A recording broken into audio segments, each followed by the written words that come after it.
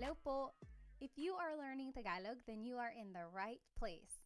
My name is Pat and I'm here to welcome you to the Tagalog Time video series and podcast where I will teach you conversational Tagalog. In my Tagalog lessons, we will break down grammar rules, we will learn common phrases that native speakers say, and we will practice so that you can feel confident speaking Tagalog to anyone you meet. Along the way, we will also talk about Filipino culture, history, and geography so that you can have some context to go along with the information we learn about the language. But first, I want to ask you, why are you learning Tagalog? Did you grow up in a home where your parents or your grandparents spoke Tagalog but you were never taught how to speak the language? Or maybe you have a special someone in your life who speaks Tagalog and you want to learn the language so that you can get to know their culture better. Or maybe you are fluent in Tagalog and you just want to understand the language a little bit better. Whatever your reason is, I'm so glad you're here. We will start from scratch, get a good foundation on the language, and build our way up. A little bit about myself. I was born in Manila. My family moved to the United States when I was 2 years old. And growing up, my parents only spoke to me in Tagalog. The only time they spoke to me in English was if I was in trouble. They wanted to make sure that I understood that I was in trouble loud and clear, so they said it in English and in Tagalog. But for the most part, my parents only spoke to me in Tagalog. Also, I watched a lot of TFC, the Filipino channel, growing up, and my family went to the Philippines every other year because we still have a lot of family over there. So all of that really helped me stay fluent in Tagalog. And it wasn't until I was already an adult when I really appreciated the fact that I was bilingual in both English and Tagalog. And I hope to help you in your Tagalog learning journey. I will mention that this Tagalog lesson is available on 2 different platforms. You can find the video on my YouTube channel, Tagalog Time Pat, or you can find the audio wherever you find your favorite podcast. I decided to have this Tagalog lesson available in these 2 different platforms because I know some people prefer the video so that they can see the images on there if they are visual learners, while others are auditory learners and prefer to just listen to the information. However you are catching this episode right now, I do encourage you to try out the other platform at a later time. For example, if you are watching the video on YouTube, maybe try out the podcast later. And vice versa, if you are listening to the podcast, maybe check out the video later. There are certain things in both the video and the podcast that are very beneficial. For example, when you are watching the video, you can see all of the words spelled out. You can see how everything is written and the pattern of all of these phrases. Whereas when you are listening to the podcast, you can really focus on the sounds and the emphasis and the pronunciation of words. The video and the podcast work different parts of your brain, so give each a try and see which one works best for you. Alrighty, let's go ahead and get started with the lesson. This is episode 1. I like to call it Tagalog Fundamentals. Our learning agenda for the lesson includes talking about the history of Tagalog. Where does the name come from? Who speaks Tagalog, like in what regions of the Philippines? And what is the difference between Tagalog and Filipino? So Filipino is actually the national language of the Philippines. How is it different from Tagalog? We'll talk about that. Then we will learn some common introduction phrases so that you can have a conversation with someone you just met. And lastly, we'll do some practice questions and apply what we learned. Alrighty, this is a picture of a river. In fact, this is the Marikina River in Metro Manila. I will just describe it to you. In the back, there are some skyscrapers, really tall buildings. In fact, this is kind of what you would see in the Philippines whenever you visit a big city. So there's skyscrapers. Most of those are probably condos, probably office buildings for both domestic or local businesses as well as international businesses too. And then there's probably some shopping centers all mixed in there as well. Around those skyscrapers, you will see a lot of houses. So big cities are very populated. A lot of traffic can be seen there.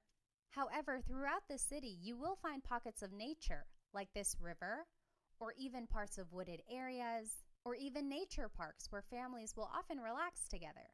So what does a river have to do with Tagalog?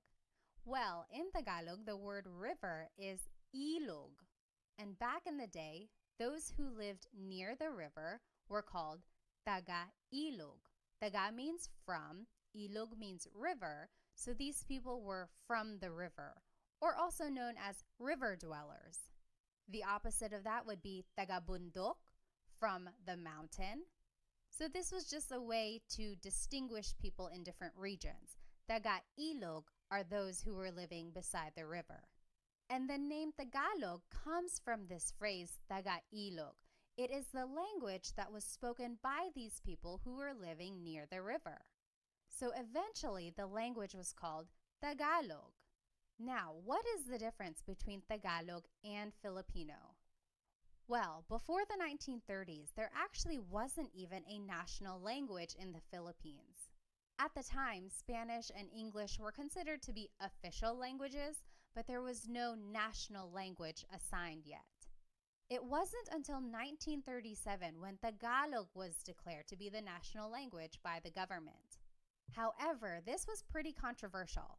Tagalog was only spoken in the Central Luzon area. That means people up north and people in the south did not speak Tagalog. There are lots of languages and dialects throughout the country. In fact, some people didn't even recognize Tagalog as the national language. Some people did not support this decision, but ultimately Tagalog was chosen for a number of reasons. First, Tagalog was spoken in Manila and its surrounding areas. And this is where the government had resided for many years. So since this is the area where government decisions were being made about politics, economics, and social issues, many people decided that Tagalog would be more suitable to be the national language. Also, Tagalog was chosen because it didn't have as many smaller dialects like other languages did in the country at the time. Another reason why Tagalog was chosen to be the national language was because there was an extensive amount of historical documents and books written in Tagalog. So this showed that Tagalog had already been a well-established language. Lastly, Tagalog was chosen to be the national language at the time because even though not a lot of regions spoke it fluently, it was the most widely understood language throughout various regions in the Philippines. Eventually, in 1987, it was declared that Filipino would actually be the national language instead of Tagalog. So what is the difference between Tagalog and Filipino? Well, Filipino comes from Tagalog. However, it includes loan words that are also commonly used, but come from Spanish, English, and other languages. For example, let's take the word dictionary. In Filipino, people would just say diccionario, dictionary. However, a true Tagalog purist would say talatinigan. You'll notice that the word diccionario has a lot of Spanish influence. And that is what the Filipino language is all about. It incorporates all of these loan words that have been mixed into Tagalog. So that's the main difference between Tagalog and Filipino. Tagalog is the uninfluenced language, whereas Filipino incorporates all of these loan words and influences from other countries. So speaking of, what are some of the Tagalog influences? Well, Spain colonized the Philippines from 1521 to 1898. So for over 300 years, Spain occupied the country, so it had a big effect on the Filipino culture, language, and traditions. Here are some loan words from Spanish. Caballo, horse, radyo, radio, cuchara, spoon, tinidor, fork. Another country that influenced Tagalog is China. There were a lot of immigrants from the Hokkien community who were from the southern tip of China, and they immigrated to the Philippines between the 16th and 19th centuries. There are a lot of Chinese influences in the Filipino culture. For example, the cuisine, pancit and lumpia, come from the Chinese culture. Also, beliefs in feng shui and other things like that come from Chinese culture as well. Here are some Tagalog words that were influenced by China. Hikaw, earring, susi, key, ate and kuya, so older sister and older brother. Those are some words from the Chinese culture. Next, America influenced Tagalog. America occupied the Philippines between 1898 and 1946. And here are some English words that have influenced Tagalog. Wais, wise, ballpen, pen, nurse, nurse, driver, driver. Also, Japan influenced Tagalog. They occupy the Philippines between 1942 and 1945, and here are some Tagalog words that were influenced by Japanese. Karaoke, katol, which is the incense or some smoke that's used to deter mosquitoes, and then tsunami. And again, this is what the Filipino language incorporates. It adds all of these words that have been borrowed from other countries into Tagalog, whereas Tagalog purists would use other words that were more used in pre-colonial times. All right. So now let's take a look at where Tagalog is spoken throughout the Philippines. There are three main island groups in the Philippines: Luzon, Visayas, and Mindanao. Luzon is up in the north, then Visayas is in the central area, and then Mindanao is way down in the south. Tagalog is spoken here in this central Luzon area, so it's more up there in the north. There are so many languages in the Philippines, and here are just some of them. Ilocano is spoken up there in the north, northern Luzon area. Tagalog, again, is the central Luzon area. Bicolano is in the southern Luzon area. Waray is spoken in the Visayas region, also Cebuano and Bisaya. All of that is spoken in the southern areas of the Philippines. And then Hiligaynon is on the western side of the Visayas region. Now the big question is, what is the difference between language and dialect? I will say that not everyone agrees. Some people think Tagalog is a language. Some people would say Tagalog is just a dialect. Same with Bisaya. Some people would say, oh, Bisaya is a language. Others would say that Bisaya is a dialect. Based on my research, language is considered to be more broad, whereas dialect is more regional. So yes, someone could argue, oh, Bicolano is regional, Hiligaynon is regional. I like to consider all of these as different languages, and I know I'm going to get people who disagree, and I apologize, but I also just like to give these regions their own recognition as having this developed language and form of communication. I've been corrected before. I've called it a dialect and someone said, no, actually it's a language, and vice versa. I've called it a language and people say, no, it's a dialect. I would encourage you to maybe do your research. You figure out what you want to call these different forms of communication and call it what you would like. I will call them languages. All right. Now let's take a look at where Tagalog is spoken all throughout the world. Well, just think about where Filipinos go. Wherever there are Filipinos, there's likely to be someone who speaks Tagalog. And Filipinos travel all around the world, either for their families, they want to be closer to people who have moved away, or maybe just for work. There are a lot of overseas Filipino workers, so Filipinos have moved everywhere, all around the world.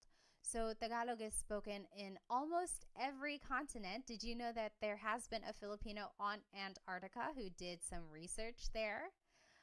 Other than that, they can be found in South America, Africa, North America, Australia, Europe, Asia, everywhere, really. So it is a very widespread language. In the United States, especially on the West Coast, like California, Nevada, Washington State, Tagalog is one of the most spoken languages in households, according to the U.S. Census. So good for you for learning Tagalog. It is a very useful language when you're meeting someone new. All right, so let's go ahead and learn some common phrases in Tagalog. If you want to say hello, how are you in Tagalog, it's kumusta ka? Kumusta ka? So it's spelled K-U-M, kumusta ka. But sometimes you might hear some people say kamusta ka, like it's a K-A sound. Kamusta ka? So if you want to say hello, how are you, it is just one phrase, kamusta ka? All right, now here are some responses. If you're doing well, you can say mabuti naman. Mabuti naman. That means I'm doing good. I'm doing great. I'm doing well. Mabuti means good. Naman is an emphasis word. So I'm doing good. Mabuti naman. If you're just doing okay, you can say ayos lang. Ayos lang. Ayos means okay. Lang means only. So I'm only doing okay. Ayos lang. And if you're not doing good, you can say hindi mabuti. Hindi means not. Mabuti means good. So not good. I'm not doing well. Hindi mabuti. Okay, say these phrases with me one more time. Kamusta ka? Hello, how are you? Kamusta ka? Kamusta ka? Mabuti naman. I'm doing well. Mabuti naman. Mabuti naman. Ayos lang. I'm doing okay. Ayos lang. Ayos lang. Hindi mabuti. I'm not doing well. Hindi mabuti. Hindi mabuti. Next, if you want to ask someone's name, you could say, ano ang pangalan mo? Ano means what? Ang means is. Pangalan is name. Mo is referring to you. Ano ang pangalan mo? To reply, you could just say, ako si blank. I am blank. For example, I would say, ako si Pat. Ako si Pat. I will say, the long and formal answer could be, ang pangalan ko ay Pat. That literally means, my name is Pat. Pat is my name. However, this isn't conversational Tagalog. A lot of people would just say, ako si blank. Ako si Pat. All right, let's try saying these phrases one more time. Repeat after me. Ano ang pangalan mo? What is your name? Ano ang pangalan mo? Ano ang pangalan mo? Ako si blank. I am blank. Ako si Pat. Ako si blank. All right, if you want to ask someone where they're from, you would say, taga saan ka? Taga means from. Saan means where. Ka is referring to you. Taga saan ka? Where are you from? Taga saan ka? To reply, you would say, taga blank ako. I am from blank. Taga means from. Ako means I am. Taga Manila ako. I am from Manila. Taga blank ako. All right, say these phrases with me one more time. Taga saan ka? Taga saan ka? Taga saan ka? Taga Manila ako. Taga blank ako. Taga blank ako. Next, if you want to ask about someone's age, you would say, ilang taon ka na?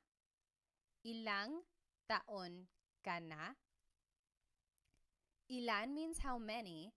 Taon means year. Ka is referring to you. Na means already. Ilang taon ka na? Ilang taon ka na? To reply, you would just say, blank ako. I am blank. 30 ako. I am 30. Blank ako. Usually, when someone is saying their age, they use Spanish numbers. So an 18-year-old might say, 18 ako. I am 18. But you could also say it in Tagalog or in English. 30 ako. Let's say these phrases one more time. Ilang taon ka na? Ilang taon ka na? Ilang taon ka na? Blank ako. 30 ako. Blank ako. The long form of your answer could be, ako ay 30 taong gulang. That literally means, I am 30 years old. Again, this is not so much conversational Tagalog. It's more common for someone to just say, 30 ako. Next, you can ask someone, ano ang trabaho mo? What is your job? Ano means what? Ang means is, trabaho means job, mo is referring to you. Ano ang trabaho mo? Ano ang trabaho mo? Your response would be, blank ako. So very similar to the last response. I am blank. I am a blank. For example, I could say, nurse ako, teacher ako. And here's just some vocabulary on some professions. Guro, teacher. Nurse, nurse. Doktor, doctor. Abogado, lawyer. So you could say, guro ako, nurse ako. All right, say these phrases with me one more time. Ano ang trabaho mo? Ano ang trabaho mo? Ano ang trabaho mo? Blank ako. Nurse ako. Guro ako. The long form answer would be, ako ay isang nurse. Literally, I am a nurse. Ako ay isang nurse. Again, this is not conversational Tagalog. More people would just say, blank ako, nurse ako. Next, someone might ask you, may asawa ka na ba? Are you married? May asawa ka na ba? May means to have. Asawa is a spouse. Ka is referring to you. Na means already.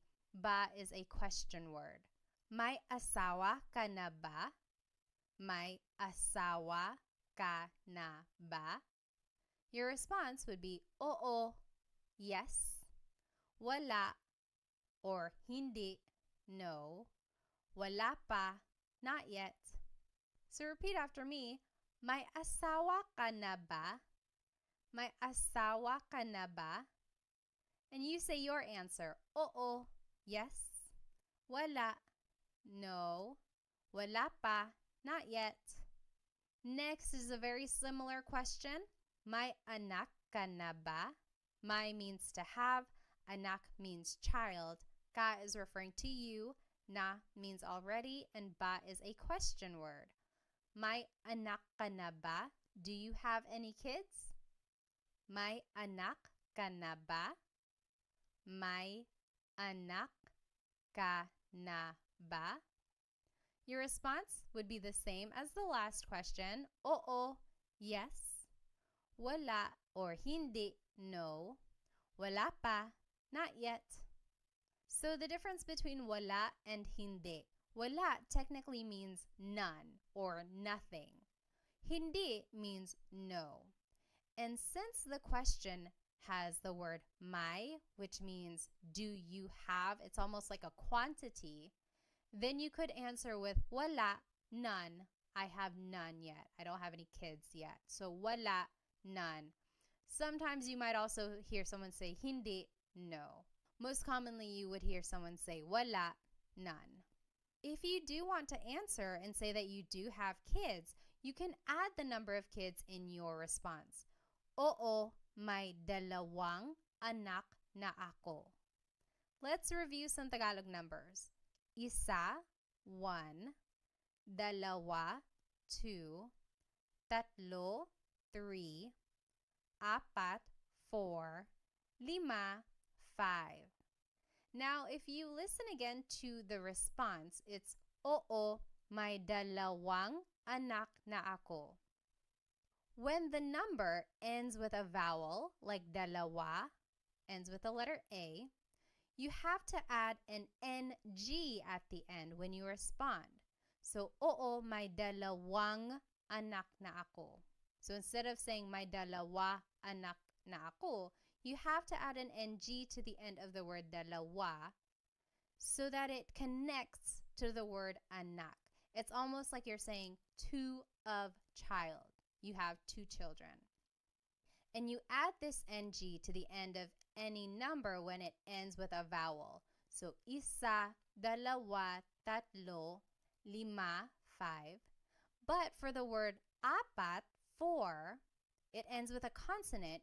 You would have to add the word na before the word anak. So, oo, may apat na anak na ako. So anytime the number ends with a consonant, you add the word na. All right. Say that again with me. May anak ka na ba? May anak ka na ba? Do you have any kids? May anak ka na ba? And your response, oo, yes. Wala or hindi, no. Wala pa, not yet. And to talk about how many kids you do have, you could say, oo, may dalawang anak na ako, and just fill in the number in the phrase. Lastly, to get to know someone, you can ask them, ano ang hilig mo? What are your hobbies? Ano means what, ang means are or is, hilig means your likings or things that you like. Mo is referring to you. Ano ang hilig mo? What do you like to do? What are your hobbies? Your response would be, mahilig ako blank. I like to blank. And here are some examples of some hobbies. Mahilig ako magluto, to cook, magluto, magbasa, to read, magbasa, manood ng TV, watch TV, manood ng TV, sumayaw, dance, sumayaw, mag-exercise, to exercise, mag-exercise. Now, this is a great Taglish tip. When you don't know a verb in Tagalog, you can use the mag pattern. So mag-exercise is just the way to say exercise. That's commonly how people would say it. If you wanted to say that you like to swim, but you don't know how to say swim in Tagalog, you could say, mahilig ako mag-swim. I like to swim. Later on, go back and look up what to swim is in Tagalog. Then you can say, mahilig ako lumangoy, lumangoy. So I am a big supporter of using Taglish, especially while you are learning Tagalog. The main focus here is to learn the patterns and formation of phrases. And over time, you will learn more Tagalog vocabulary so that you can fill it into these phrases. But in the meantime, feel free to put English words wherever you need to. All right. Now, I always get asked, how do you use the word po? The word po is a part of speech that is used to show respect. Usually, kids say po throughout a conversation when they are speaking to an elderly person. Or adults even say po when they are trying to be respectful either to someone in authority or someone older than them.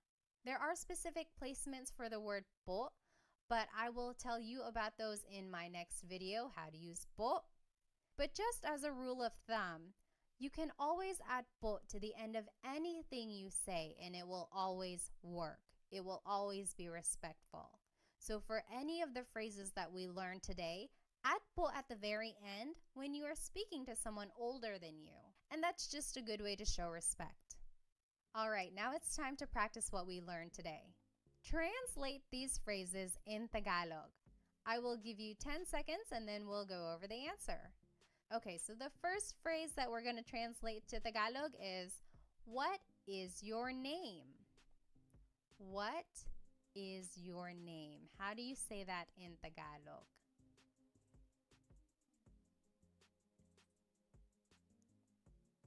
Ano ang pangalan mo? Ano ang pangalan mo? What is your name? Ano ang pangalan mo? Now, how would you reply in Tagalog? If someone asked you, ano ang pangalan mo? How would you reply in Tagalog?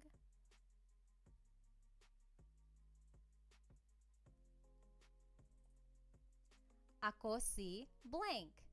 Ako si Pat. Ako si blank.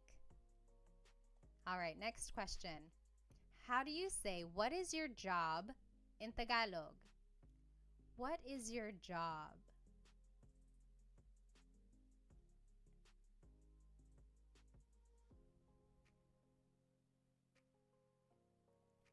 Ano ang trabaho mo?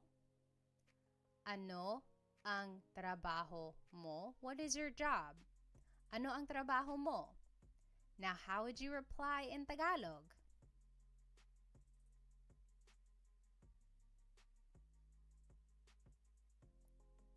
Blank ako. I am blank.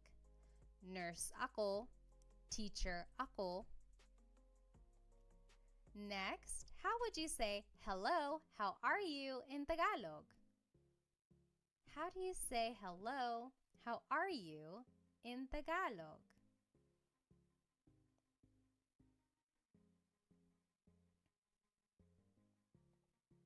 Kamusta ka? Kamusta ka? Kamusta ka? Now, how would you reply in Tagalog? Remember, there are 3 different responses that you could say. How would you reply to kamusta ka?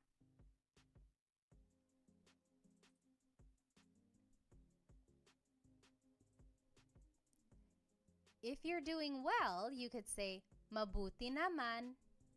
Mabuti naman. If you're doing okay, you could say ayos lang. Ayos lang. And if you're not doing so good, you can say hindi mabuti. Hindi mabuti. All right, now how do you say, are you married in Tagalog? Are you married?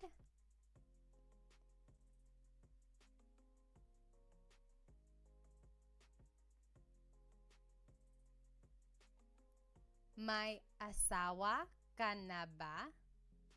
May asawa ka na ba? Are you married? May asawa ka na ba? Now, how would you reply in Tagalog? Remember, there are 3 different types of responses you can give to this question. May asawa ka na ba?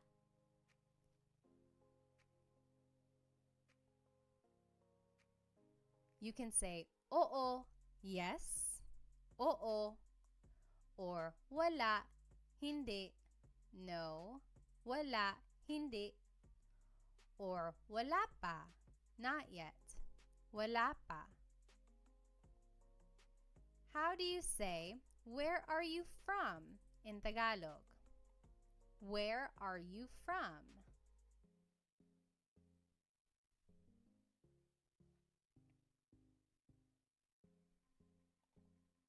Taga saan ka? Taga saan ka? Where are you from? Taga saan ka? Now, how would you reply in Tagalog?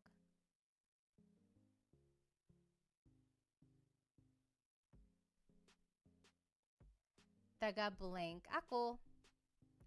Taga Manila ako. I'm from Manila. Taga blank ako.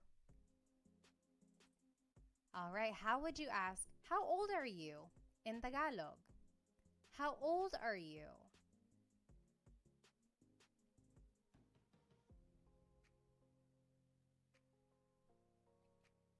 Ilang taon ka na?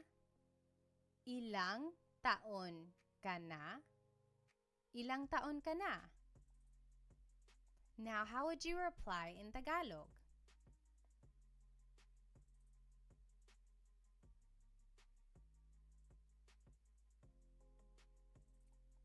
You can say blank ako. For example, I would say 30 ako. So blank ako. All right, next question. How would you ask, do you have any kids? Do you have any kids in Tagalog?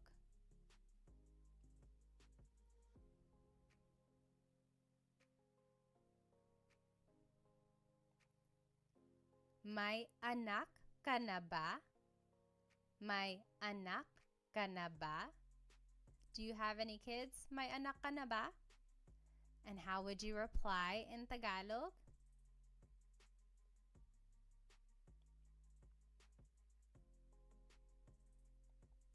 You can say, oo, yes. Wala or hindi, no. Wala pa, not yet. And if you wanted to be specific and say how many kids you do have, it would be may blank anak na ako. May dalawang anak na ako. I have 2 kids. Or may apat na anak na ako. I have 4 kids. So that would be the sentence structure if you wanted to say how many kids you do have. Lastly, how would you ask someone, what are your hobbies in Tagalog? What are your hobbies?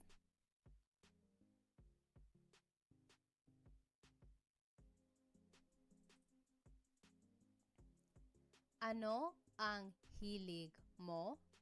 Ano ang hilig mo? What are your hobbies? Ano ang hilig mo? And how would you reply in Tagalog? Mahilig ako. I like to.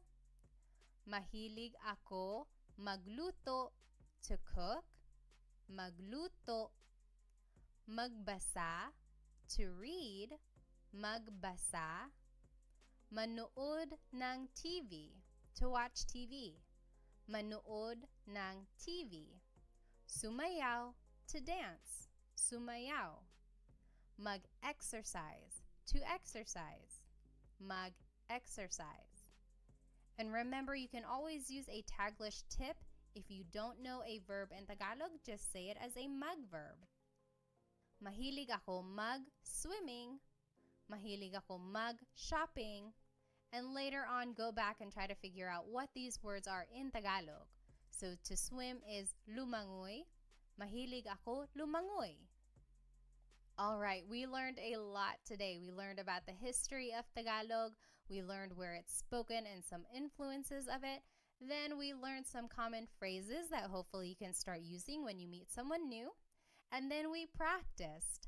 I encourage you to maybe write these phrases down on a note card. Write the English translation on one side and the Tagalog translation on the other side, and then just review them throughout the day. Practice really does make perfect. Try using these phrases to a native speaker that you know, or if you don't have anyone you can speak to right now, really try practicing these note cards on your own. And a lot of people I meet get really nervous about their accent. I always say, ignore the accent. Forget about it for now. The accent will come the more you practice. I will say that even I have an English accent when I'm speaking Tagalog sometimes too. It usually comes out when I'm nervous or if I'm speaking too fast. But really, that doesn't matter. What matters in the end is that you are able to communicate in Tagalog.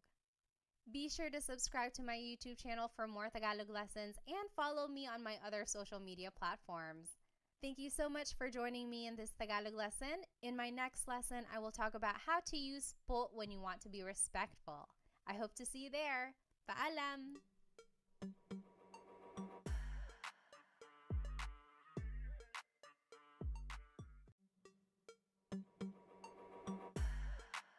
Hello po! Welcome to another episode of Tagalog Time. In today's Tagalog lesson, we will learn how to use the word po.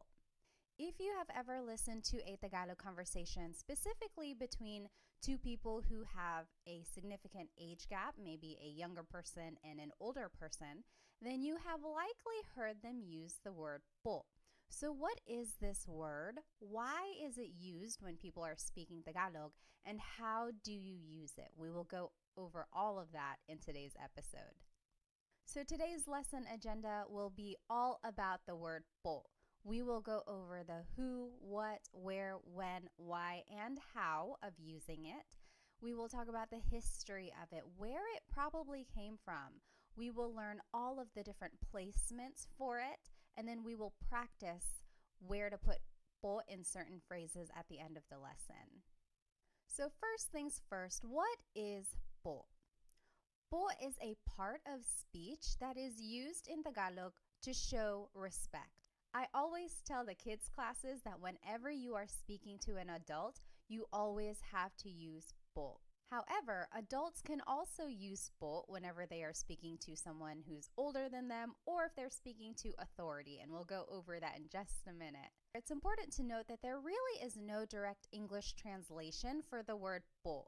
The closest things I can think of in English that are similar to the word po are the words ma'am and sir. I live here in North Carolina in the United States, and down here in the South, using ma'am and sir is a very respectful thing to do whenever you're speaking to someone maybe older than you or to anyone you want to show respect to. For example, someone might say, "Thank you, ma'am, thank you, sir," or "Yes, sir, yes, ma'am," whenever they want to show respect. And that's kind of the same idea with the word po. However, ma'am and sir aren't always used throughout the sentence, so it's not quite the same as po, but the idea is the same. So where did the word po come from? Some say that the word originated in pre-colonial times from this word apo. Now don't get confused, it's not the word apo, which means grandchild, but it's the Tagalog word apo, and it means Lord. But in pre-colonial times, and even in indigenous communities today, those who are well respected in the community were referred to as apo.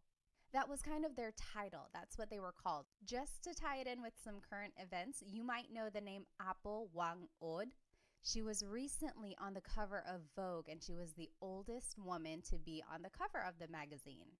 She is a Filipino woman who comes from an indigenous community called Kalinga, and she is known for her tribal tattoos. She's one of the few people who still do these tattoos in the area, so it really is such a special thing. But again, she is called Apo in the community because she is well respected. And so with the word po, people think that it comes from this word apo. For example, back in the day, someone might have said, "Oo, apo, yes, Lord." And then eventually it was so commonly used that it was just shortened to the word po, and it was added throughout the sentence to show respect when someone was speaking. So that's kind of an accepted idea of where the word po came from. So why is po used? Well, the Philippines has a very respectful culture, and that can be seen through many practices. For example, children are taught at a very young age to do the mano po, also known as bless. And that is where the young person takes the hand of an older person and touches the back of the hand to their forehead. It's said that this was a way for them to grant a blessing from the elderly person. And that just emphasizes the idea of how people are taught to really respect their elders. Another way people show respect towards others is through the way they refer to each other. For example, the titles ate and kuya are used for people who are older than you. Ate is what you call an older sister or even an older cousin or friend who's a girl. These are usually someone who's just a little bit older than you, not too much older, otherwise they would be tita and tito. But if they are just like one generation older than you, then they would be considered your ate. Same with the name kuya. These are your older brothers or older cousins and friends who are boys. For example, if I am older than you, you could call me Ate Pat. Your older cousin might be Kuya Sam, and so on. So again, these titles just show how respect is embedded in the family and community unit. As I mentioned, kids are taught to say po whenever they are speaking to their elders. So their parents, their aunts and uncles, their grandparents. However, it's important to note that adults also use the word po whenever they are speaking, of course, to their elders, so maybe their grandparents or their parents, but also to anyone in authority, so bosses or police or priests or doctors. So anyone they want to be respectful to, they would say po. When and where is the word po used? It can be used anytime, whether you are just at home with your family, or if you're at the grocery store, or if you're at work. It's always appropriate whenever you want to show respect. Other than using the word po personally with your family, you might also hear the word po in hospitality settings. So for example, at hotels and restaurants. You will likely hear the staff speaking to you with the word po. And that again is just a way to show respect because you are a guest in that area. And that is just a way for them to be professional and respectful. All right, so how do you use the word po? Before we jump into the proper placements of po, let's go over some common Tagalog phrases that we can use as a reference. So first, the basic way to say hello and how are you in Tagalog is just kamusta ka, kumusta ka. To reply, you can say mabuti naman, I'm doing well, mabuti naman. Or if you're just doing okay, you can say ayos lang, ayos lang. And if you're not doing well, you can say hindi mabuti, hindi mabuti. Say these phrases with me one more time. Kamusta ka? Hello, how are you? Kamusta ka? Mabuti naman. I'm doing well. Mabuti naman. Ayos lang. I'm doing okay. Ayos lang. Hindi mabuti. I'm not doing well. Hindi mabuti. Next, if you want to ask for someone's name, you can say, ano ang pangalan mo? Ano ang pangalan mo? Your response would be, ako si blank, I am blank. I would say, ako si Pat, ako si blank. Next, if you want to ask where someone is from, you can say, taga saan ka? Where are you from? Taga saan ka? To reply, you can say, taga blank ako. I am from blank. Taga Manila ako. Taga blank ako. Let's say these phrases one more time. Ano ang pangalan mo? What is your name? Ano ang pangalan mo? Ako si blank. I am blank. Ako si Pat. Ako si blank. Taga saan ka? Where are you from? Taga saan ka? Taga blank ako. I am from blank. Taga Manila ako. Taga blank ako. Next, if you want to ask how old someone is, you can say, ilang taon ka na? How old are you? Ilang taon ka na? To reply, you can say, blank ako. I am blank. 30 ako. Blank ako. Next, if you want to ask about someone's job, you can say, ano ang trabaho mo?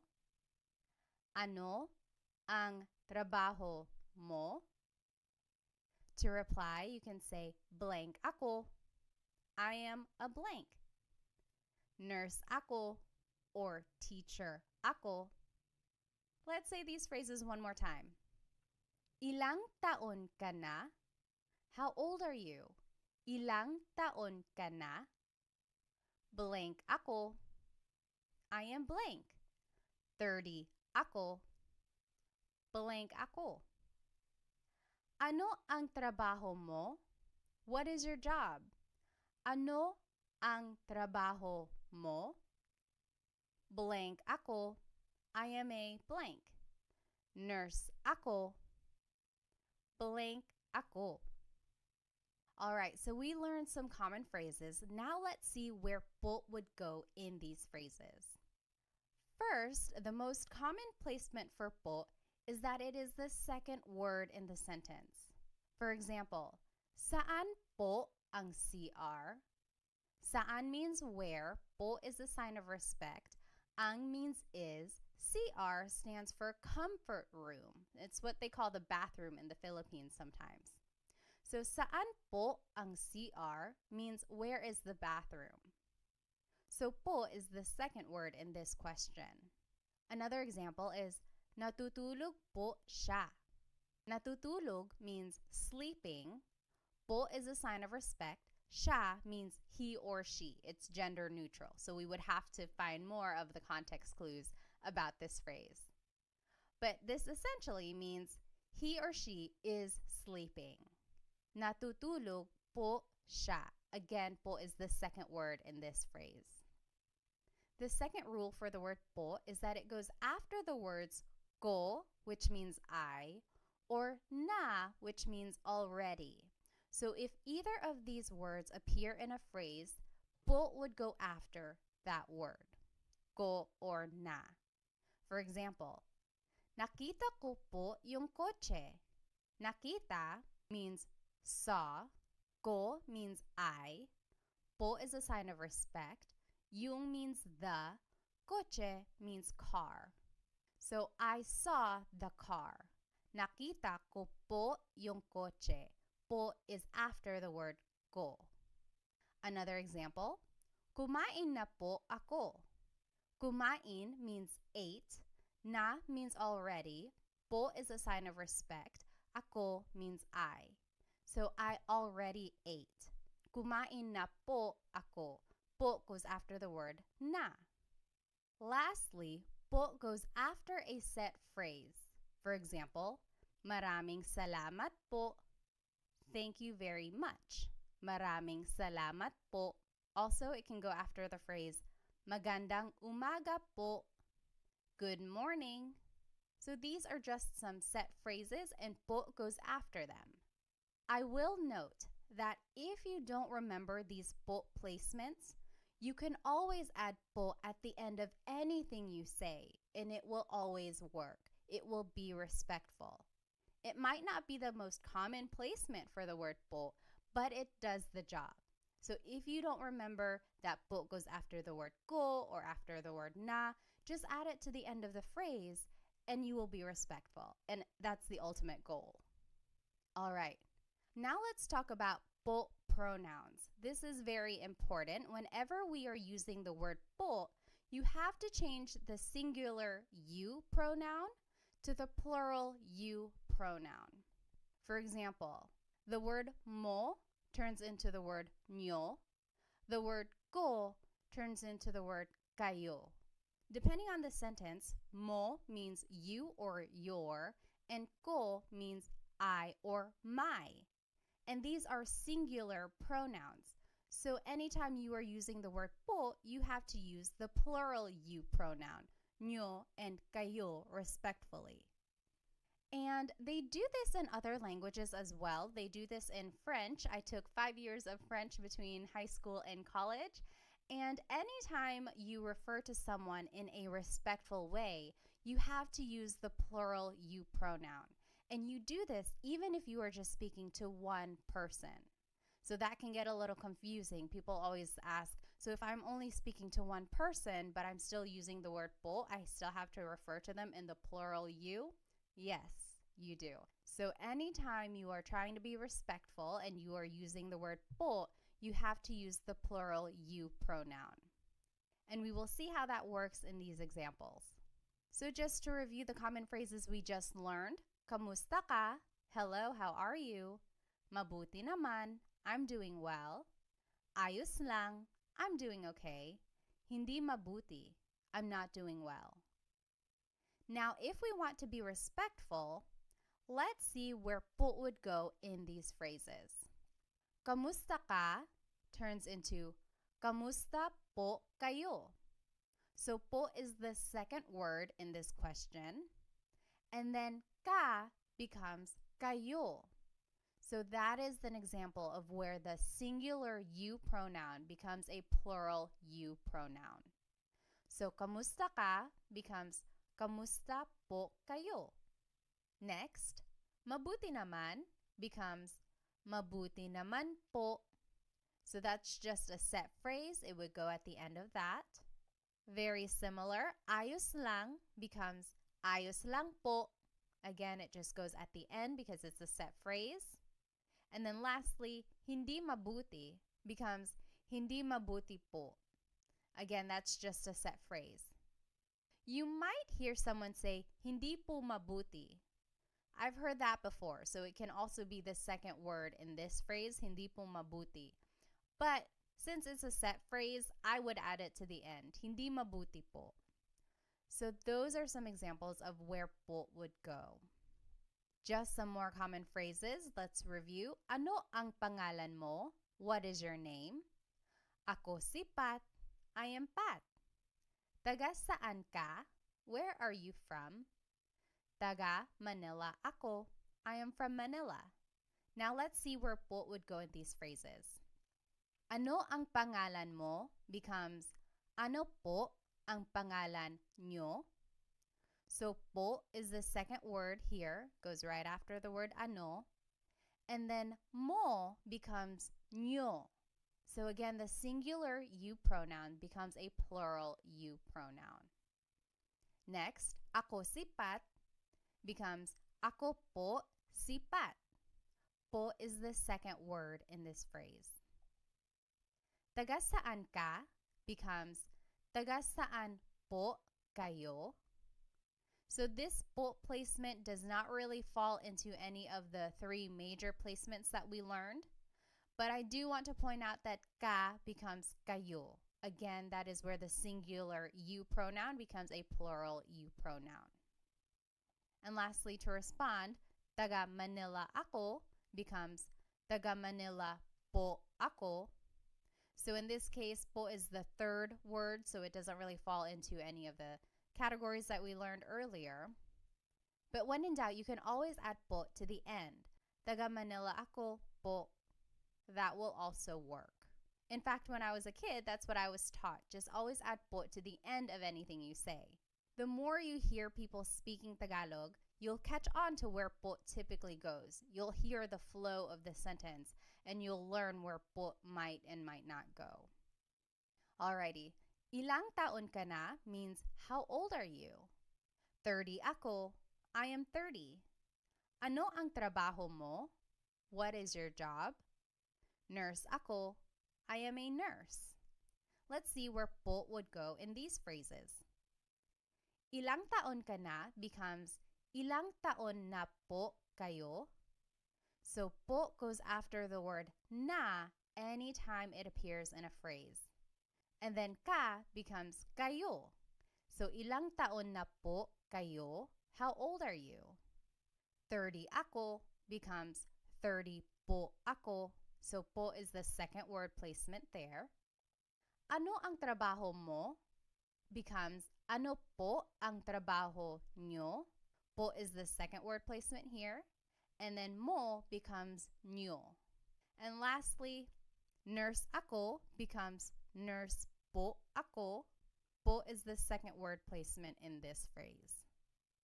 All right, let's try some practice questions. Just to review, these are the three common placements of po. Usually it's the second word placement in a phrase, or it goes after the words ko or na if either of them appear in a phrase. And lastly, it goes after a set phrase. And then the most important rule is anytime you are using po, you have to use a plural you pronoun instead of the singular you pronoun. So like the phrase we learned, taga saan ka? Where are you from?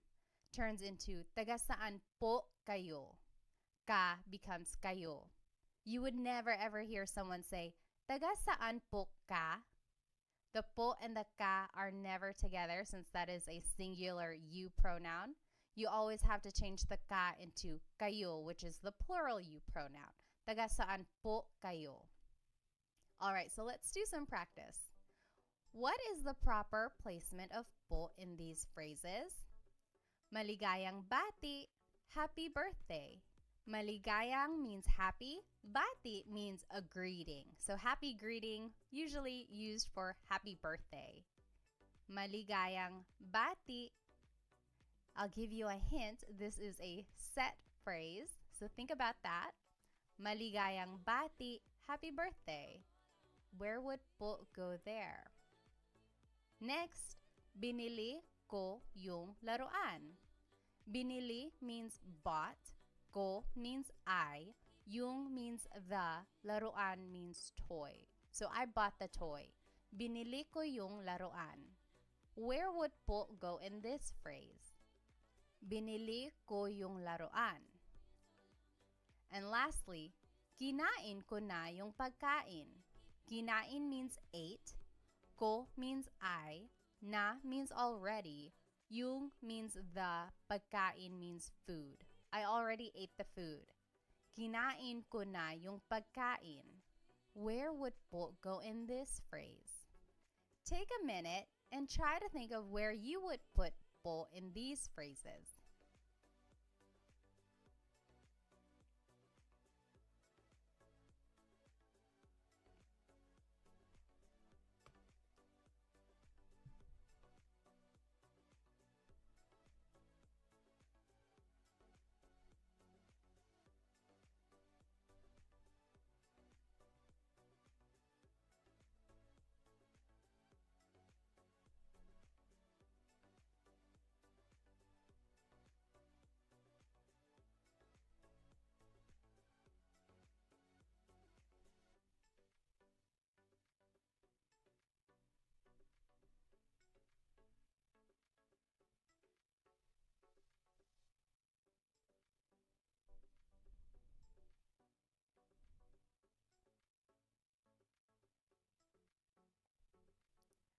All right.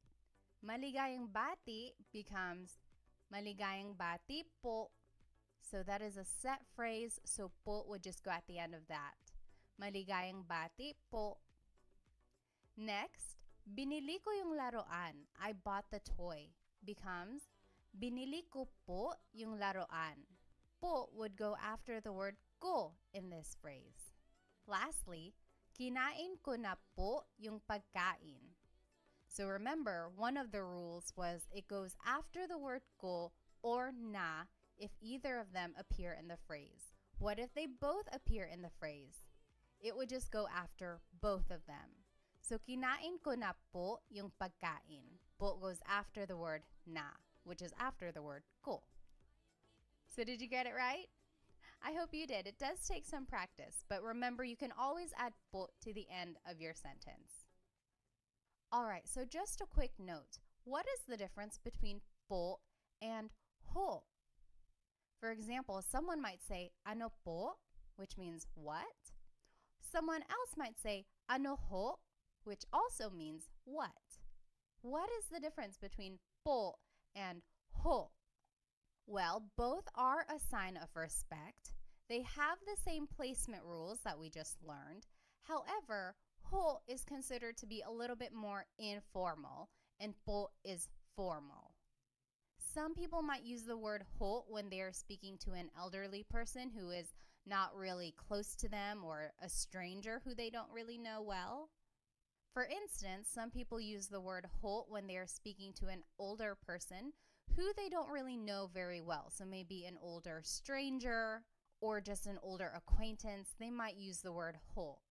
Whereas po is really saved for older people in their family, people they really know and want to formally respect. I personally don't use the word ho very often. I just use po for everyone when I want to be respectful. However, I have heard people use the word ho whenever they're speaking to someone kind of informally but also still respectful. You might hear it in movies or Filipino shows or things like that. Just know that it is equivalent to the word po but just a little bit less formal. Alrighty, so we learned a lot today. We learned the placements of po. We learned a little bit about the history, where it comes from, how to use it, when and where. And then we were able to practice a little bit. So I encourage you, maybe when you are speaking to your parents or to your grandparents, just practice saying po, even if it's in English. Try adding po to anything you say at the end, even if it's an English phrase. That way you can get in the habit of using po and being respectful towards others in this way. If you would like to stay connected and get notified whenever I have a new Tagalog lesson, I encourage you to subscribe to my YouTube channel. And please follow me on my other social media platforms. I have a lot of other good content there as well. I'll see you in our next Tagalog lesson. Paalam!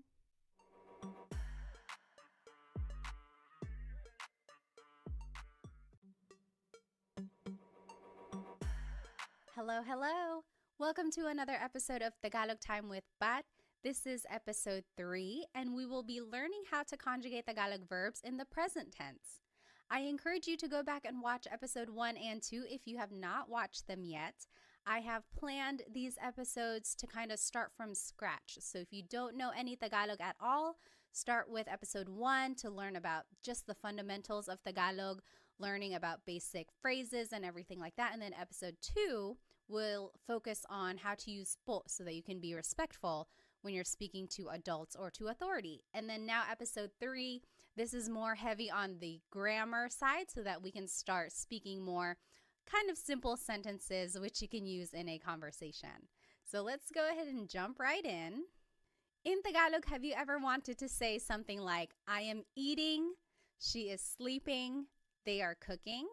So basically anything in the present tense. If you've ever wanted to talk about what you are doing in this moment in time or talk about what someone else is doing right now, this is a good episode to watch so that you can learn how to make these sentences to describe what you are doing currently. And this is our agenda for today. We will start by talking about verb conjugation in general. Then we will learn the Tagalog verb types. Then we will go into Tagalog pronouns so that we can start making simple sentences. And then we will learn the verb conjugation patterns and then practice them in some example questions. And then I will finish it off with a Taglish tip, which I think you will find very useful. So what is verb conjugation? First of all, a verb is an action word. So to run, to play, to jump, any kind of movement or action, that is a verb. And to conjugate means to change into a different form. So when we speak, we are constantly conjugating verbs depending on what we're trying to say. If we are talking about something that happened yesterday, we conjugate the verb in the past tense. If we are talking about what we will be doing tomorrow, we conjugate the verb in the future tense. So to conjugate just means to change into a different form. And I like to take the time to kind of explain what conjugate means, because one time in a class, I had a student ask, what does conjugate mean? And here I was just throwing the word around thinking everyone knew what it meant. So I like to just kind of start at the basics and just explain what a verb is and what it means to conjugate it. Now, there are many different types of verb tenses. In English specifically, there's a whole bunch. The most common ones are the present tense, like what you're doing right now, past tense, what you did yesterday or last week, future tense, what you will be doing tomorrow or next month. Then in English, there are also lots of other tenses, like the present perfect tense, like I have been to his house before. So that means like something happened in the past, but it's still kind of related to the present. Then there's the pluperfect tense. I had eaten lunch. So that's something that happened in the past. It's done. It happened at a specific moment in time. And then there are just so many more verb tenses out there, especially in English. But in today's class, we will focus on how to conjugate verbs in the present tense. Alrighty, so in Tagalog, there are 5 main types of verbs in Tagalog. Mag, ma, in, and e verbs. Now, what makes them different is that some verbs are actor-focused and some are object-focused and some are both. So what does that mean? An actor-focused verb means that the subject is doing the action. For example, the boy is playing. Here, the subject is the boy and he is doing the action. He is playing. Whereas in an object-focused verb, the action is being done to the subject. For example, wash the dishes. Here, the subject are the dishes, and they are being washed. So the action is being done to the subject. So that's the difference between an actor and an object-focused verb, and the difference between them will be important when we are determining the type of sentence that we're going to make. So we'll see that more in the examples later on. Alrighty, so speaking of subjects, let's learn some subject pronouns. Ako means I. Ka means you singular, so it's just you by yourself, one person. Siya means he or she. And I want to point out that siya is gender neutral. That means you have to listen for the context of the sentence to determine who that person is talking about. And also, take a look at the spelling. It looks like it should be pronounced siya, but it's actually pronounced siya, siya. There are some regions in the Philippines that might pronounce it siya, but for the most part, in the Central Luzon, Tagalog-speaking areas, it's pronounced siya, siya. Next, sila is they. Tayo is we inclusive. Kami is we exclusive. So in Tagalog, it's interesting. There are 2 types of we. In English, we just say we, and then you have to kind of distinguish who you're talking about, like we who. So in Tagalog, if everyone is included, that's tayo. So you and me and everyone in the room, we are all eating, kumakain tayo. That's inclusive because everyone is doing the action. Whereas if it were me and my husband Chris, we are eating, that would be kumakain kami. That's exclusive because you're not included. I'm just kind of telling you about it. kumakain kami, we are eating. And then lastly, kayo is you plural. So you all, that's you plural, kayo. Okay, now the simplest sentence structure is verb plus pronoun.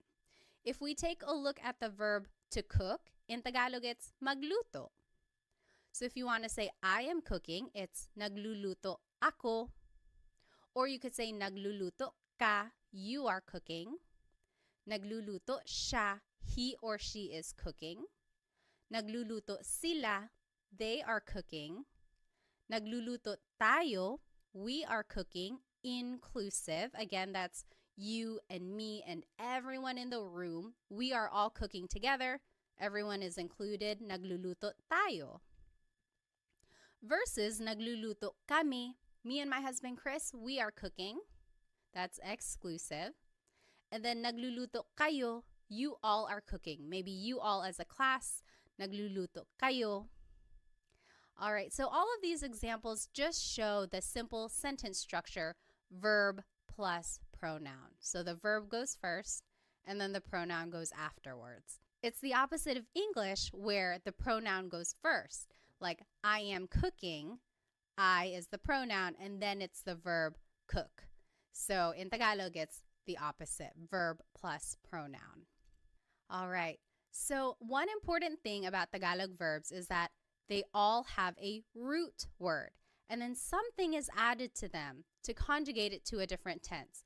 So an affix or an infix is added to the word to change it into a different tense. For example, let's take a look at the word magluto, to cook again. You could say nagluluto ako, I am cooking. That's the present tense. Past tense, nagluto ako, I cooked. Future tense, magluluto ako, I will cook. So I underlined here all of the root words. So luto is the root word. And then there's the affix that goes before the root, and that will determine the tense. And what I want you to get from this slide is that if you can pick out the root word in a conversation, then that will really help with the translation of Tagalog for you. So if I heard someone say, oh, nagluto ako kahapon, then I would say to myself, okay, I know luto means to cook. Now I have to use context clues to figure out, are they talking about something that happened yesterday, or are they cooking right now, or are they going to cook tomorrow? So if you can pick out root words when you're listening to Tagalog, that will really help with the translation and understanding of the language. Alrighty, so let's go ahead and jump right into these conjugation patterns. We will start with the mag verbs. They are usually actor-focused, and they are the most common type of verb in Tagalog. Here are some examples. Maglakad, to walk. Magluto, to cook. Magbasa, to read. Now, in the present tense, if you want to conjugate a mag verb in the present tense, here is the pattern. It's the affix nag, then it's the repeated first syllable, and then it's the root. For example, maglakad becomes naglalakad. Here's the affix nag, then there's a repeated first syllable, and then the root. Naglalakad ako, I am walking. Naglalakad sila, they are walking.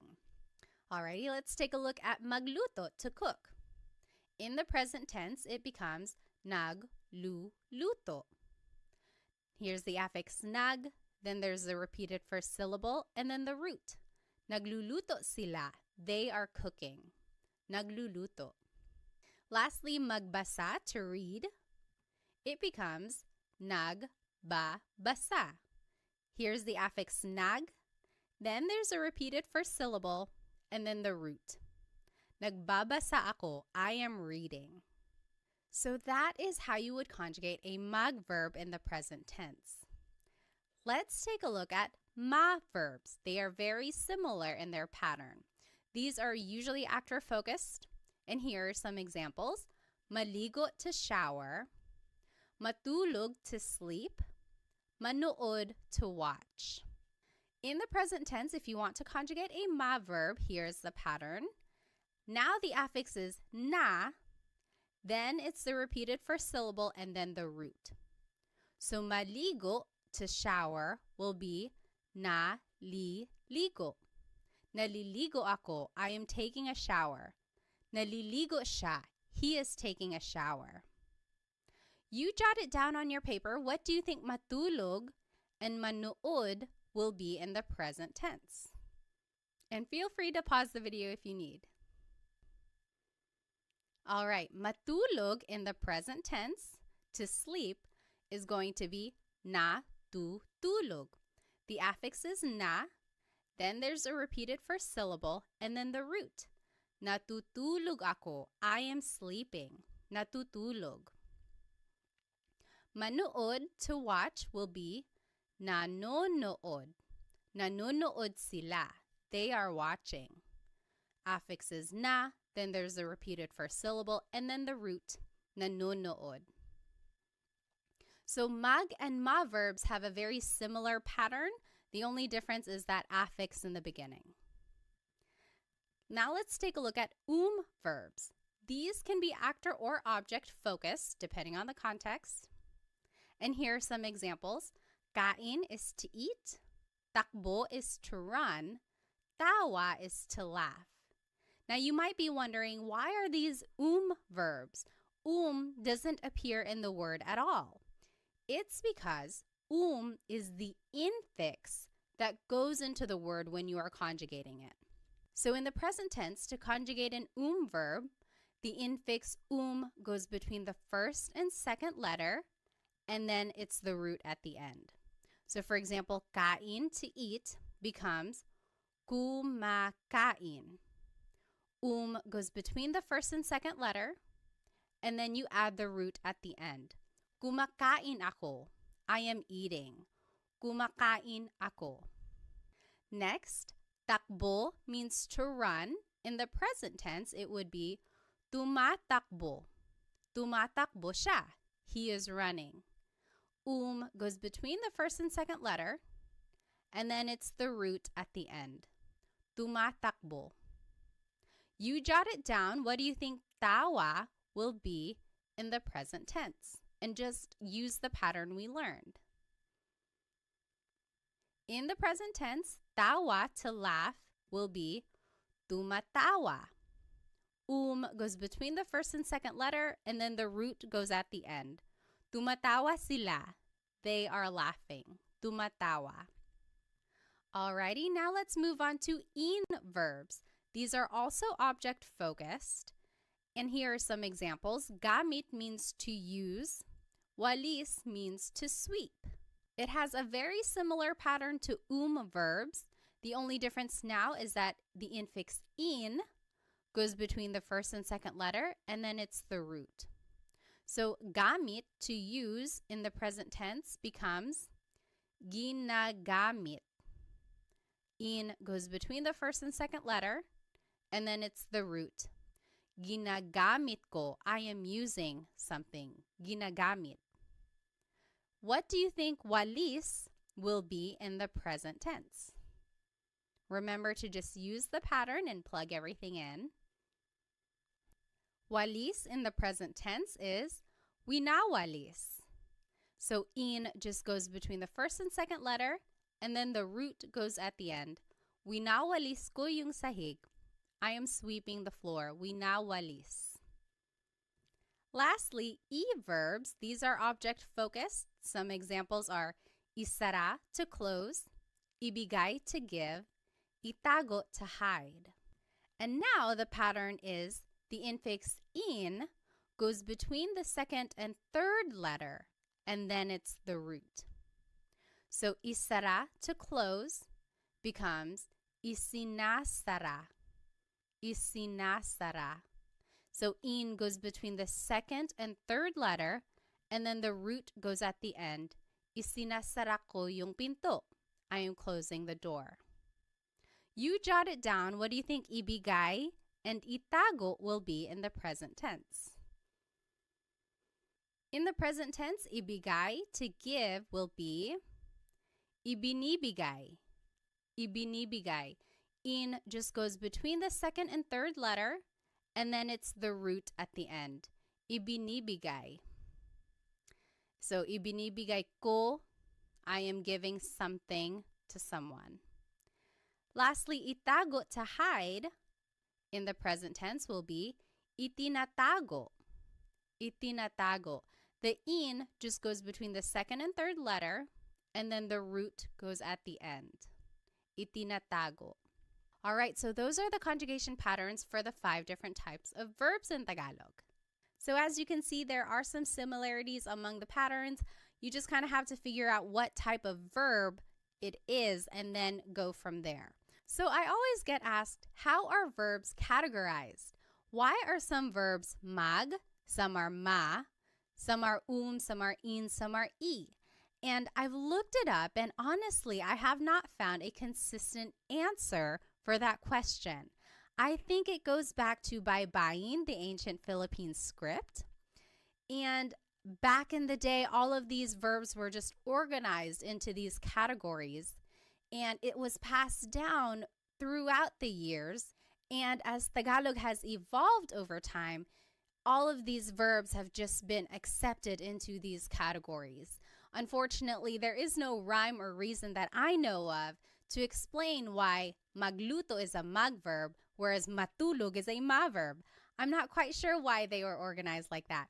But my biggest tip is to really listen when a native Tagalog speaker is conjugating these verbs, and then make a note of that so that you can conjugate it that way in the future. So it's just a matter of acquiring more vocabulary and then using the verbs in those ways in the future.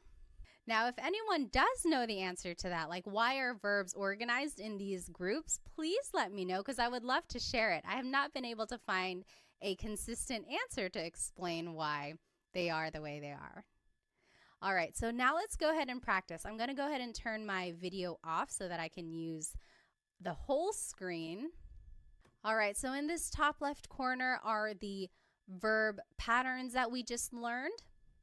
Under that are the subject pronouns we learned. Ako is I, ka is you, siya is he or she, sila is they, tayo is we, inclusive, kami is we, exclusive, kayo is you, plural. Then here is the simple sentence structure, verb plus pronoun. And then here are some vocabulary terms to indicate present tense. So ngayon means right now. Ngayong araw means today. And here are some examples. So number 1, I am cleaning right now. Maglinis means to clean. Number 2, she is eating. Kain means to eat. Number 3, you all are cooking. Magluto means to cook. Number 4, we are walking. Maglakad, inclusive. Number 5, they are sleeping. Matulog. And number 6, we are watching TV. Manood, exclusive. So let's do number 1 together, just so we are all on the same page. Remember our sentence structure here, verb plus pronoun. So the verb for to clean is maglinis. In the present tense, it's naglinis. So mag verbs, remember the pattern is affix nag, then there's a repeated first syllable, and then the root. Naglilinis, then I, the subject pronoun for I is ako. And then right now, ngayon. Naglilinis ako ngayon. I am cleaning right now. Naglilinis ako ngayon. You take a minute and do the last 5 questions, and then we'll go over it. And feel free to pause the video now if you think you'll need more time. All right, so let's go ahead and do number 2. She is eating. Kumakain siya. Remember, kain is an verb. So the pattern for verbs is the infix goes between the first and second letter, and then it's the root. Kumakain siya. Number 3, you all are cooking. Nagluluto kayo. Nagluluto kayo. Number 4, we are walking. Naglalakad tayo. So remember, inclusive means everyone is doing the action. Tayo is the inclusive form of we. Number 5, they are sleeping. Natutulog sila. Natutulog sila. And lastly, we are watching TV. Exclusive. Nanonood kami ng TV. So not everyone is doing it. It's just me and someone else. Nanonood kami ng TV. So the TV just goes at the end. Nang means some or a thing. We are watching some TV. Now, I want to take a look at this phrase, she is eating. Kumakain siya. Kain is a good example of a verb that can be actor or object focused. So we just learned, kumakain siya. She is eating. But you could also say, kumakain siya ng kanin. She's eating some rice. Or kumakain siya ng saging. She's eating a banana. So ng can mean some or a thing. And in all of these examples, kain is being conjugated as an verb. But you could also say, kinakain niya yung cake. She is eating the cake. Or, kinakain niya yung pandesal. She's eating the pandesal. Pandesal is like a sweet bread that's usually eaten for breakfast. So these last two examples, kain is being conjugated as an verb. What's the difference here? When kain is being conjugated as an verb, it is an actor-focused verb. So in these examples, it's like asking, what is she doing? Oh, she's eating. She's eating some rice. She's eating a banana. What is she doing? Versus when it's an object-focused verb, it's almost like you're asking, what is she eating? Oh, kinakain niya yung cake. She's eating the cake. Or kinakain niya yung pandesal. She's eating the pandesal. So when it's an actor-focused verb, it's more answering the question, what is she doing? In an object-focused verb, it's like answering the question, what is she eating? So there you can kind of see the shift in the focus of the sentence. Is it more focused on what the subject is doing or focused on what the subject is eating? So I think that's very interesting how the verbs can take on a different kind of focus depending on the context of your sentence. All right, so let's go back to the examples we just did. If you look closely, you'll notice that all of these examples are mag, ma, or verbs. That is because they are all actor-focused, meaning you can use a subject pronoun like we were using. However, if you want to use an in or verb, now you have to actually use a possessive pronoun. And the idea here is that for in or verbs, since the object is the focus of the sentence, it's almost like you are in possession of that object, so you have to use these possessive pronouns. So let's take a look down here in the bottom left corner. Here are possessive pronouns. Ko means my or I. Mo means your or you singular. Niya means her or his, he or she. Nila means their or they. Natin means our or we inclusive. Namin means our or we exclusive. Ninyo means your or you plural. So you might be wondering, how can it mean my or I, your or you? Because you can use these pronouns in different ways. So you could say like, bahay ko, my house. Or bahay mo, your house. So when you're attaching it to an object, it takes on the possessive quality of like my or your or his or her. But when you're using it in a sentence with an object-focused verb, then it takes on the translation of I, you, he or she. So now this is the sentence structure we will be using when we use an in or verb. Verb plus pronoun like we were just doing. Then it's the word yung. And then it's the noun.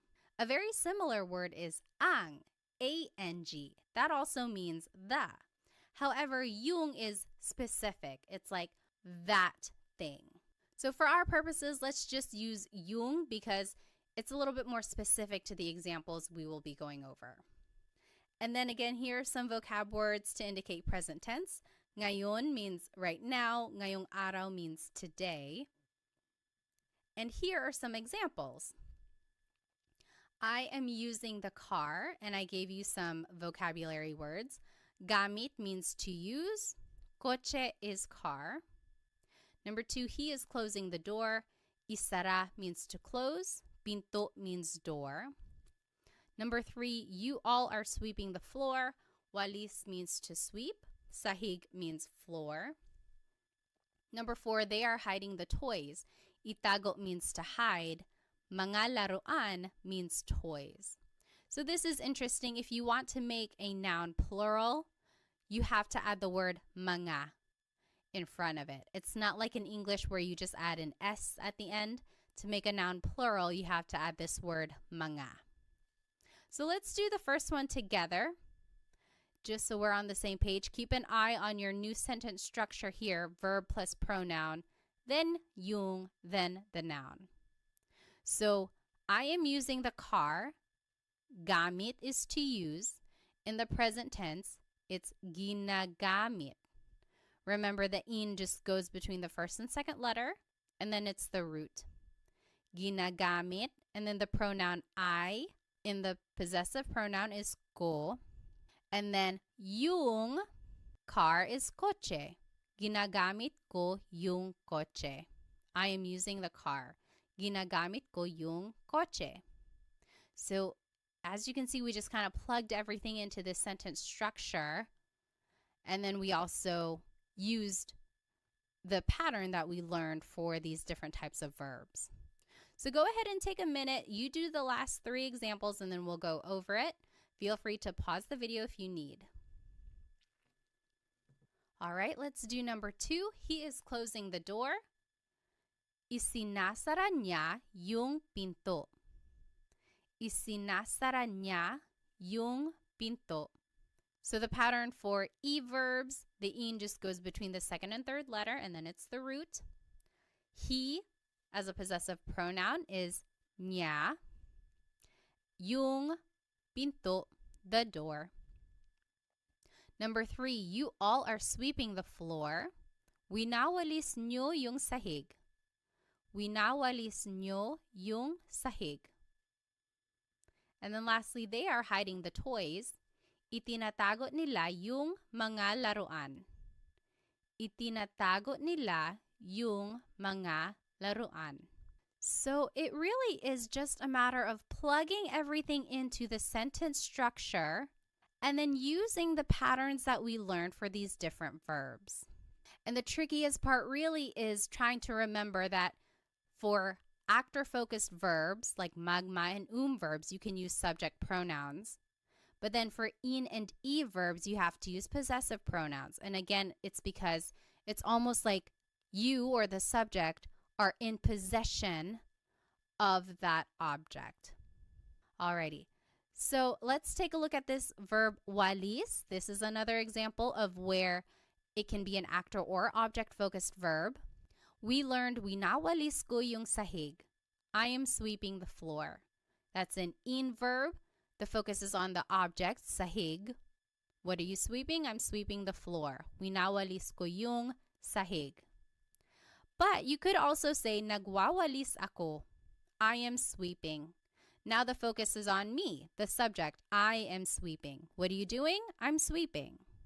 So here, when it's an in verb, it's an object-focused sentence. Versus when it's a mag verb, it's an actor-focused sentence. So very interesting there.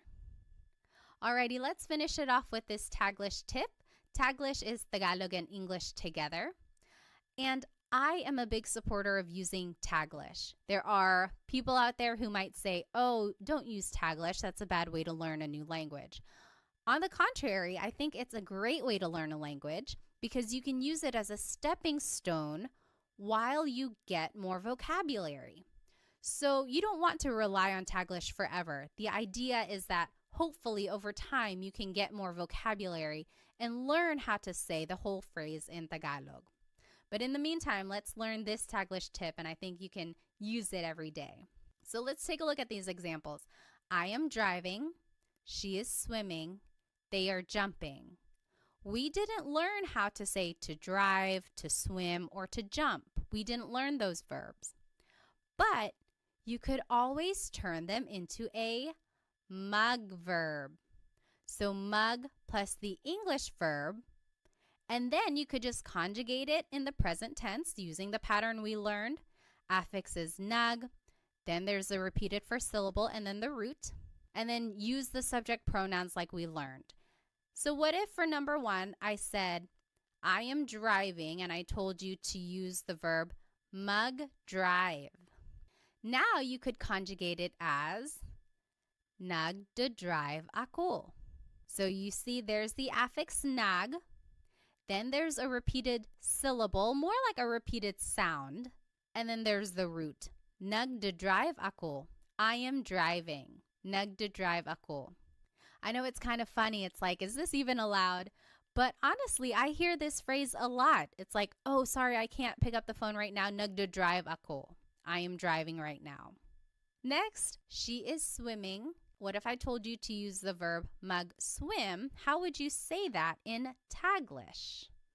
In Taglish, you could say, nagsiswim siya. So the affix is nag, then there's the repeated first syllable, and then the root. Nagsiswim siya. Lastly, they are jumping. What if I told you to use the verb mag-jump?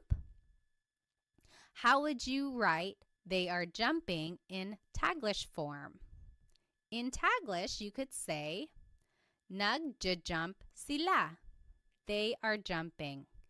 Nagjajump sila. So the affix is nag, then there's the repeated first syllable or sound, and then the root. Nagjajump sila. So I think this tip is useful, but again, try to go back later on and try to figure out what that word is in Tagalog so that you can say the whole phrase in Tagalog. So to drive in Tagalog is magmaneho. So nagmamaneho ako. I am driving. To swim in Tagalog is lumangoy. So lumalangoy siya. She is swimming. And then to jump in Tagalog is talon. Tumatalon sila. They are jumping. So try using Taglish whenever you can, because I think it's a great way to practice using the sentence structure. You also get to practice using the different pronouns, and also it's a way to practice the conjugation patterns that we learned. And then also, of course, it's a good way to gain vocabulary when you go back and look up what these words actually are in Tagalog. Alrighty, so here's just a quick recap of everything we learned today. We went over a lot of information. First, we talked about what it means to conjugate a verb. Then we talked about the 5 different types of Tagalog verbs, mag, ma, in, and e verbs. Then we talked about different Tagalog pronouns, so subject pronouns for actor-focused verbs, and then possessive pronouns for object-focused verbs. Then we learned the different conjugation patterns for all of these verbs and even did some practice questions. And then we finished it off with a Taglish tip, which I hope you can start using in a conversation. I encourage you to go back and rewatch this video if you would like, because I know it'll take some time to kind of learn and understand the different patterns and how they are used throughout a conversation. Maybe go back and try doing the practice questions again. And then, of course, try using the Taglish tip that I taught you so that you can start using a little bit of Tagalog every day. And if you would like some more Tagalog resources, please find me on Instagram, TikTok, and Facebook. I post shorter videos throughout the week that will help you learn Tagalog on the go. Also, check out my Stan store because sometimes I have group classes going or other resources on there that might be helpful to you. Lastly, feel free to check out my Amazon storefront because I have a whole list of Tagalog learning books that I think are very useful. There are some in there that are very comprehensive with some practice quizzes and assessments, and then there are some that are quick and easy reads that will help you learn Tagalog very quickly. So feel free to check out those other resources that I put together for you.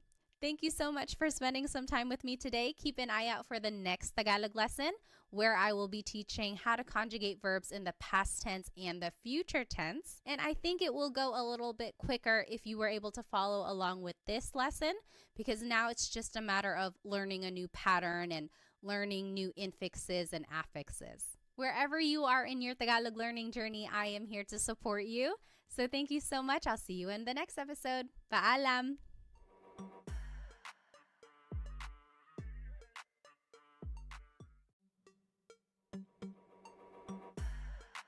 Hello, everybody. Welcome to another episode of Tagalog Time with Pat. This is episode 4, and today we're going to be learning how to conjugate verbs in the past and future tense. So this is actually a continuation of episode 3, where we learned how to conjugate verbs in the present tense.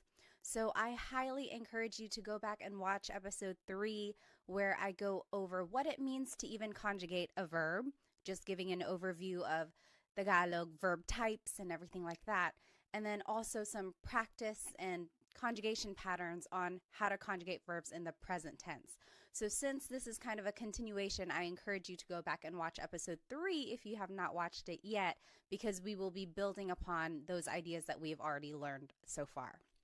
Okay, so in Tagalog, have you ever wanted to say something like, I ate something earlier today, or she slept early? So anything in the past tense. Or have you ever wanted to say something like, they will cook something, or we will use something? So things in the future tense. If you've ever wanted to say things about the past or the future, this is the episode for you. So here's the agenda for today's lesson. We will do a quick review of the Tagalog verb types. Then we will talk about Tagalog pronouns so that we can make simple sentences. And then we will review very briefly the present tense conjugation of verbs. Then we'll jump right into the past tense conjugation patterns, and then the future tense conjugation patterns, and then some practice questions throughout as well. And then we'll finish off with a Taglish tip, which I think you will find very useful. Alrighty, so there are 5 main Tagalog verb types in Tagalog: mag, ma, in, and e verbs. And what makes them different is that some are actor-focused, like mag, ma, and and then some of these verbs are object-focused, like in, and e. So you can see that the verbs, some of them can be actor or object-focused, depending on the context of the sentence. And again, in lesson 3, I go over which types of verbs can be actor or object-focused. So that's a really good episode to watch. Okay, so what does it mean to be an actor or an object-focused verb? Well, an actor-focused verb means that the subject is doing the action. For example, the boy is playing. Here, the subject is the boy, and he is doing the action. He is playing. So the focus here is on the subject. Whereas for an object-focused verb, the action is being done to the subject. For example, wash the dishes. Here, the subject is the dishes, and something is being done to them. They are going to be washed. So here the focus is more on the object, which is the dishes, versus when the focus is on a subject like a person or the actor. And then let's just review some subject pronouns. Ako is I. Ka is you singular. Siya is he or she. Again, this is gender neutral. You have to listen to the context of the sentence to figure out who someone is talking about.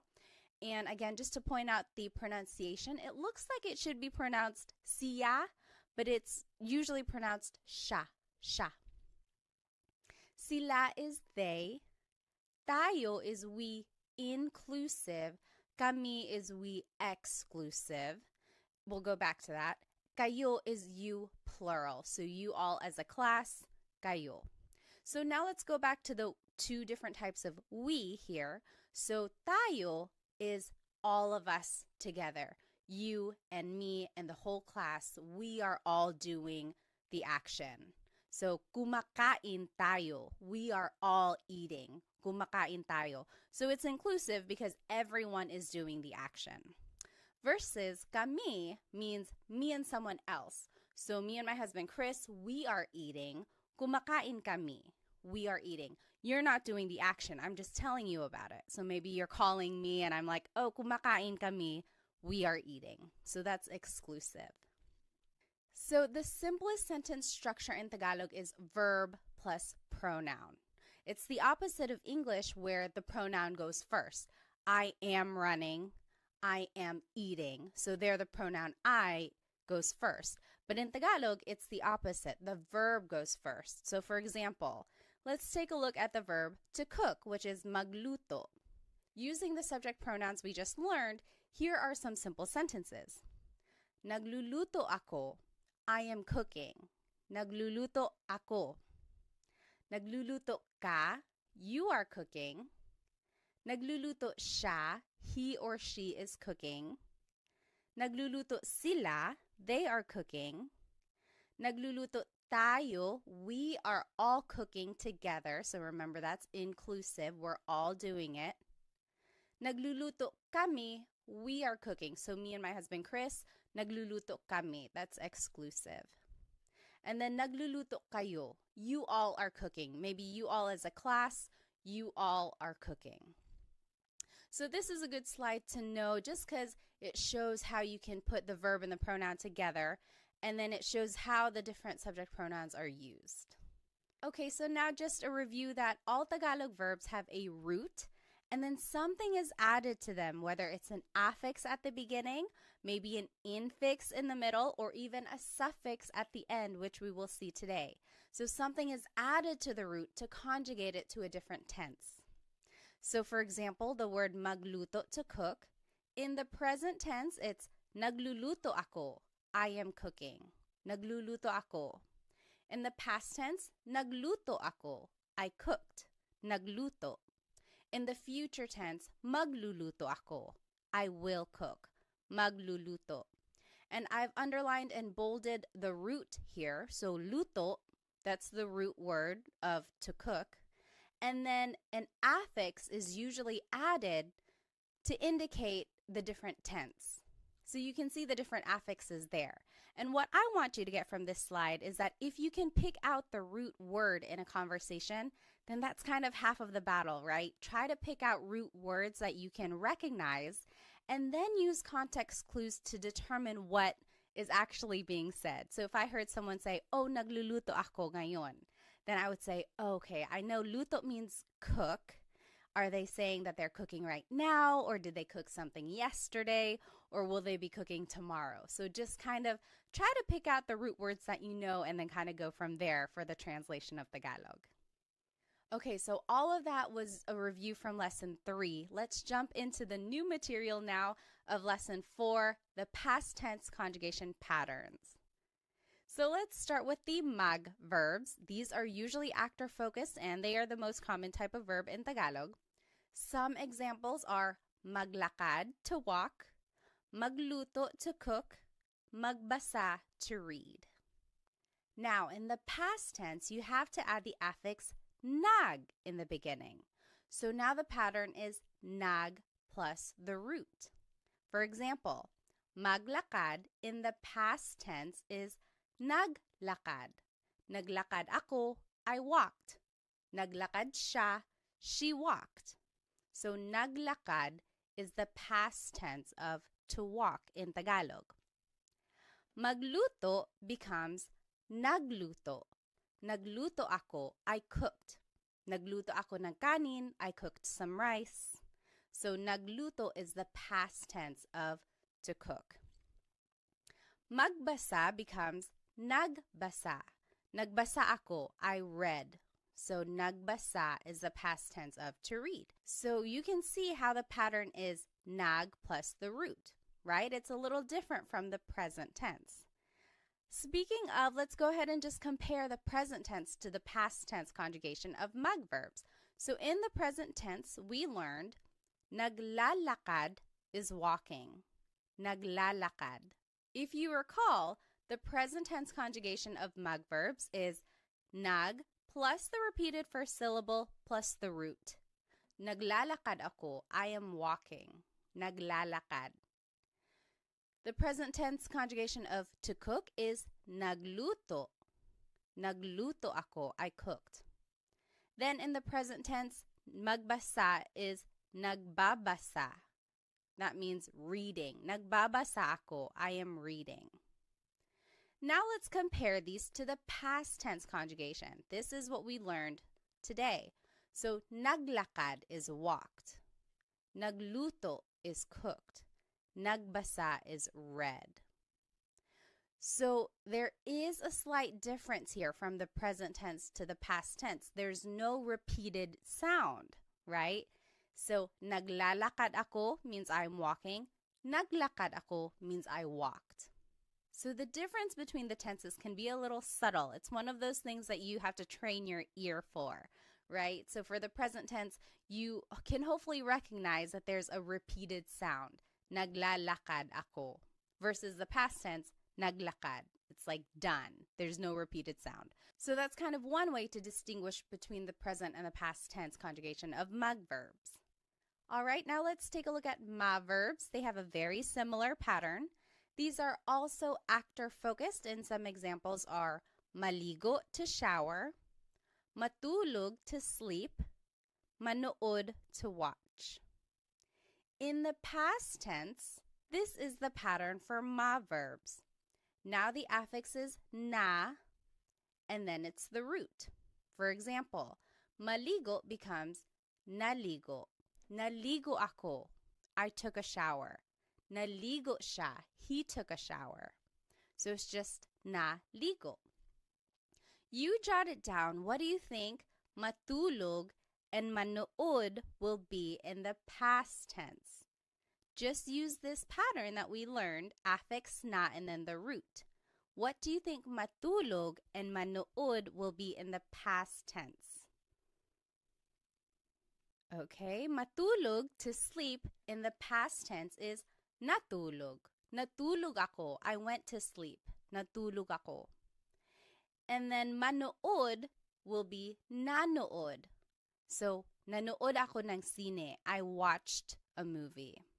So again, we are just using this pattern, affix na plus the root, and that is how you change ma-verbs into the past tense. Let's compare. So in the present tense, I think it'll help if I put them both up together. So in the present tense, shower is naliligo. I am taking a shower. Naliligo ako. Naliligo. In the past tense, it's naligo. Naligo ako. Naligo. That's showered. I took a shower. For the verb matulog, in the present tense, it's natutulog siya. So natutulog is sleeping. In the past tense, it's natulog. That means slept. Then for the verb manood, in the present tense, it's nanonood. Nanonood ako. I am watching something. In the past tense, it's nanood. Nanood ako. I watched something. So it is a very similar pattern to the mag verbs. The only difference is that it doesn't have the G in the affix. But you can see here in the present tense, there is that repeated syllable, whereas in the past tense, there is no repeated syllable. It's just the affix, then the root. All right, so now let's take a look at verbs. These can be actor or object focused depending on the context, and here are some examples. Kain means to eat, takbo means to run, tawa means to laugh. And again, you might be wondering, why are these verbs? There is no in there. Is the infix that is put into the word to conjugate it in the present tense. But in the past tense, this is the pattern. So goes after the first letter when you're using it in the past. For example, kain, to eat, becomes kumain. Kumain ako. I ate. Kumain. Takbo becomes tumakbo. Tumakbo siya. He ran. Tumakbo. So again, the infix just goes after the first letter. Tumakbo. You give it a try. What do you think tawa, to laugh, will be in the past tense? Just use that pattern that we learned. Tawa in the past tense becomes tumawa. Tumawa sila. They laughed. Tumawa. So again, we are just adding the infix after the first letter. So now let's compare. In the present tense, kain is kumakain. Kumakain ako, I am eating. Kumakain ako. In the past tense, it's kumain. Kumain ako, I ate. Kumain. For the word takbo, in the present tense, it's tumatakbo. That means running. Tumatakbo siya, he is running. In the past tense, it's tumakbo. He ran. Tumakbo. Then for the word tawa, which means to laugh, in the present tense, it's tumatawa. Tumatawa sila. They are laughing. Tumatawa. In the past tense, it's tumawa. Tumawa sila. They laughed. Tumawa. Again, if you need to review the present tense conjugation patterns for verbs, be sure to watch lesson 3 because I go over all of that and there are practice questions as well. All right, so let's take a look at verbs. These are usually object focused and here are some examples. Gamit means to use. Walis means to sweep. In the past tense, the infix in goes after the first letter. So gamit, to use, in the past tense is ginamit. Ginamit ko, I used something. Ginamit. So you can see in just goes after the first letter. You jot it down. What do you think walis, to sweep, will be in the past tense? Walis in the past tense will be winalis. Winalis ko yung sahig. I swept the floor. Winalis. So let's compare. In the present tense, using is ginagamit. Ginagamit ko. I am using something. Past tense, ginamit. That means I used something. Ginamit ko. In the present tense, to sweep is winawalis. That means sweeping, winawalis. In the past tense, it's winalis. Winalis ko yung sahig. I swept the floor. So it looks like for the most part when a verb is conjugated in the past tense, the conjugation is usually shorter. There's not a repeated syllable, there's no repeated sound or anything like that. So that's kind of one way to recognize if something is being conjugated in the past. Usually it's a shorter word. All right, so now lastly, let's take a look at verbs. These are usually object focused, and here are some examples. Isara means to close. Ibigay means to give. Itago means to hide. In the past tense, the infix in goes after the second letter for verbs. So let's take a look at the word isara, which means to close. In the past tense, it becomes isinara. Isinara ko yung pinto. The in goes after the second letter. Isinara. Next, the word ibigay, which means to give, becomes ibinigay. Ibinigay ko yung regalo. I gave the gift. Ibinigay. Alrighty, you give it a try. What do you think itago, to hide, will be in the past tense? Remember to just use this pattern that we learned. Itago in the past tense becomes itinago. The in just goes after the second letter. Itinago ko, I hid something. Itinago. Now let's compare. In the present tense, isara is isinasara, closing. Isinasara.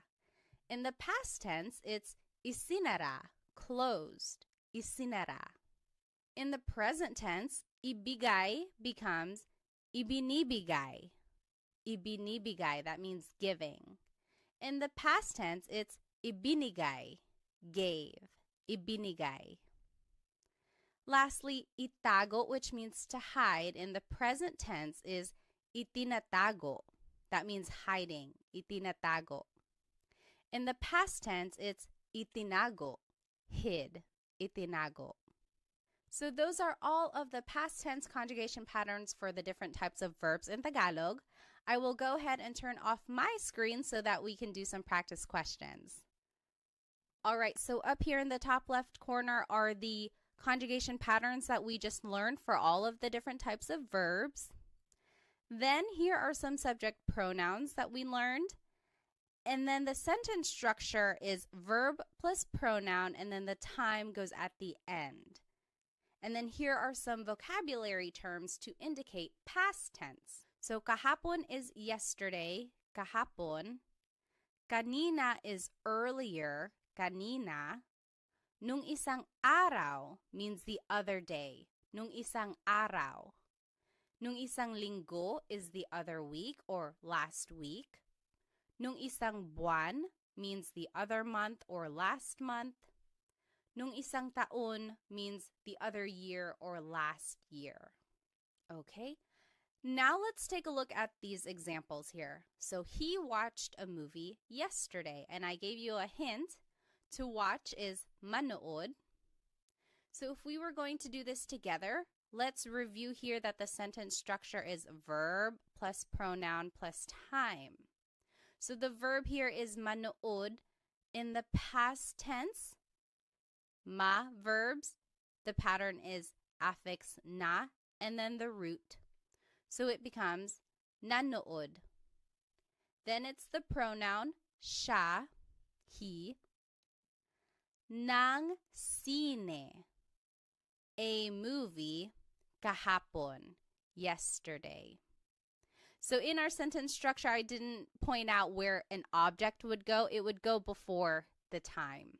So nanood siya ng sine kahapon. He watched a movie yesterday. Nanood siya ng sine kahapon. Now you give it a try. You answer 2 through 5. You can pause the video now if you need more time, and then we will go over it. Alrighty, we'll go ahead and go over the answers. So she ran earlier. Remember, the sentence structure is verb plus pronoun plus time. So it would be tumakbo siya kanina. She ran earlier. Tumakbo siya kanina. Number 3, you all cleaned the other day. Maglinis means to clean. Naglinis kayo nung isang araw. Naglinis kayo nung isang araw. You all cleaned the other day. Number 4, we ate some adobo. Kain is to eat. And I wanted you to use the inclusive we, so everyone is eating. Or everyone ate, sorry. Kumain tayo ng adobo. We all ate some adobo. Kumain tayo ng adobo. And then number 5, they walked the other month. Maglakad means to walk. That would be naglakad sila nung isang buwan. They walked the other month. Naglakad sila nung isang buwan. Now, if you noticed, all of these examples are asking about mag, ma, and verbs. Because they are actor-focused, we can use subject pronouns. But if you wanted to use an in or e verb, you actually have to use a possessive pronoun. Remember, for an object-focused verb, the subject here is an object, so we have to use a possessive pronoun because it's almost like the person possesses that object that is in focus. Okay, so that's kind of why we have to use a possessive pronoun. And then the sentence structure now would be verb plus pronoun plus the word yung, which means the. Sometimes it can be ang. They are interchangeable usually. Then it's the noun and then time. And then again, down here in the bottom left corner are the vocab terms to indicate past tense. And let's take a look at some examples. So number 1, I used the car the other week. And I gave you some hints. Gamit means to use. Coche means car. So let's do this one together. So the sentence structure is verb plus pronoun. So it would be ginamit. That is the past tense conjugation of gamit. Remember, for in verbs, the infix in goes after the first letter. So ginamit. Then it's the pronoun ko, which is the possessive pronoun I. Then it's the word yung, which means the. Kotse nung isang linggo. So, ginamit ko yung kotse nung isang linggo. I used the car the other week. Go ahead and try 2, 3, and 4. You can pause the video now if you need more time. And remember to just plug in all of the words into this sentence structure. Remember to use the patterns that we learned, and also remember to use possessive pronouns because we are using an object-focused verb now. Okay, go ahead and do these examples and we'll go over it in just a bit. All right, let's go ahead and start with number 2. He closed the door earlier. Isara means to close. Pinto means door. This would be, isinara niya yung pinto kanina. Isinara niya yung pinto kanina. He closed the door earlier. So again, remember for e-verbs, the in just goes after the second letter. Then it's the pronoun niya, which is he or she in the possessive pronouns. Then it's the word yung, which means the. Then it's the noun pinto, which means door. Earlier is kanina. So we are just plugging all of the words into the sentence structure and then using the conjugation patterns that we learned. Okay, number 3, you all swept the floor yesterday.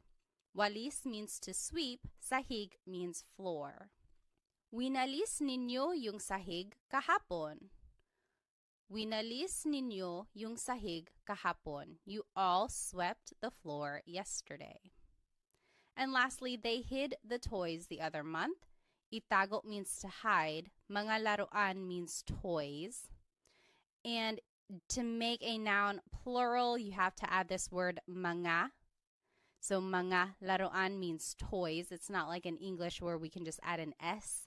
You actually have to add this word mga. In Tagalog, this would be, itinago nila yung mga laruan nung isang buwan. Itinago nila yung mga laruan nung isang buwan. They hid the toys the other month. All right, so these are just some examples of how to use the past tense conjugation patterns that we learned and how you can plug in all the vocabulary that you learned into this simple sentence structure. Alrighty, now let's go ahead and jump right into the future tense conjugation patterns of these verbs. Let's start with mag verbs. Again, our mag verbs are maglakad to walk, magluto to cook, magbasa to read. Now in the future tense, this is the pattern. Now it's the affix mag, then there's a repeated first syllable, and then the root. So in the future tense, if you wanted to say will walk, maglakad becomes maglalakad. So it's the affix mag, then there's a repeated first syllable, and then it's the root, lakad. So maglalakad ako, I will walk, maglalakad. Magluto, to cook, in the future tense will be magluluto.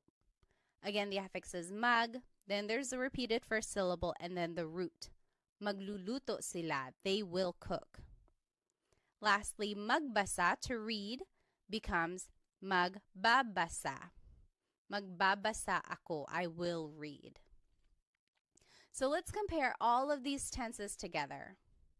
And let's just take a look at the highlighted ones. So in the present tense, to walk, it is naglalakad. That means walking, naglalakad. In the past tense, to walk is naglakad, walked, naglakad. In the future tense, it's maglalakad, maglalakad. That is will walk. So future tense and present tense are very similar for mag verbs. The only difference is the first letter. So it's one of those things where you have to listen very carefully, but also rely on the context clues in case you miss what that first letter was. Okay, so it is a very similar pattern for present and future tense conjugation of mag verbs. Next, let's take a look at ma verbs. It's a very similar pattern to the mag verbs. Again, here are some ma verbs. Maligo, to shower. Matulog, to sleep. Manood, to watch. In the future tense, here is the pattern for ma verbs. Now the affix is ma, then there's a repeated first syllable, and then it's the root. So maligo, to shower, in the future tense will be maliligo. The affix is ma, then there's a repeated first syllable, and then it's the root. Maliligo ako, I will take a shower. You jot it down. What do you think matulog, to sleep, and manood, to watch, will be in the future tense? And remember to just use this new pattern. Okay, in the future tense, matulog, to sleep, will be matutulog. Matutulog ako, I will go to sleep. Matutulog. So the affix is ma, then there's a repeated first syllable, and then the root. Matutulog. And then manood, to watch, will be manunood. Affix is ma, then there's a repeated first syllable, and then the root. Manunood ako, I will watch. Now let's compare all of the tenses together for ma verbs. Let's just take a look at the highlighted ones. Maligo means to shower. In the present tense, it's naliligo ako, showering, taking a shower. Naliligo ako. In the past tense, it's naligo, showered. Naligo. In the future tense, it's maliligo. Maliligo ako, I will take a shower. Again, for ma verbs, it's a very similar pattern for present and future tense conjugation. The only difference is that first letter. But they both have that repeated first syllable. So again, try to listen carefully or try to rely on the context clues so that you can figure out what they're talking about. Okay, next, verbs. Our verbs are kain, to eat, takbo, to run, tawa, to laugh. Now the pattern for verbs is you repeat the first syllable. So take a look at this. Kain, to eat, becomes kakain. Kakain ako, I will eat. Kakain ako ng pansit. I will eat some pansit. So it's very interesting because now there's no infix at all for future tense conjugation of verbs. You just simply repeat the first syllable. So let's say will laugh. So you're just repeating the first syllable for the future tense conjugation of verbs. Very interesting. They just dropped the altogether. So let's go ahead and compare all of the conjugation patterns for verbs. We'll just take a look at the verb kain here, highlighted in yellow. In the present tense, to eat, it's kumakain. Kumakain ako, I am eating. Kumakain. In the past tense, it's kumain. Kumain ako, I ate. And then in the future tense, it's kakain. Kakain ako, I will eat. So very interesting. All of the conjugation patterns are different for verbs here. Then in verbs, some examples are gamit, to use, walis, to sweep. Now the pattern for future tense conjugation of verbs is that you have to repeat the first syllable, then it's the root, then goes at the end. So take a look at the word gamit, which means to use. In the future tense, it would be gagamitin. Gagamitin ko yung kotse. I will use the car. Gagamitin. So you repeat the first syllable, then it's the root, then it's at the end. So this is very interesting. We haven't seen a suffix yet, so the goes at the end of the word. This is the first time we've seen this. You jot it down. What do you think walis, to sweep, will be in the future tense? And just use this pattern. All right, walis in the future tense will be wawalisin. Wawalisin ko yung sahig. I will sweep the floor. Wawalisin. So again, you just repeat the first syllable, then it's the root, and then goes at the end.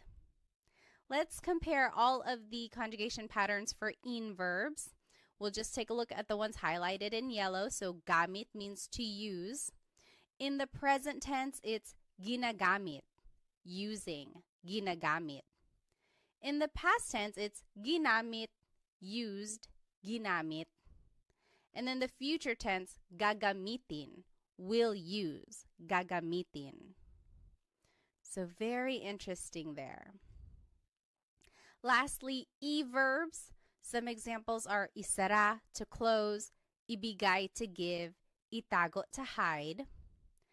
Now, for the future tense conjugation of e-verbs, you would just repeat the second syllable. Isara, to close, becomes isasara. Isasara ko yung pinto. I will close the door. Isasara. You just repeat the second syllable. You give it a try. What do you think ibigay, to give, and itago, to hide, will be in the future tense? And just follow this pattern. Okay? Ibigay will be ibibigay. Ibibigay ko yung regalo. I will give the gift. Ibibigay. And then itago, to hide, will be itatago. Itatago ko yung pera. I will hide the money. Itatago. So again, you are just repeating the second syllable. Let's go ahead and compare all of these conjugation patterns for e-verbs. In the present tense, isara, to close, is isinasara. Isinasara. That means closing. Isinasara. Past tense, it's isinara, closed. Isinara. And then in the future tense, it's isasara, will close. Isasara. All right, so those are all of the future tense conjugation patterns for the verb types in Tagalog. Now let's do some practice questions. I'm going to go ahead and turn off my screen again. Now in the top left corner are the future tense conjugation patterns that we learned for all of the verbs. Then are the subject pronouns. And then it's the sentence structure down in the bottom left corner. And now in the green are some vocabulary terms to indicate future tense. So bukas is tomorrow, bukas. Mamaya means later, mamaya. Sa susunod na linggo, next week. Sa susunod na buwan, next month. And sa susunod na taon, next year. Now here are some examples. Let's do the first one together. I will watch a movie tomorrow. Manood means to watch. So again, let's take a look at our sentence structure. It should be verb plus pronoun plus time. Manonood is the future tense conjugation of manood. Manonood, ako means I. Ng sine, bukas means tomorrow. Manunood ako ng sine. Bukas, I will watch a movie tomorrow. Again, if you're going to add an object, it would just go right before time. So you give it a try. You can pause the video now if you need. You do numbers 2 through 5, and we'll go over them in just a bit. All right, let's start with number 2. They will run later. Takbo means to run. Tatakbo sila mamaya. Tatakbo sila mamaya. Number 3, we exclusive will clean next week. Maglinis means to clean. Maglilinis kami sa susunod na linggo. Maglilinis kami sa susunod na linggo. We will clean next week. Number 4, you singular will eat pansit later. Kain means to eat. Kakain ka ng pansit mamaya. Kakain ka ng pansit mamaya. And then lastly, she will walk next month. Maglakad. Maglalakad siya sa susunod na buwan. Maglalakad siya sa susunod na buwan. All right. Again, these examples focus on the mag, ma, and verbs. Since they are actor-focused, we can use subject pronouns. But if we want to use in or e verbs, we actually have to use possessive pronouns. Remember, when we are using object-focused verbs, we have to use a possessive pronoun because it's almost like the subject or the person is in possession of that object. And the sentence structure is verb plus pronoun plus the word yung, which means the. then it's the noun, then it's time. And again, the box in green has the vocabulary terms to indicate future tense.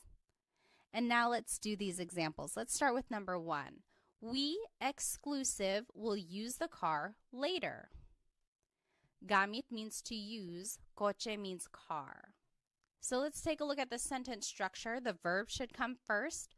So the future tense conjugation of gamit, let's take a look at in verbs. Repeat the first syllable, then it's the root, then you add in at the end. So it would be gagamitin. Gagamitin, then it's we exclusive, namin, yung kotse mamaya. Gagamitin namin yung kotse mamaya. You give it a try. You can pause the video now. You try 2, 3, and 4. Just plug in the vocabulary into the sentence structure and then use the conjugation patterns for in and e verbs. Go ahead and do that and we'll check it in just a bit. Alrighty, let's go ahead and do number 2. He will close the store next week. Isara means to close. Tindahan means store. Isasara niya yung tindahan sa susunod na taon. Isasara niya yung tindahan sa susunod na taon. He will close the store next week. Number 3, you all will sweep the floor tomorrow. Walis means to sweep. Sahig means floor. Wawalisin ninyo yung sahig bukas. Wawalisin ninyo yung sahig bukas. You all will sweep the floor tomorrow. And lastly, number 4, they will hide the toys next month. Itago means to hide. Mga laruan means toys. Itatago nila yung mga laruan sa susunod na buwan. Itatago nila yung mga laruan sa susunod na buwan. So these are just some examples on how to use the future tense conjugation of these verbs. And it gives a good practice on how to use this sentence structure where the verb comes first, then it's the pronoun, and then sometimes an object, and then the time goes at the end. So hopefully you can recognize this pattern when you hear native Tagalog speakers speaking Tagalog. Now I want to finish off our lesson with a quick Taglish tip. And Taglish is Tagalog and English put together. I am a big supporter of using Taglish. I think it's a great stepping stone for learning new vocabulary, especially while you are learning a new language. It's not very attainable to try and speak a language fluently right away, and no one is making you do that, okay? So take your time, try to use as much Tagalog as you can, even if that means having to use Taglish or Tagalog and English put together in a sentence. So let's take a look at these examples. I drove yesterday. She will swim later. They jumped earlier. We didn't learn these verbs. We didn't learn to drive. We also didn't learn to swim or to jump. But you can always turn them into a mug verb. So that means mug plus the English verb.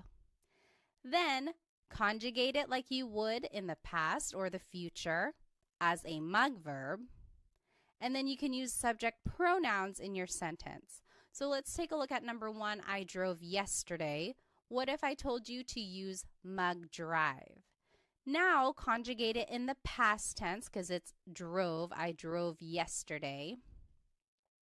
It would be nag-drive. Nag-drive ako kahapon. I drove yesterday. Nag-drive ako kahapon. So see, we are just using the pattern that we've already learned and using this mug plus an English verb. So go ahead and try number 2 and 3. You can use mug swim and mug jump. And then we'll go over it in just a second. Alrighty, for number 2, she will swim later. If I told you to use mug swim, it would be magsiswim siya mamaya. Magsiswim siya mamaya. So again, for the future tense conjugation of a mug verb, it's mug plus the repeated first syllable plus the root. Magsiswim siya mamaya. She will swim later. Lastly, they jumped earlier. If I told you to use mag-jump, it would be nag-jump sila kanina. The affix is nag, then it's the root for a past tense conjugation of mag verbs. So nag-jump sila kanina. So that is just a quick way to use Taglish, but I do encourage you to go back and look up these words in Tagalog so that you can say the whole phrase in Tagalog eventually. For example, to drive in Tagalog is magmaneho. So this would actually be nagmaneho ako kahapon. I drove yesterday. Nagmaneho ako kahapon. To swim is langoy. So this would be lalangoy siya mamaya. Langoy is an verb. So lalangoy siya mamaya. And then lastly, talon. Talon means to jump. So tumalon sila kanina. It's also an verb. So those are just some ways to use Taglish in a conversation. Now, you don't want to rely on Taglish forever. The goal is to hopefully get fluent in Tagalog. So look up words that you don't know so that you can say the whole phrase in Tagalog eventually. Alrighty, well, we learned so much in today's lesson. Here's just a quick recap. We reviewed the different types of Tagalog verbs and the pronouns that we can use in a simple sentence. Then we reviewed the present tense conjugation of these verbs and then jumped right into the past and future tense patterns.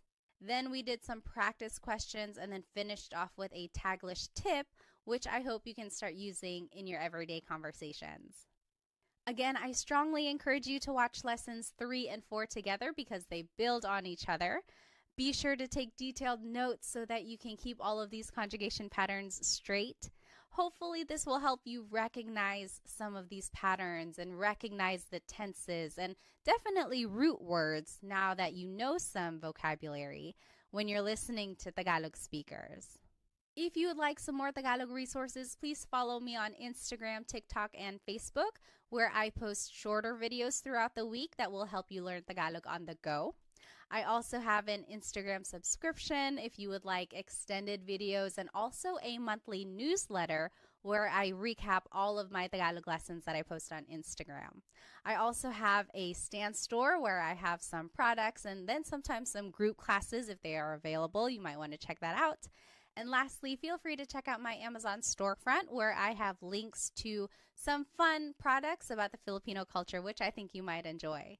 Well, thank you again for spending some time with me. I hope to see you in the next Tagalog Time episode. Paalam!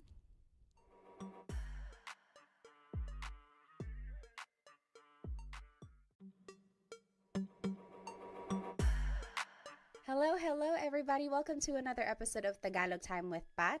This is episode 5, and we will be learning how to use possessive pronouns with nouns. In Tagalog, have you ever wanted to say something like, my friend is funny, her dog is brown, or that's Sam and Mary's house, or that's mine? Basically, anything that shows possession or a way to express ownership, that is what we are going to be learning today. So here's today's lesson agenda. We will be learning the different types of possessive pronouns. Then we will learn the various sentence structures for how to use them.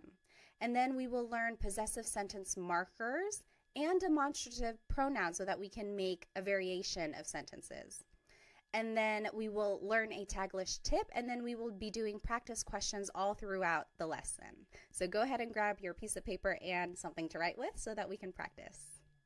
All right, so what is a possessive pronoun? Well, it's a part of speech that is used to describe ownership or possession of a noun. If you recall, if you've been following these series in a chronological order, we have already been learning possessive pronouns, but we've been using them with a verb.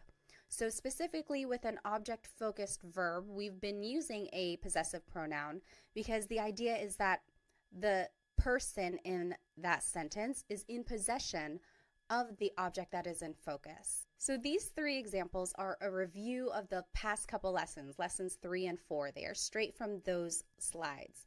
So I am going to use the car tomorrow. Gamit means to use. Kotse means car.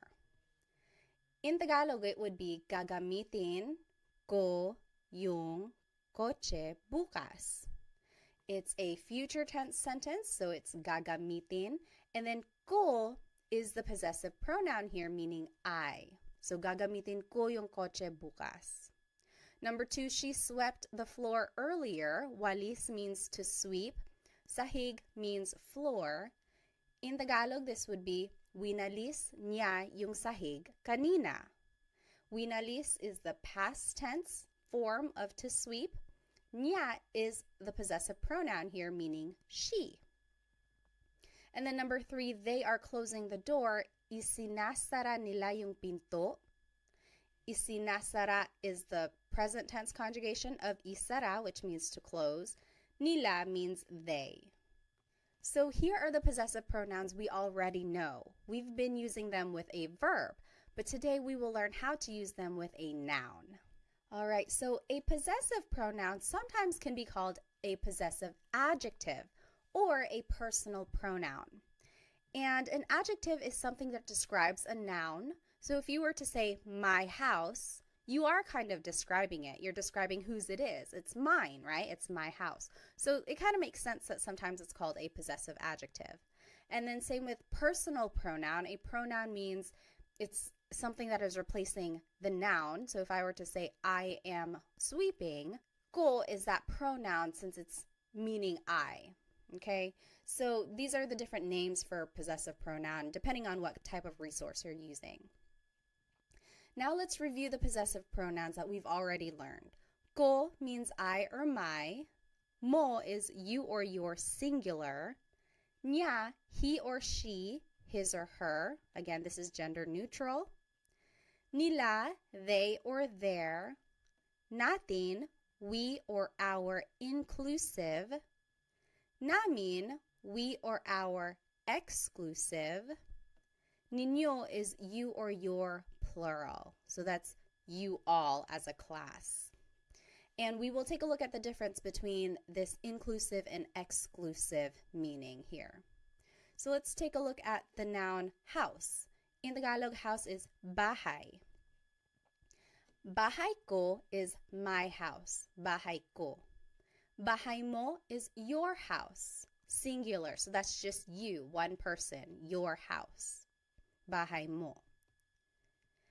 Bahay niya, his or her house. So niya is gender neutral. You really have to focus on the context of the sentence to determine who someone is talking about. Bahay niya. Bahay nila, their house. Bahay natin, our house inclusive. So if you and me and the whole class, we all lived in the same house, we could say bahay natin. Everyone is included there. Versus bahay namin means our house exclusive. So me and my husband Chris, we have our own house. That's bahay namin. You're not included, I'm just telling you about it. So bahay namin. And then bahay ninyo, your house, plural. So you all as a class, you all have a house. That's bahay ninyo, your house. So I want to point out the word order here is object plus the pronoun. Bahay ko. This is different from English because we would say my house. The pronoun goes first, my house, and then it's the object. So in Tagalog, it's the opposite. The object goes first, and then it's the pronoun. And this is an important note. These types of possessive pronouns never go at the beginning of the sentence in Tagalog. They go after the object. So you would never start your sentence with ko or mo or nya. It just doesn't work like that. All right, so let's do some examples. I'm going to go ahead and turn off my screen here. Now, in order to use these possessive pronouns in a sentence, we have to have a noun and an adjective. So we will learn some of these nouns and adjectives here. In this top left corner are the possessive pronouns we just learned. Now here are some nouns. So aso is dog, pusa is cat, kotse is car, bahay is house, pagkain, food, mga damit, clothes, buhok, hair, ulo, head, mga kamay, hands. So again, that's how you make something plural. You have to add the word mga before it. Mga kamay means hands. Now here are some words for people that you might know. Tatay, father, nanay, mother, kapatid, brother or sister. So that's gender neutral. Kapatid is a brother or a sister. Mga anak, children, kaibigan, friend. And now here are some adjectives. So here are different colors, mga kulay. Pula is red, kahel, orange, dilaw, yellow, verde, green, azul, blue, lila, purple, puti, white, itim, black, abo, gray, rosas, pink, ginto, gold, kayumanggi, brown. And some more adjectives, masakit, hurts, sira, broken, nawawala, missing, masaya, happy, bago, new, malayo, far away, masarap, delicious, malamig, cold. And lastly, let's finish off with some more adjectives. Matangkad, tall, maliit, little, malaki, big, mahaba, long, maikli, short, thing, nakakatawa, funny, maganda, beautiful, guapo, handsome. All right, so that's a lot of vocabulary right there, which is great because then we can make a variety of sentences. Now here is the sentence structure for using these possessive pronouns. So first comes the adjective, then it's the word ang, which means is or are, then it's the object, and then it's the pronoun. So let's take a look at some examples. Number 1, your, plural, food is delicious. Let's do this one together. So the adjective comes first. Take a look at the sentence structure. Adjective comes first, so it would be masarap. It's right over here in this pink box. Masarap means delicious. Then it's the word ang. Then it's the object, food, which is here in the noun section, food, pagkain.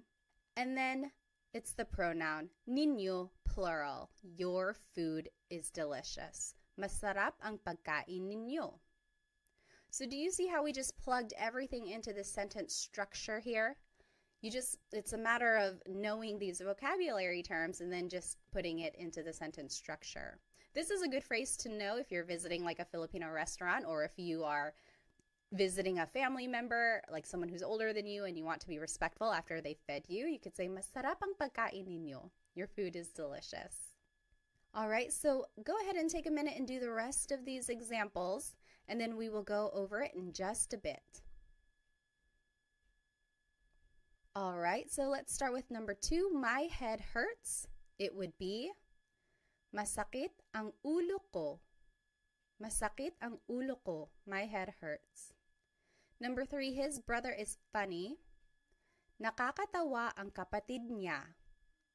Nakakatawa ang kapatid niya. So kapatid is one of those words that's gender neutral. If you wanted to be specific and say brother, like this sentence is perfectly fine, but you could go further and say, nakakatawa ang kapatid na lalaki niya. Or nakakatawa ang kapatid niya na lalaki. So, but usually you can just say nakakatawa ang kapatid niya. Number 4, their car is broken. Sira ang kotse nila. Sira ang kotse nila. Number 5, our exclusive house is far away. Malayo ang bahay namin. Malayo ang bahay namin. Number 6, your singular hands are cold. Malamig ang mga kamay mo. Malamig ang mga kamay mo. And lastly, number 7, our inclusive cat is black and white. Itim at puti ang pusa natin. And that is how you say and. It's just the word at, A-T. Itim at puti ang pusa natin. All right, so here is a quick Taglish tip. Taglish is Tagalog and English put together.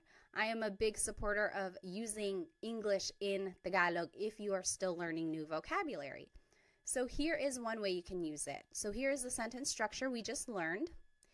If you don't know an adjective or an object in Tagalog, just say that word in English. For example, his cousin is beautiful, or my child is heavy. We didn't learn the word for cousin, we didn't learn the word for heavy. So you can just say them in English. Maganda ang cousin niya.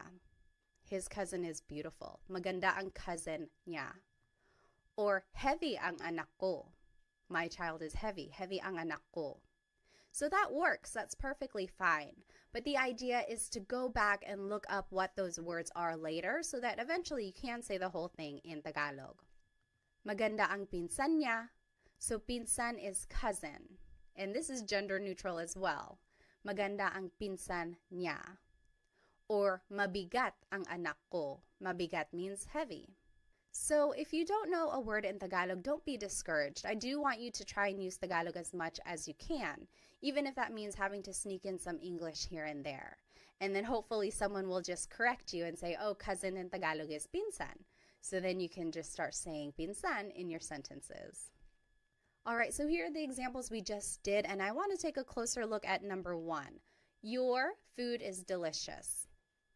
And you can say it in an alternative way. So your food is delicious. We just learned, masarap ang pagkain ninyo. Adjective comes first, then it's the object, then it's the possessive pronoun. That's the sentence structure we just learned. However, you could switch it up and say, ang pagkain ninyo ay masarap. That also means your food is delicious. Ang pagkain ninyo ay masarap. Now the object is at the beginning. Then it's the possessive pronoun, then it's the adjective. So there is kind of a change in the grammar structure here. And now you are using this word ay, which is a sentence connector, which means is. So ang in this phrase means is, but then when you're switching it up, I is the connector here. Not a lot of people use this second form. It's more formal, it's more casual to just say, masarap ang pagkain ninyo. But this is not wrong. Ang pagkain ninyo ay masarap. That is perfectly correct. It's grammatically correct. It's just not very colloquial. It's not what's used in common conversation every day. Okay, so that's just a note on how you can say or hear things if you happen to hear it this way. All right, and then I just want to point out that all of these phrases could be turned into that alternative phrase. So, masakit ang ulo ko could turn into, ang ulo ko ay masakit. That also means my head hurts. It's kind of more poetic. It's like not a lot of people say it that way. Ang ulo ko ay masakit. It's just very literal. So, it's more common for someone to say, masakit ang ulo ko. But you could hear it as, ang ulo ko ay masakit. That's right. It's correct. And then, nakakatawa ang kapatid niya. That could be said as, ang kapatid niya ay nakakatawa. So again, you're just switching up the word order here, but it means the same thing. All right, so now let's learn some demonstrative pronouns. It started to rain over here. I wonder if you can hear it. So what is a demonstrative pronoun? Sometimes they're called demonstrative adjectives, again, because it's describing a noun. Well, it's a part of speech that helps identify someone or something. So here are some examples. Ito means this or these. Yan means that or those. So I'm saying yan, but it's technically iyan, iyan. But it's more common to just hear someone say yan. So here's the sentence structure for how demonstrative pronouns can be used. Ito or iyan goes first. It's taking the place of the adjective. Then it's the word ang, then it's the object, then it's the pronoun. So the last part of this sentence structure is the same as what we've just learned. So here's how it's used. This is my house would be ito ang bahay ko. Ito ang bahay ko. This is my house. So ito goes first, then it's the word ang, then it's bahay, and then it's the pronoun. Ito ang bahay ko. That is my house would be iyan ang bahay ko. That is my house. Iyan ang bahay ko. So ito means this, iyan means that. And it can be used in a plural way as well. They can mean singular or plural things. So these are my kids is still ito ang mga anak ko. Ito ang mga anak ko. These are my kids. Those are my kids. Iyan ang mga anak ko. So ito means these. Iyan means those. Now there is an alternative way to say these phrases, which is still correct. So this is my house, we just learned. Ito ang bahay ko. You might also hear it as bahay ko ito. Bahay ko ito. So it's using that demonstrative pronoun ito, and then there's the object and there's the pronoun. So the word order is switched up and we took out the word ang. It's just kind of included in that phrase already. Bahay ko ito, this is my house. Same with that is my house. We learned iyan ang bahay ko.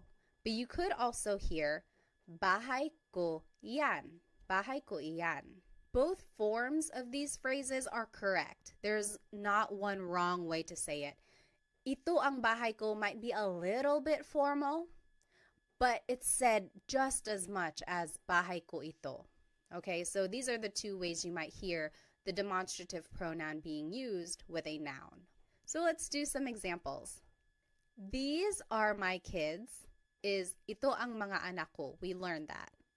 And then those are my kids. Yan ang mga anak ko. I want you to think of the alternative. Remember, we took out the word ang and then we had to switch up the order. So if you need to take a look at the last slide, you can flip back. But go ahead and pause the video now if you'd like, and then we'll go over it. Okay, so the alternative for ito ang mga anak ko would be mga anak ko ito. So the object goes first, then it's the pronoun, then it's the demonstrative pronoun. Mga anak ko ito.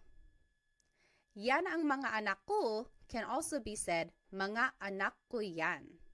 Mga anak ko iyan. Okay, so those are the different ways you could say these phrases. They are both used equally as much. Okay, so this is just a review of the sentence structure for using these pronouns. Usually it's the adjective first, or it could be the demonstrative pronoun ito, iyan. Then it's the word ang, and then it's the object, and then it's the pronoun. So that's the sentence structure. And then remember that these possessive pronouns never go at the beginning of the sentence. They always go after the object. Okay? Now I want to take a look at some possessive sentence markers. What is a possessive sentence marker? Well, it's a part of speech that indicates ownership specific to a person or multiple people. So now if we want to say someone's name, like we're saying it belongs to someone specific, this is how we're going to do it. So we would use the word ni for one person. We would use the word nina for multiple people. So take a look at this. Mary's children are smart. So it's just one person. It's Mary. It would be matalino ang mga anak ni Mary. So this is the same sentence structure. It's the adjective, then it's the word ang, then it's the object. And instead of a pronoun, now we're adding someone's name. And in order to do that, we have to use this possessive sentence marker, ni, because it's just one person. Matalino ang mga anak ni Mary. Mary's children are smart. Now, if we're talking about multiple people, like this is Sam and Jane's car, then you would have to use the word nina. Ito ang kotse nina Sam and Jane. So it's still that same sentence structure. Ito is the demonstrative pronoun, then it's the word ang, then it's the object kotse, and now instead of a pronoun, we're using someone's name, but then we have to use this possessive sentence marker nina because it's multiple people. So ito ang kotse nina Sam at Jane. This is Sam and Jane's car. All right, so this is that sentence structure I was just talking about. It's the adjective, plus it's the word ang, then it's the object, then it's ni or nina, and then the names go at the end. So here are some examples. Let's do number one together. Sarah's head hurts. Head is ulo, hurts is masakit. So let's just follow this sentence structure. So adjective comes first, masakit, ang, ulo, which is the object, ni Sarah. So it's just one person, so we would choose ni. Masakit ang ulo ni Sarah. Sarah's head hurts. You take a minute, you do number 2 and 3, and then we will go over it. Okay, number 2, John and Amy's house is far. House is bahay, far is malayo. Malayo ang bahay nina John at Amy. Malayo ang bahay nina John at Amy. So we use nina because it's multiple people. And number 3, that is Mario's cat. Cat is pusa. Yan ang pusa ni Mario. Iyan ang pusa ni Mario. So it's just one person, so we would use the possessive sentence marker, ni. Now, there are some different ways to say these phrases. Let's take a look at the example. This is Sarah's house. We learned, ito ang bahay ni Sarah. But you could also hear, bahay ito ni Sarah. So in this case, the object goes first, then it's the demonstrative pronoun, then it's the possessive sentence marker, ni, and then it's the name. Bahay ito ni Sarah. Another example, that is Mark and Molly's house. It would be, iyan ang bahay ni Mark at Molly. So we've learned these sentence structures already. It's the demonstrative pronoun, then it's the word ang, then it's the object, and then it's usually the pronoun, or in this case, it's the people with the possessive sentence marker. Now, the alternative way to say this is, bahay iyan ni Mark at Molly. So the object goes first, then it's the demonstrative pronoun, then it's the sentence marker, and then it's the people's name. Bahay iyan ni Mark at Molly. So these two ways to say these phrases are both correct. They are used equally as much. So you might hear them in those ways, or you could practice saying them either way. I would say it's more casual to say, bahay ito ni Sarah. But if I'm walking around and we happen to be walking by Sarah's house, I could say, oh, ito ang bahay ni Sarah. This is Sarah's house. So it kind of just depends on the context of what you're trying to say. Okay, but they are both used equally as much. Okay, now let's take a look at this last set of possessive pronouns. They are different from the first set that we learned. These are also known as sa personal pronouns, and you'll see why. So these pronouns can replace the noun in the sentence. Not always, but they can, and you'll see what I mean. So akin means mine, akin. Iyo means yours, singular. That's just you, it's yours. Kanya means his or her. Kanila is theirs. Atin is ours, inclusive. Amin is ours, exclusive. Inyo is yours, plural. So these are all pronouns that still show possession or ownership, but they are different from the ones we just learned. So it's not ko or mo or nya, but now it's akin, iyo, kanya, and it means mine, yours, his or hers. Okay, so we'll take a look at how they are used. Let's take a look at car. Car in Tagalog is coche. And remember how I said that these possessive pronouns are usually considered sa pronouns? And this is why. Usually you would use them with the word sa. Sa akin ang coche. The car is mine. Sa akin ang coche. Sa by itself is a preposition which means to, but it can be used in a number of different ways in Tagalog. And with these possessive pronouns, it's usually said before the possessive pronoun when you're using it in a sentence. So, sa akin ang coche, the car is mine, sa akin. Sa iyo ang coche, the car is yours, singular. Sa kanya ang coche, the car is his or hers. And that's gender neutral, kanya. Sa kanila ang coche, the car is theirs. Sa atin ang coche, the car is ours, inclusive. Maybe we are all sharing a car. Sa atin ang kotse. The car is ours. Sa amin ang kotse. The car is ours. Exclusive. So me and my husband Chris, the car is ours. Mine and his. It's ours. Sa inyo ang kotse. The car is yours. So maybe you all as a class, you are sharing a car. The car is yours. You plural. So this is the word order now. So it's the pronoun first, then it's ang, then it's the object. Sa akin ang kotse. The car is mine. And these pronouns go before the object. Remember, I had been saying that the pronouns ko, mo, nya never go at the start of the sentence. Well, for these pronouns, akin, iyo, kanya, they actually do go at the beginning and they go before the object. So that's kind of a difference there.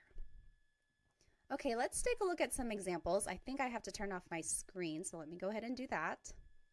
Now here is the word order that we just talked about. Pronoun first, then it's ang, then it's the object. And here are some examples. And here are the pronouns that we just learned. So go ahead and take a minute to do these 3 examples and then we'll go over them together. All right, so let's start with number 1. The dogs are yours, plural. Sa inyo ang mga aso. So the pronoun is sa inyo, which is yours, plural. Ang, and then it's the object, mga aso. Mga makes it plural. So sa inyo ang mga aso, the dogs are yours. Number 2, the food is ours, inclusive. So yours and mine together, we are sharing it. The food is ours. Food is pagkain. It would be sa atin ang pagkain. Sa atin ang pagkain. Lastly, number 3, the clothes are hers. Clothes is mga damit. It would be sa kanya ang mga damit. Sa kanya ang mga damit. Now I want to take a look at the difference between ang and yung. Both of these words mean the, so it's an article leading up to a noun. So far, we've been practicing with the word ang, and that just means the in a general sense. But in common conversation, and oftentimes I say yung, which is specific to a thing, like that one thing over there or that specific one. So for example, the dogs are yours, plural.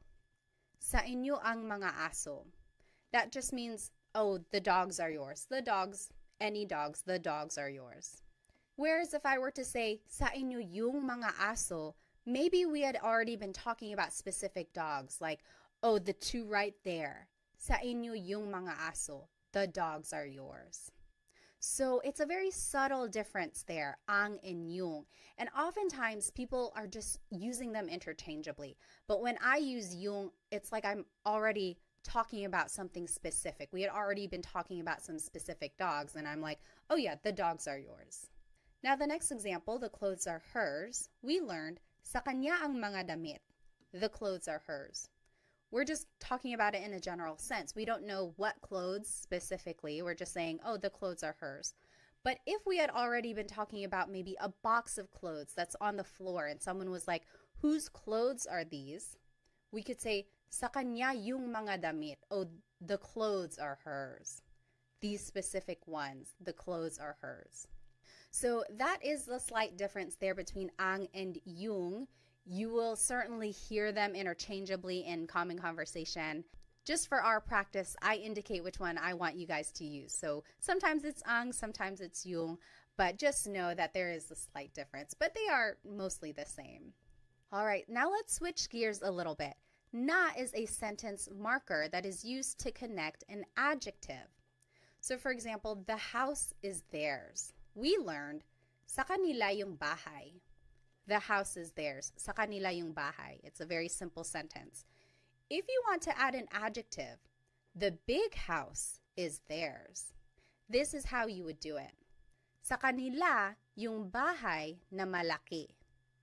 So see, we added an adjective now. And you would do it by adding this sentence marker na, and then it's the adjective malaki. Sa kanila yung bahay na malaki. But you could also hear it this way. Sa kanila yung malaking bahay. So this is an alternative phrase, but it still means the big house is theirs. Sa kanila yung malaking bahay. Technically, this is malaki na bahay. The na is in there, but it's being incorporated into the adjective malaki. And you only make this contraction if the adjective ends with a vowel. So see, malaki ends with an I, and when you are putting the adjective first, instead of saying malaki na bahay, you could just say malaking bahay. So it's a contraction. Now let's take a look at another example. The little house is theirs. Sa kanila yung bahay na maliit. So there's that sentence marker na, and then the adjective maliit means little. You could also hear sa kanila yung maliit na bahay. So we just switched it. We put the adjective first. And now we don't make the contraction. We don't put it together because it doesn't end with a vowel. You would still use this sentence marker na. So that's just one important thing. If the adjective does end with a vowel, you can make a contraction and just know that the sentence marker na is there. Malaking bahay technically is malaki na bahay. But we just made the contraction just to make it easier to pronounce and make the sentence flow a little bit better. But if the adjective ends with a consonant, you don't make the contraction because it doesn't really work like that. And these two ways to say these phrases are used equally as much. There isn't a formal way, there isn't a casual way. It's just kind of personal preference or depending on what someone wants to say. Now let's do some examples. It is the sentence structure pronoun first, then the word yung. Now I want you guys to just practice yung, but again, remember it means the, and it's interchangeable with the word ang usually. Then it's the object, then it's the word na, and then it's the adjective at the end. And then here are the possessive pronouns that we learned. And here are some examples.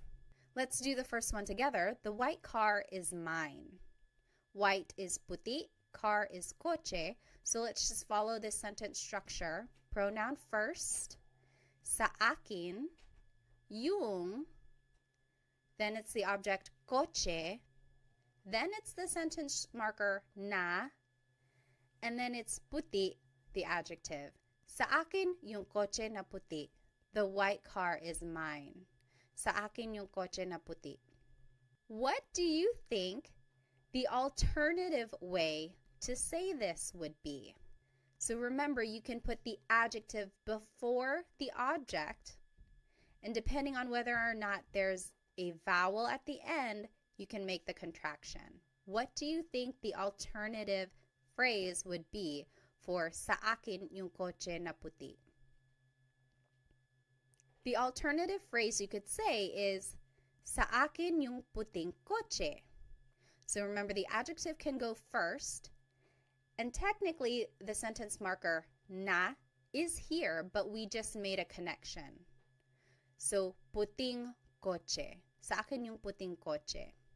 So for these next examples, I want you to make the sentence using the sentence structure, but also write it in the alternative way. Remember, these two ways to say it are equally used as much. So there is the vowel again, just pointing it out. You can make the contraction because puti is the adjective and it ends with a vowel. Go ahead and take a minute, do these examples, and then we'll go over it. All right, number 2, the black and orange cat is ours, inclusive. Black is itim, orange is kahel, cat is pusa. It would be, sa atin yung pusa na itim at kahel. Sa atin yung pusa na itim at kahel. Remember to say and if you have more than one adjective, it's just the word at. That means and. Now, the alternative way to say this would be, sa atin yung itim at kahel na pusa. So na is still there because itim and kahel end with a consonant. There's nothing to make a contraction for. So sa atin yung itim at kahel na pusa.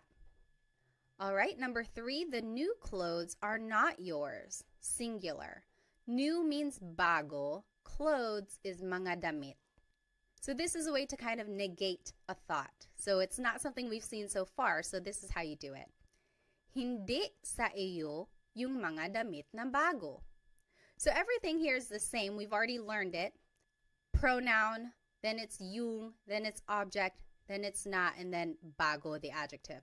The only difference is that we've added the word hindi, which means no, but in this sentence, it can mean not. So the new clothes are not yours. Hindi sa iyo yung mga damit na bago. So that's how you would say not. And the alternative way to say it is hindi sa iyo yung mga bagong damit. Hindi sa iyo yung mga bagong damit. Here you can make the contraction bago na damit.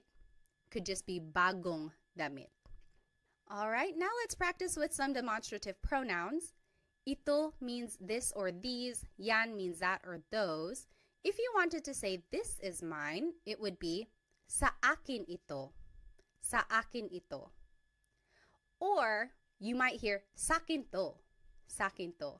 So a lot of people just put all the words together or shorten it. Sakin to, this is mine. That is yours is sa iyo yan. Sa iyo yan. So the pronoun goes first, and then it's the demonstrative pronoun. You might hear sa'yo yan. Sa'yo yan. And then lastly, that's not mine. Again, negating the thought. It would be hindi sa akin yan. Hindi sa akin yan. Or hindi sa akin yan. Hindi sa akin yan. All right. Now let's do some examples. First, it's the pronoun, and then it's the demonstrative pronoun. And these are the pronouns we learned. So now take a minute and do these examples. If you wanted to say those are his, it would be sa kanya yan. Sa kanya yan. Number 2, these are ours. Exclusive would just be sa amin ito. Sa amin ito. So we are just following that sentence structure, pronoun, then the demonstrative pronoun. Number 3, that's not yours. Plural is hindi sa inyo yan. Hindi sa inyo yan. So you just add the word hindi at the beginning to mean not. Okay, so let's just do a quick recap. We learned so much in today's episode. We learned the different types of possessive pronouns. Certain pronouns can go at the beginning of the sentence, and some do not ever go at the beginning, so remember to keep track of that. We also learned the different sentence structures and how to use the possessive sentence markers and demonstrative pronouns throughout these sentences. We also learned how to use English throughout these phrases if we don't know the word in Tagalog. And then we did lots of practice questions throughout the lesson, which I hope will help you understand some of these concepts. Now, let's go back to these phrases that we learned at the beginning. I want you, for your homework, to try and translate them, and I will put the answers in the video description. And then you can go over it. If you have any questions, feel free to write them in the comments. And if you need some more Tagalog resources, please feel free to follow me on Instagram, TikTok, or Facebook. I post shorter videos throughout the week to help you practice. And then feel free to check out my Amazon storefront. I have lots of good links in there for Tagalog resource books that I think are helpful. Also some Filipino-inspired products which I think you might enjoy. I also have a Stan store which has products in there, and then also I have some group classes. So if I'm holding any group classes, you might be able to sign up. Well, thank you so much for spending some time with me today. I will see you in our next Tagalog Time episode. Paalam!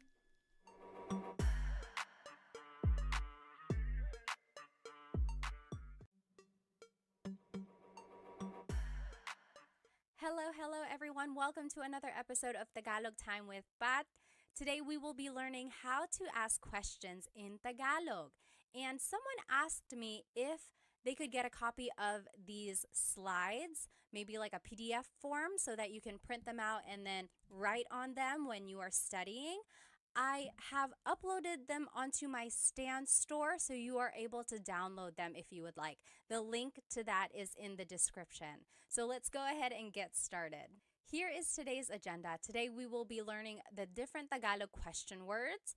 Then we will be learning how to use them to make a question formation. We will also be practicing some Tagalog responses and learning some common questions and then doing a lot of practice questions as well. So go ahead and grab a piece of paper and something to write with so that we can get started. So here are some Tagalog question words. There are a lot, and then we're going to be talking about them and then some variations as well.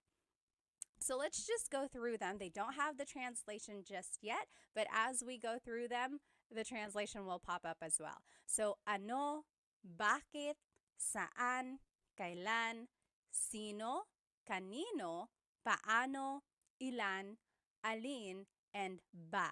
So these are all of the question words that we're going to be talking about today. The very first question word that we're going to learn is ano. So that means what? Ano.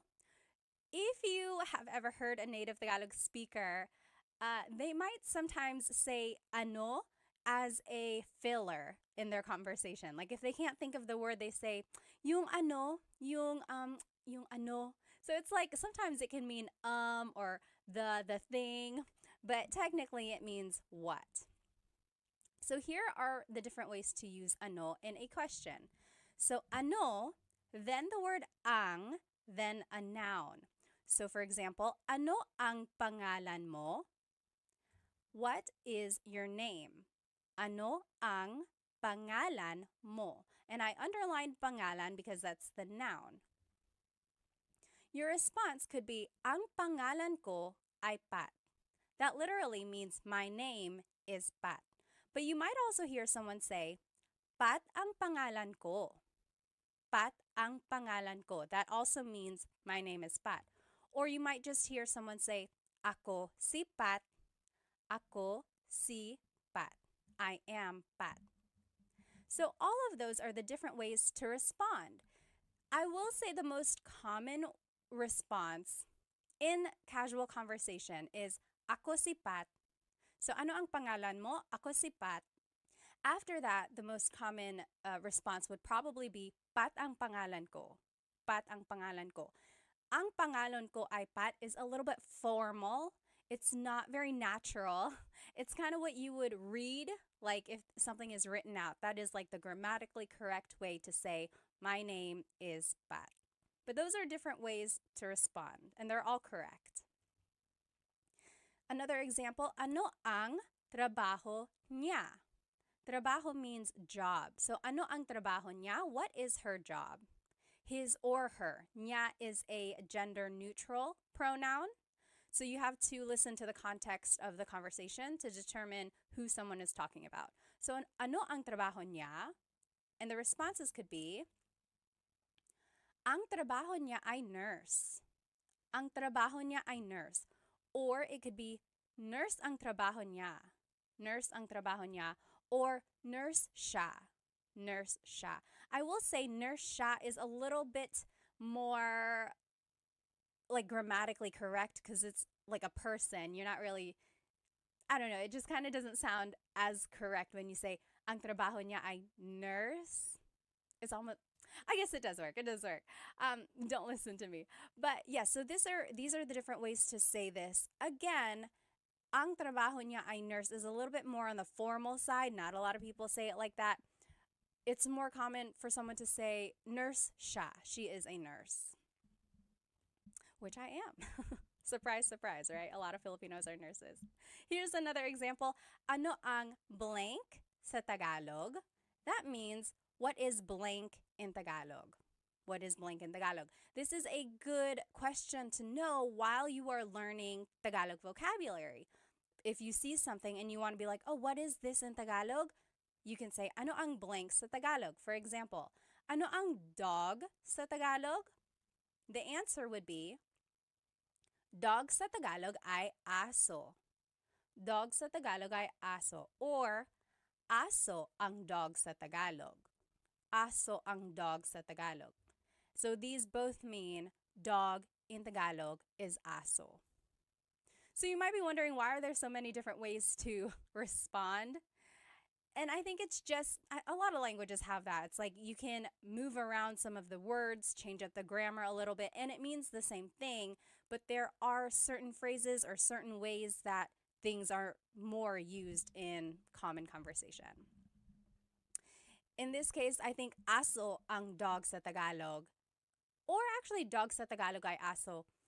I think aso ang dog sa Tagalog is a little bit more casual. Okay. Next, ano ang verb? So this is another way to use ano. So ano ang kinakain mo? Ano ang kinakain mo? That means, what are you eating? Kinakain is the present tense form of to eat. So what are you eating? Ang kinakain ko ay adobo. Ang kinakain ko ay adobo. I'm eating adobo. Or adobo ang kinakain ko. Or kumakain ako ng adobo. So those all mean I am eating adobo. The more commonly used way to say it would be kumakain ako ng adobo. I'm eating adobo. Usually the last example that I give is the one that's more natural, like less formal and used in common conversation. Another example, ano ang sinabi niya? Sinabi means to have said. Like, what did he say? Ano ang sinabi niya? Responses could be, ang sinabi niya ay hindi. He said no. Ang sinabi niya ay hindi. Or, hindi ang sinabi niya. Or, sinabi niya hindi. Those are the different ways to say, he said no. Again, I would hear, sinabi niya hindi. Or, hindi ang sinabi niya. Just a note about sinabi, you might hear someone say, sabi niya hindi. Sabi niya hindi.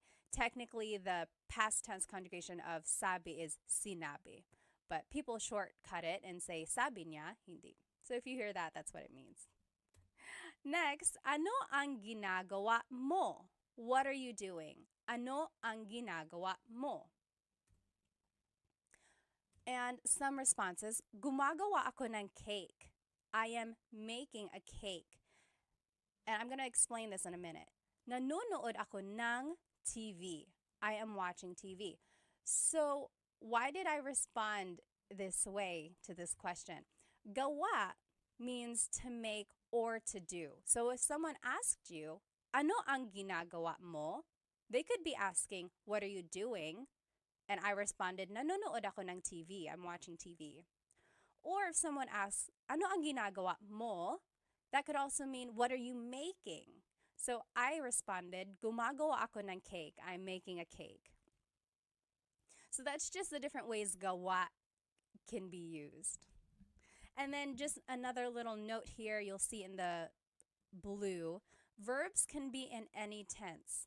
So when you are using ano with a verb, it could be asking about what someone did in the past, what someone is doing currently, or what someone will be doing tomorrow or in the future. So verbs can be in any tense. And if you need a review of the different ways to conjugate verbs in Tagalog, go ahead and watch my previous videos.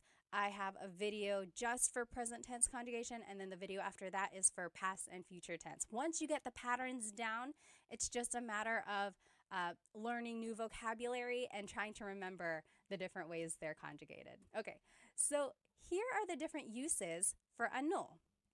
So, ano na means what's up.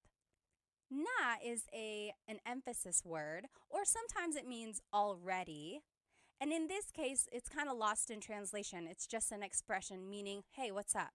For example, if someone was taking a long time to get ready and I'm like, hey, ano na, we're going to be late, ano na. So it's like, hey, what's up? Or if you haven't seen someone in a very long time, you're like, oh, ano na, hey, what's up? So that's just a different way to use ano na. Next, ano ba means what the heck? And ba is a question word, and we'll learn how to use that later at the very end of the lesson. But in this case, again, it's lost in translation, but it means like, what the heck? So for example, if someone bumped into you and they didn't say sorry, you can say, ano ba? Ano ba? What the heck? Or if someone is just joking with you, you could say, ano ba? Okay, so it's an expression meaning what the heck. Next, ano daw? That means what did they say? So daw means like you're referring to someone else after they've said something. So, ano daw? What did they say? Ano daw? Next, ano ito? What is this? And then, ano iyan? What is that? So that's just the different ways to use the demonstrative pronoun this and that. Ano ito? Ano yan? What is this? What is that? And then there's another demonstrative pronoun. Ano yun? Ano iyon? So what is that over there? So what is this? What is that? What is that over there? So it's like a little bit farther. That's the difference there. And then, anong problema? What's the problem? Anong problema? So the NG at the end there is like ano ang problema. And you can put it together and it would be anong. So anong pangalan mo? That also works. Instead of ano ang pangalan mo, you can put it together. Anong pangalan mo? And you will see this happen to a lot of the question words that we'll be learning. Anytime the previous word ends in a vowel, you can usually make this contraction or like putting the words together. You'll see that. Now let's just practice using ano. So on the left side, let me turn off my screen. So sorry. So on the left side here, you will see the rules that we just learned. So ano ang plus a noun. The example was, ano ang pangalan mo? Ang pangalan ko ay Pat. Or Pat ang pangalan ko, or ako si Pat. Again, remember, ako si Pat is the more casual way to respond. And then the next example we learned was ano ang plus a verb. So ano ang kinakain mo? What are you eating? And then those are the responses. Kumakain ako ng adobo. Now what I want you to do is to translate these examples. So they're in Tagalog. I want you to translate them to English. So number 1, what are you cooking? And then I gave you a vocab hint. Niluluto means cooking. Number 2, what is his girlfriend's name? Nobya means girlfriend. Number 3, what is cat in Tagalog? 4, what did Mark and John eat yesterday? Kinain means ate. Number 5, what are you watching? Pinapanood means watching. So let's do number 1 together. What are you cooking? Ano, ang, and then the verb, right? So we're just following this sentence structure number 2. Ano ang niluluto mo? Ano ang niluluto mo? What are you cooking? And then a response could be, nagluluto ako ng pansit. Nagluluto ako ng pansit. So this kind of brings in all of the different conjugations that we had learned in the previous lessons. So try to remember how to conjugate them. And I'm just thinking here, I guess it can be a little bit confusing because in the question, it's conjugated as niluluto. And that wasn't really one of the conjugation patterns that we had learned. But nagluluto is a nag verb. So I will say there are some variations in the conjugations and you might not recognize them, but just try your best and then we'll go over it, okay? And then just follow this pattern when you're making your response as well. Take a look at the examples I did and then see if you can make the examples. And you can fill in the example with any answer that you want. So go ahead, pause the video now, and then you can come back and we will go over these questions. Okay, welcome back. Let's do number 2. What is his girlfriend's name? Nobya is girlfriend. Ano ang pangalan ng nobya niya? So we learned ano ang pangalan mo. Now if you want to talk about someone else, you would have to add ng nobya niya. Ng means of. So nobya is girlfriend, niya is his. So what is the name of his girlfriend? You see how everything just kind of fits together, but it might not be in the order that we're used to in English. So just take note of this. It would be ano ang pangalan ng nobya niya. That's how you would say that. Response, Sara ang pangalan niya. Sara ang pangalan niya, or siya si Sara. Siya si Sara. Something like that, okay? Number 3, what is cat in Tagalog? Ano ang pusa? Oh gosh, I just told you. Ano ang cat sa Tagalog? Pusa ang cat sa Tagalog. Pusa ang cat sa Tagalog. Next, what did Mark and John eat yesterday? Ano ang kinain nila Mark at John kahapon? Ano ang kinain nila Mark at John kahapon? I want to show you this word nila. This is like a sentence marker that is used to indicate people. So it's like their ownership. When it's multiple people, Mark and John, it's nila. When it's just one person, it's ni. So for example, if it was just Mark, ano ang kinain ni Mark kahapon? Ano ang kinain ni Mark kahapon? It's just one person. But when it's multiple people, you have to use nila. Ano ang kinain nila Mark at John kahapon? Response, kumain sila ng lechon kahapon. Kumain sila ng lechon kahapon. So, sila is the pronoun here. And that's a subject pronoun. So, kumain sila ng lechon kahapon. Using subject pronouns can be tricky, and I don't expect you to know these pronouns or these conjugations right off the bat. But hopefully you can recognize them. And then from these examples, use them this way in the future. Okay, so don't get too worried if you're not getting the questions right. Just use this as a way to learn them. Okay. Number 5, what are you watching? Ano ang pinapanood mo? Ano ang pinapanood mo? The response, pinapanood ko yung bagong pelikula. I'm watching a new movie. Pinapanood ko yung bagong pelikula. Or pinapanood ko yung TV, something like that. You might also hear someone say, nanonood ako ng TV. So we learned in the previous lessons, nanonood or manood means to watch. But this one is pinapanood, and it's focusing more on the object. So the movie or the show, pinapanood. Okay. Next question word is bakit. Why? Bakit. And here is one way to use it. Bakit plus an adjective plus the word ang and then a noun. So for example, bakit madumi ang kotse? Bakit madumi ang kotse? Why is the car dirty? And then the response, madumi ang kotse kasi maputik sa labas. Madumi ang kotse kasi maputik sa labas. So the car is dirty because it's muddy outside. Maputik means muddy, labas means outside.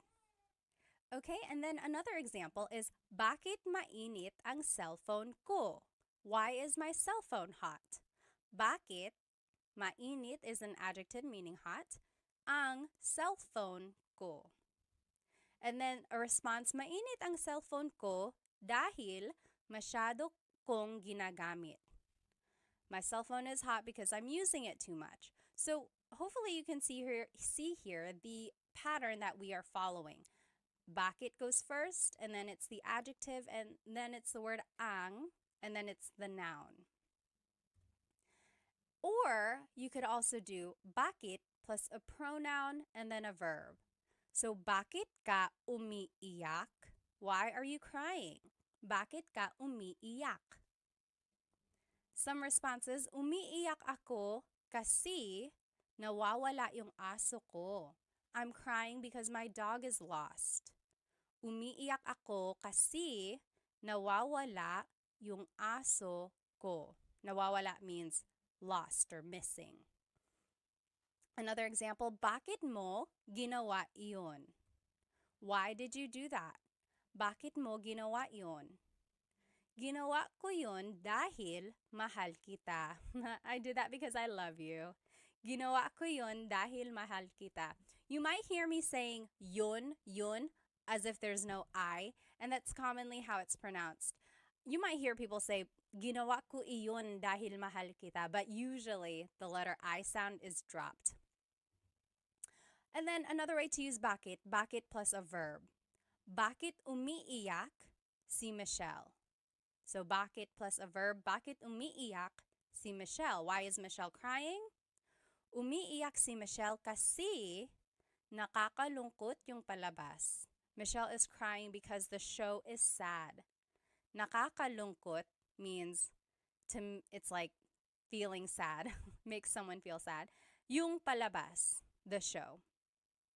So those are the different ways bakit can be used. And again, verbs can be in any tense like we saw in ano. I want to point out the different responses that you can say when you're using bakit questions. So because can be kasi or dahil or sapagkat. Sapagkat. Okay, so kasi is informal. It is most commonly used. You'll hear it a lot in common conversation. Kasi. Dahil is also used a lot. We saw it in the examples.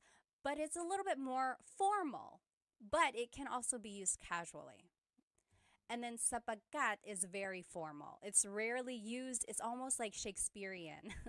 You'll see it in like writing, or someone might use it maybe to prove a point or something, but it's not used a lot. It's almost like a deep Tagalog, really. So here are those examples again, and you'll see the kasi and dahil.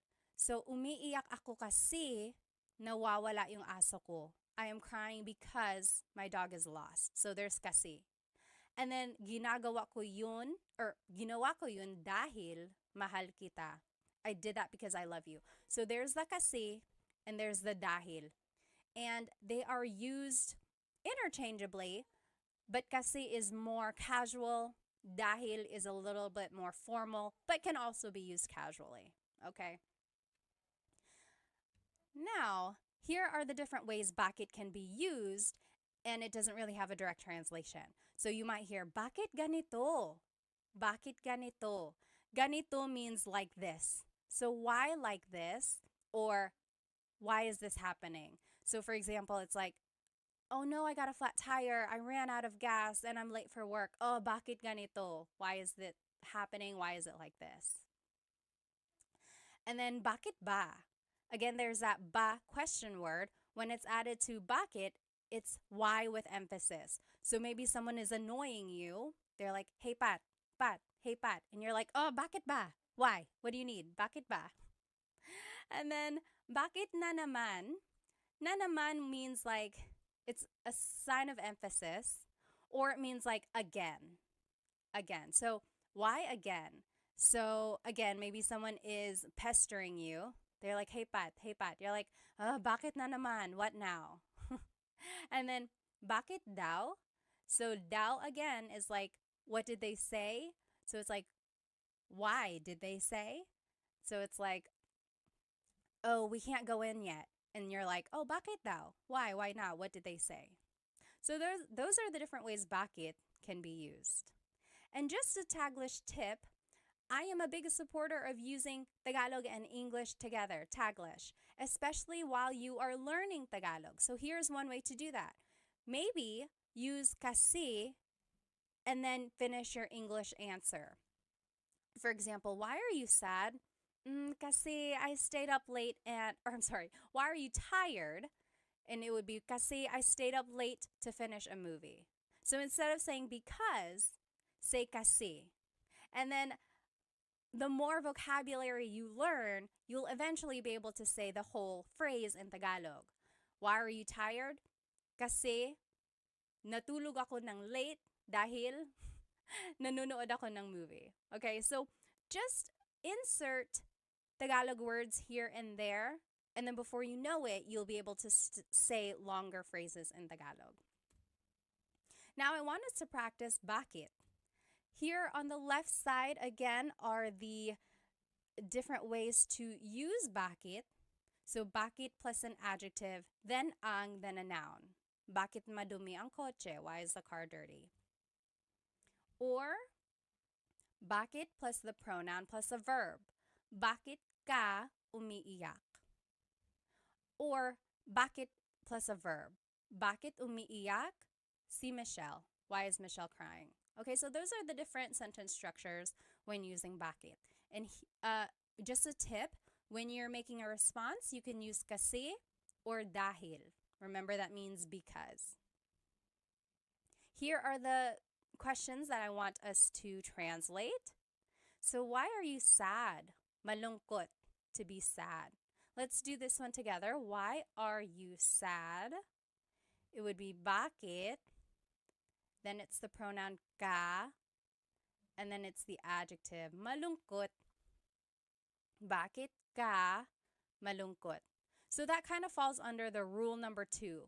Bakit plus a pronoun. Instead of a verb, it can be an adjective. Okay, so bakit ka malungkot? Your response, malungkot ako kasi ... I am sad because, malungkot ako kasi namimiss ko ang tatay ko. I'm sad because I miss my dad. Okay, so you can fill in the rest of your response with whatever you want, but hopefully it starts with this same format.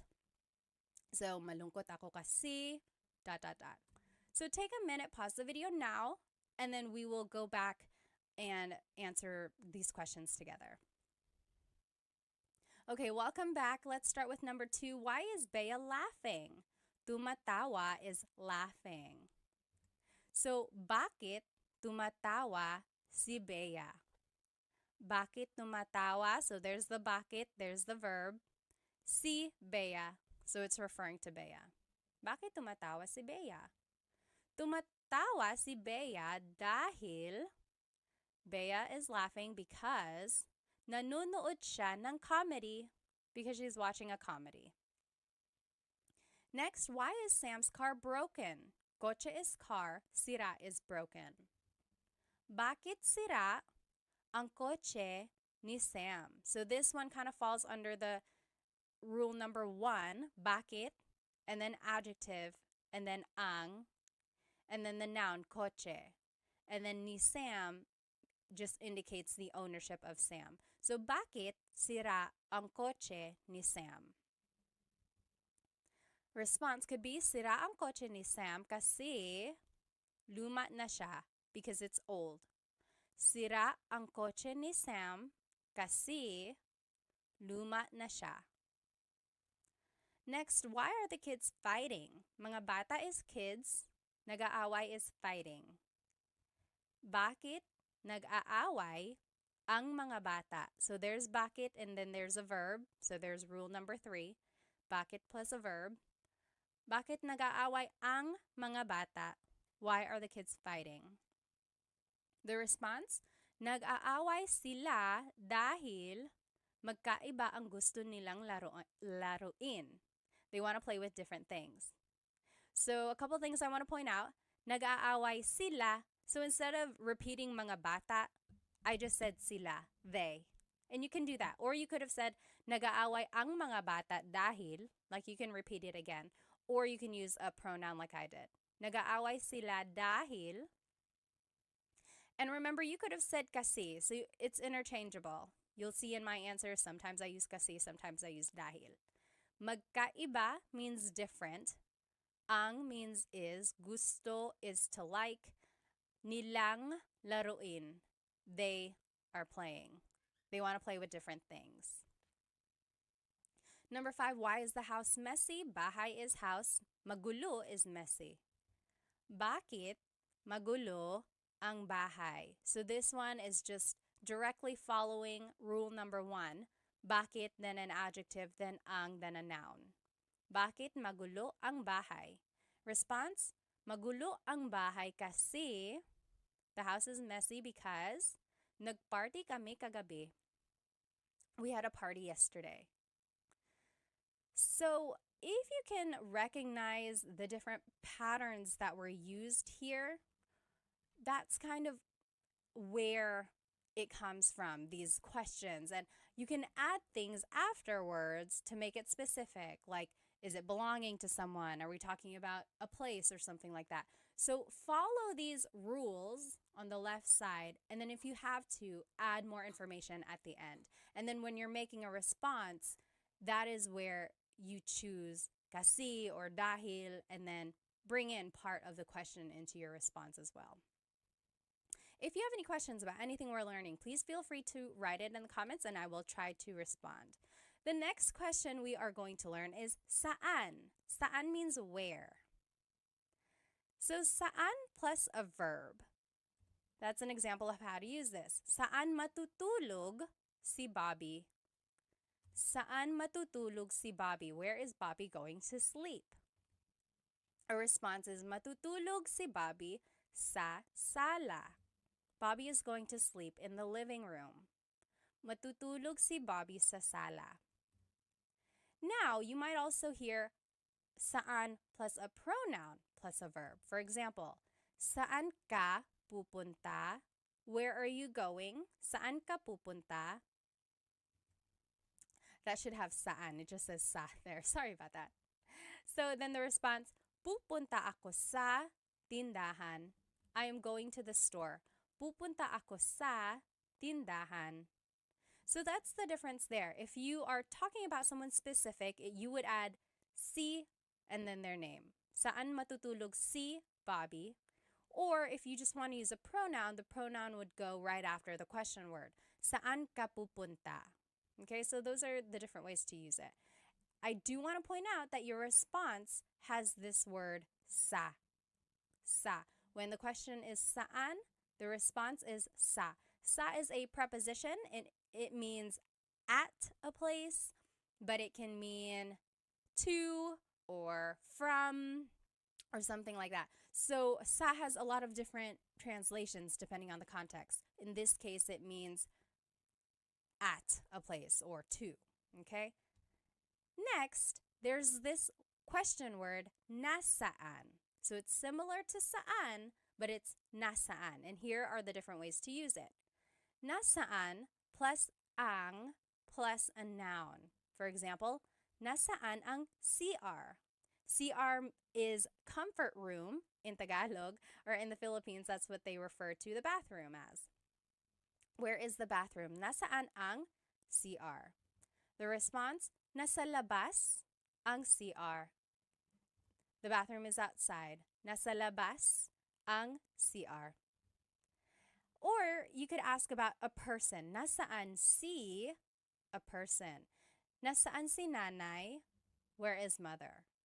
Nasaan si nanay? The response, nasa trabaho si nanay. Mother is at work. Nasa trabaho si nanay. Now I want to point out that the responses all start with nasa. Okay, so when the question is nasaan, now your response has to have nasa. So that was a difference that's here. So when it's saan, the response has sa. When it's nasaan, the response has nasa. So just to go over it, when do you use saan? When do you use nasaan?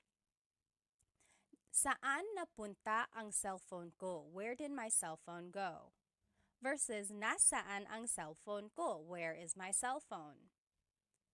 Saan always goes with a verb. When you're asking about a verb or something that has happened with like an action, then you use saan. Saan napunta? Saan napunta? The root word of punta means to go. So napunta means went. Where did my cell phone go? Saan napunta? There's the verb.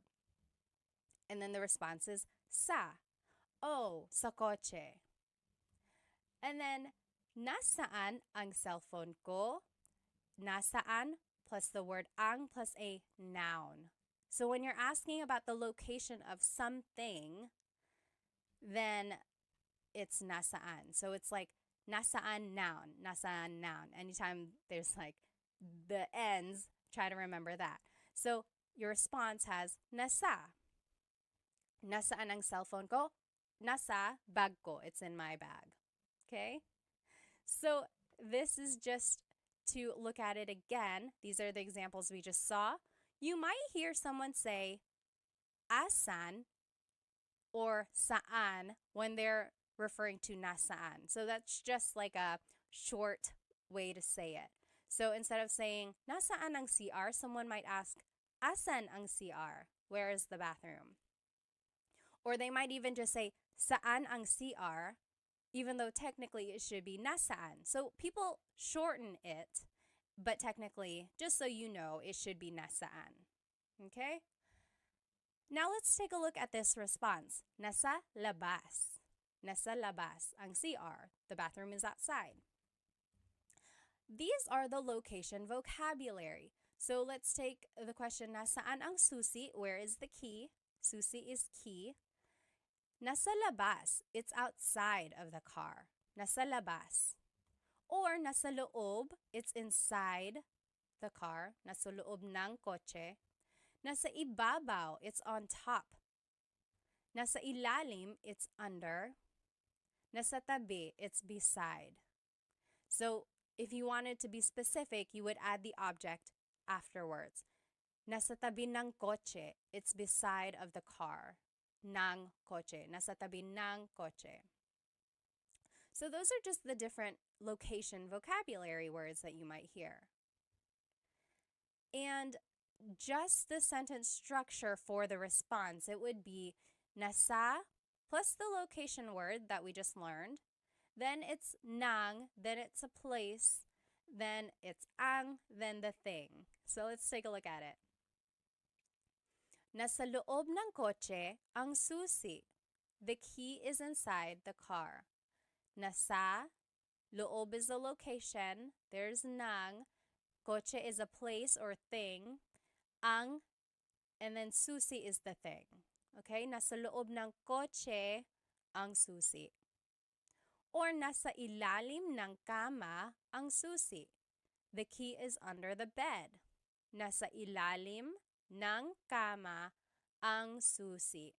So people ask me all the time, when do I use nang? When do I use ang?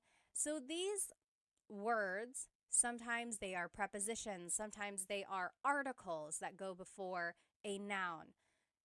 Just try to think about it as the translation. So the key is under the bed. So under of the bed, the key. That's how this is like literally translated. Ng kama is like of the bed. It's under of the bed. And then ang susi, the key. So a lot of it doesn't make sense. It's not the same grammar structure as in English. So just follow this pattern that I'm showing you now, and with more practice, it'll kind of come more naturally. Next, nasa, location plus si plus the person. So nasa bahay, si tatay. Nasa, and then the location is bahay, si, and then the person, si tatay. Father is at the house. Or nasa loob ng bahay, si tatay. So this one is just a little bit more specific of where the father is. The father is inside of the house. So there's the difference there when you're using a location vocabulary versus when you're not. So nasa bahay si tatay, father is at the house. Versus nasa loob ng bahay si tatay, father is inside of the house. Okay, so that's kind of the difference there. And then here are just some other uses for saan and nasaan. Nasaan ka? Where are you? Nasaan ka? Saan napunta yun? Where did that go? So if you're looking for something just rhetorically, you can be like, nasaan napunta yun? Saan napunta yun? Where did it go? Nasaan na? Where is it already? It's like maybe if you're waiting for a pizza to be delivered and they're taking a long time, you're like, nasaan na? Where is it? Where is it? Na again is an emphasis word. Sometimes it means already. Taga saan ka? Where are you from? Taga means from. Saan means where. Ka is referring to you. Where are you from? Taga saan ka? So those are the different ways saan can be used. Now let's practice saan. And on the left side of your screen, you will see the sentence structures that we practiced. So saan plus a verb, or saan plus pronoun plus a verb. Remember, anytime we're asking about a verb, you have to use saan.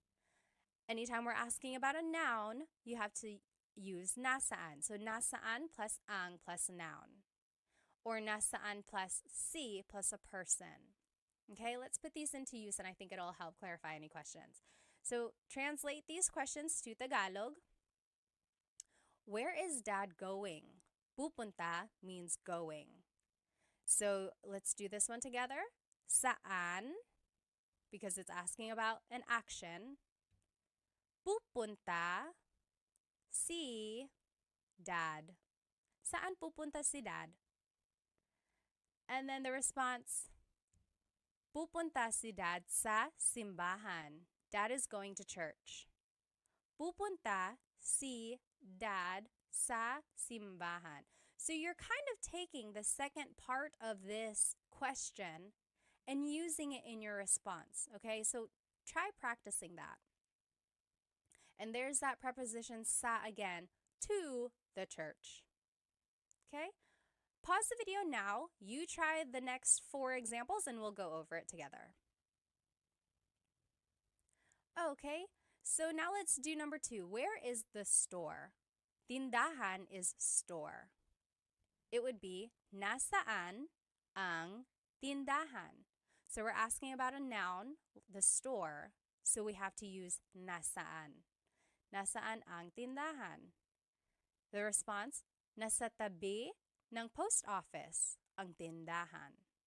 Nasa tabi means beside. Ng post office means of the post office, so beside of the post office. Ang tindahan means the store. The store is beside the post office. Next, where will we be eating later? Kakain means will eat. Mamaya means later. Saan tayo kakain mamaya? So we have to use saan because we are talking about an action. Where will we be eating later? And then the pronoun just goes right after the question word. Saan tayo kakain mamaya? Your response, kakain tayo sa McDo mamaya. We're gonna eat at McDonald's later. You ready? Let's go. You pay. Kakain tayo sa McDo mamaya. Next, where is my husband? Asawa means husband or wife. Nasaan ang asawa ko? So we're asking about a noun or an object. So nasaan is what we used. Nasaan ang asawa ko? Where's my husband or wife? Husband in this case. Number 5, where is John? Oh, your response, nasa kusina siya. Nasa kusina siya. He is in the kitchen. So remember, anytime you're using nasaan, your response has to have nasa.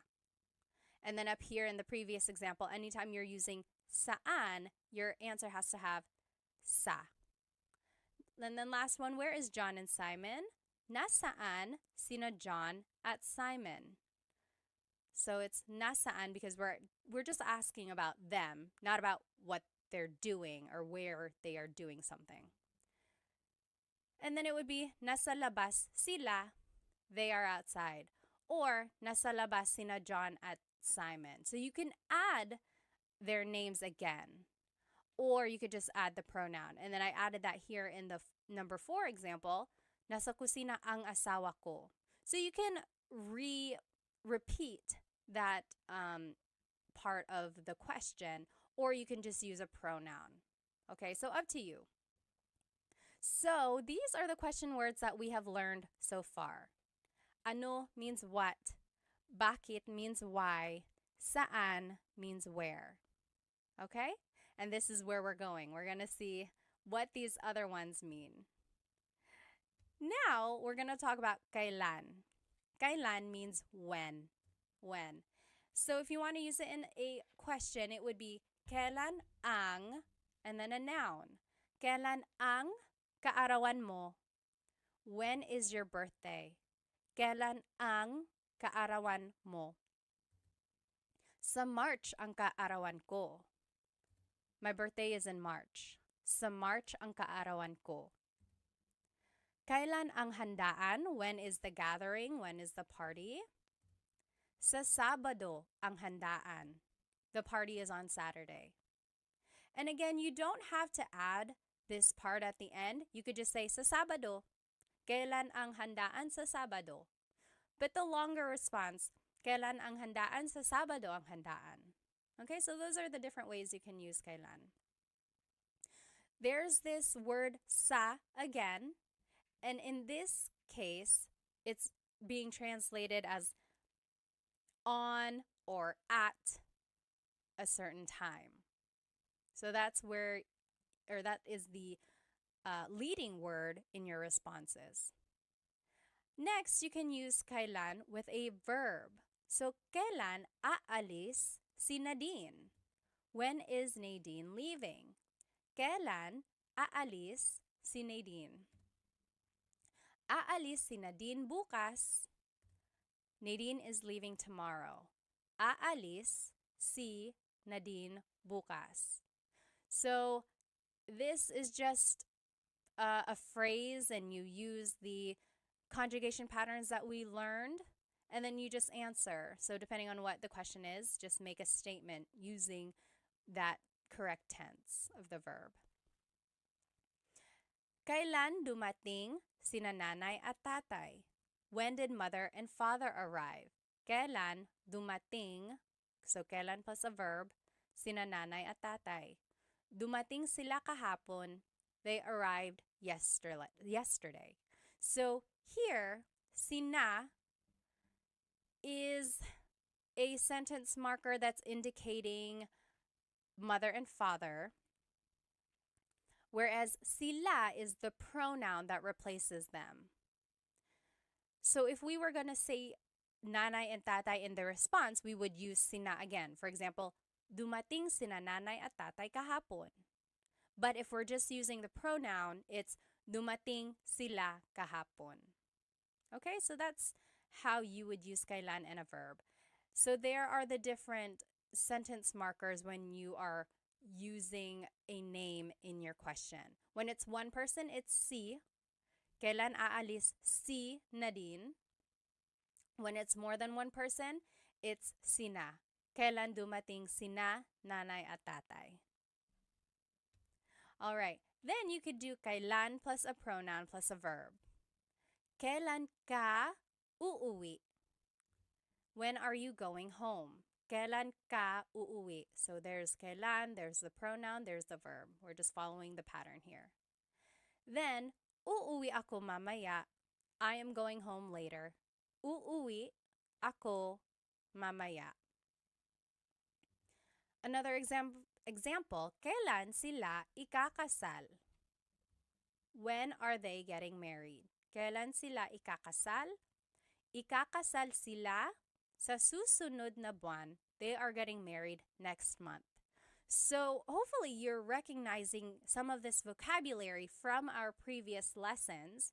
So we're pulling those patterns of conjugation and the vocabulary words from those lessons, and now we are using them in like a hypothetical conversation, right? So it's all building on each other. Now I want to show you the responses. The response might have the word nung or sa. We already talked about sa. Let's see what nung means.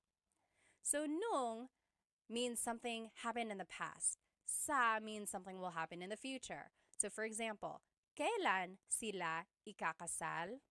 When will they get married? The response, sa susunod na buwan, next month. So sa July or sa June, in June or in July. But sa is thinking of the future. When are they getting married? Next month or in June, in July. So sa is the future. However, nung is talking about the past. So kailan sila ikinasal? So that's the past tense conjugation of to get married. They got married when? Nung nakaraan buwan. So last month. Or nung February, nung January. So last February, last January. So that's the difference there. Sa versus nung. Okay? And there's the emphasis there. And here are just some other ways to use kailan. Kahit kailan, that's just an expression meaning anytime, whenever.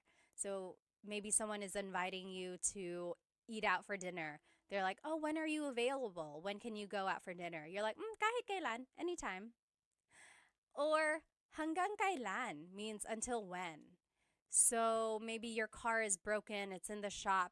They're like, oh, you have to keep the car here. And you're like, hanggang kailan? Until when? How long does it stay here? Have to stay here. And then next, kailan nangyari yun? When did that happen? Kailan nangyari yun? Nangyari means happened, and then yun means that. Kailan nangyari yun? And then just a pronunciation tip, it's pronounced kailan, kailan, but you will often hear it pronounced kailan, kailan. Kailan ang kasal? Kailan ang kasal? But it's not wrong to hear kailan ang kasal. It's a little bit more formal. Okay. So here are some examples. On the top left here, you will see the kailan rule. So kailan plus ang plus a noun. Kailan ang kaarawan mo? Kailan plus a verb. Kailan aalis si Nadine? Kailan plus a pronoun plus a verb. Kailan ka uuwi? When are you going home? And then here are the examples I want us to practice. Number 1, when is your vacation? Bakasyon is vacation. So let's just follow, I think it would be rule number 1. Kailan ang bakasyon mo? So, kailan, then the word ang, then the noun, which is vacation, and then the pronoun. Kailan ang bakasyon mo? The response, sa susunod na linggo ang bakasyon ko. Next week. My vacation is next week. So, a couple things I want to point out in the response. It should have the word sa because it's talking about the future, right? It will be next week, so there's sa. And then just try to remember how to phrase things. And if you weren't able to watch or if you don't remember the past lessons, just go from here and just copy my sentence structures. Okay, so moving forward when you answer these questions, just see if you can follow these sentence structures. Okay, so go ahead and pause the video now, and then we will go over the examples in just a minute. Okay, so number 2, when are you leaving? Aalis means leaving.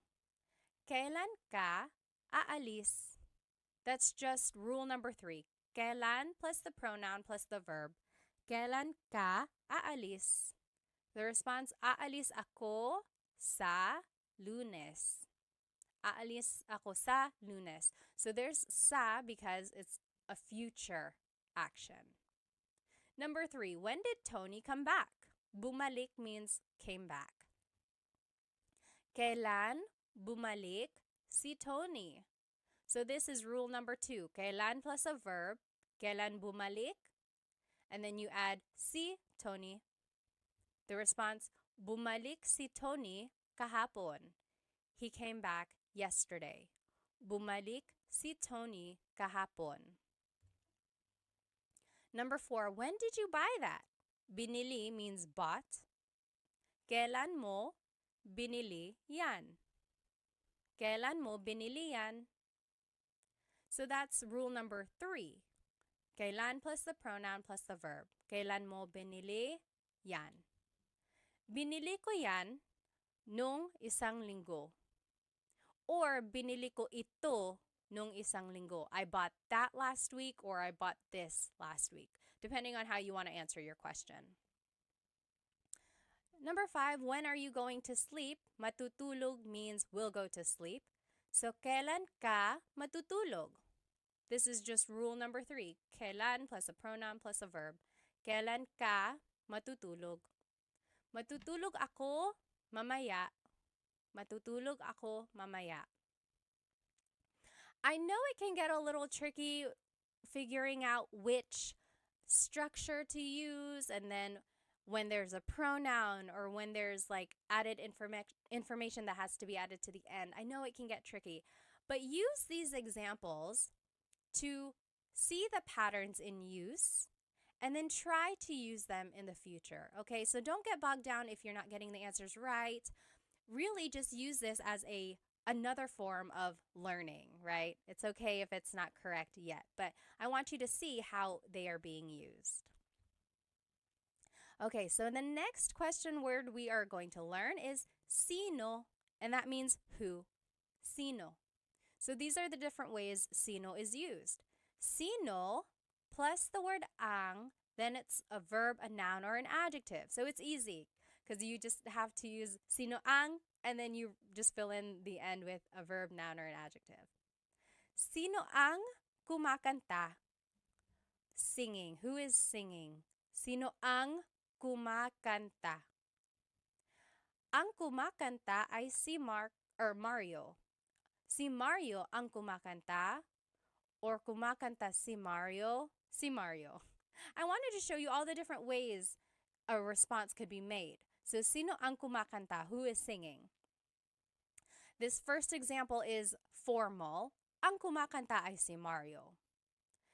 This next one is a little bit formal as well. Si Mario ang kumakanta. Si Mario ang kumakanta. That's kind of formal. This one is casual. Kumakanta si Mario. Mario is singing. Kumakanta si Mario. And then this last one is just a short answer. So, si Mario, who is singing? Mario. So those are the different ways you can say Mario is singing. Those are the different responses. And then there is the word that has to be in the answer, si. Because we're asking about a person, your answer has to have si or sina if it's more than one person. We'll see that. So now if you are going to fill it in with a noun, sino ang mga magulang mo? Mga magulang means parents. Sino ang mga magulang mo? Who are your parents? Ang mga magulang ko ay sina John at Mary. So that's what I was just saying. Si is for one person, sina is for more than one person. So, ang mga magulang ko ay sina John at Mary. My parents are John at Mary and Mary. Another way to say it is sina John at Mary ang mga magulang ko. Or sina John at Mary. So those are the different ways to say John and Mary are my parents. When in doubt, go ahead and just use the shortest answer. I don't want you to sound redundant, and then I also don't want you to have to think of too many vocabulary words or an extended sentence structure. So just answer it with the shortest answer because it's still correct. Sino ang mga magulang mo? Sina John at Mary. And then, if it's an adjective that you're asking about, it would be sino ang, and then the adjective. Sino ang pagod? Pagod means tired. Who is tired? Sino ang pagod? Ang pagod ay ang mga bata. The kids are tired. Ang pagod ay ang mga bata. That one's formal. Next, ang mga bata ang pagod. Ang mga bata ang pagod. That is also formal. Or pagod ang mga bata. Pagod ang mga bata. That one is casual. That is what I would say a lot more than the other two. And then the short answer, ang mga bata. Sino ang pagod? Ang mga bata, the kids. The kids are tired. So those are the different ways to say the kids are tired. Now, let's take a look at the responses. Si and sina. Si is for one person. Sina is for multiple people. So an example, kumakanta si Mario. Si Mario, because it's just one person. Versus kumakanta sina Mario at Jane. Mario and Jane are singing. So sina is used because there's more than one person. Now you can also respond with a pronoun. So sino ang pagod? Who's tired? You can say ako, me, ako. Or sino ang pagod? Siya, him, he is, siya. Sino ang pagod? Ikaw, you are tired, ikaw. So you can just respond with a pronoun. So I would say that, like, sino ang pagod? Ako. Just say ako. Keep it easy, right? And then here are the different pronouns. So ako is I, Siya, he or she, so that's gender neutral. Sila, they.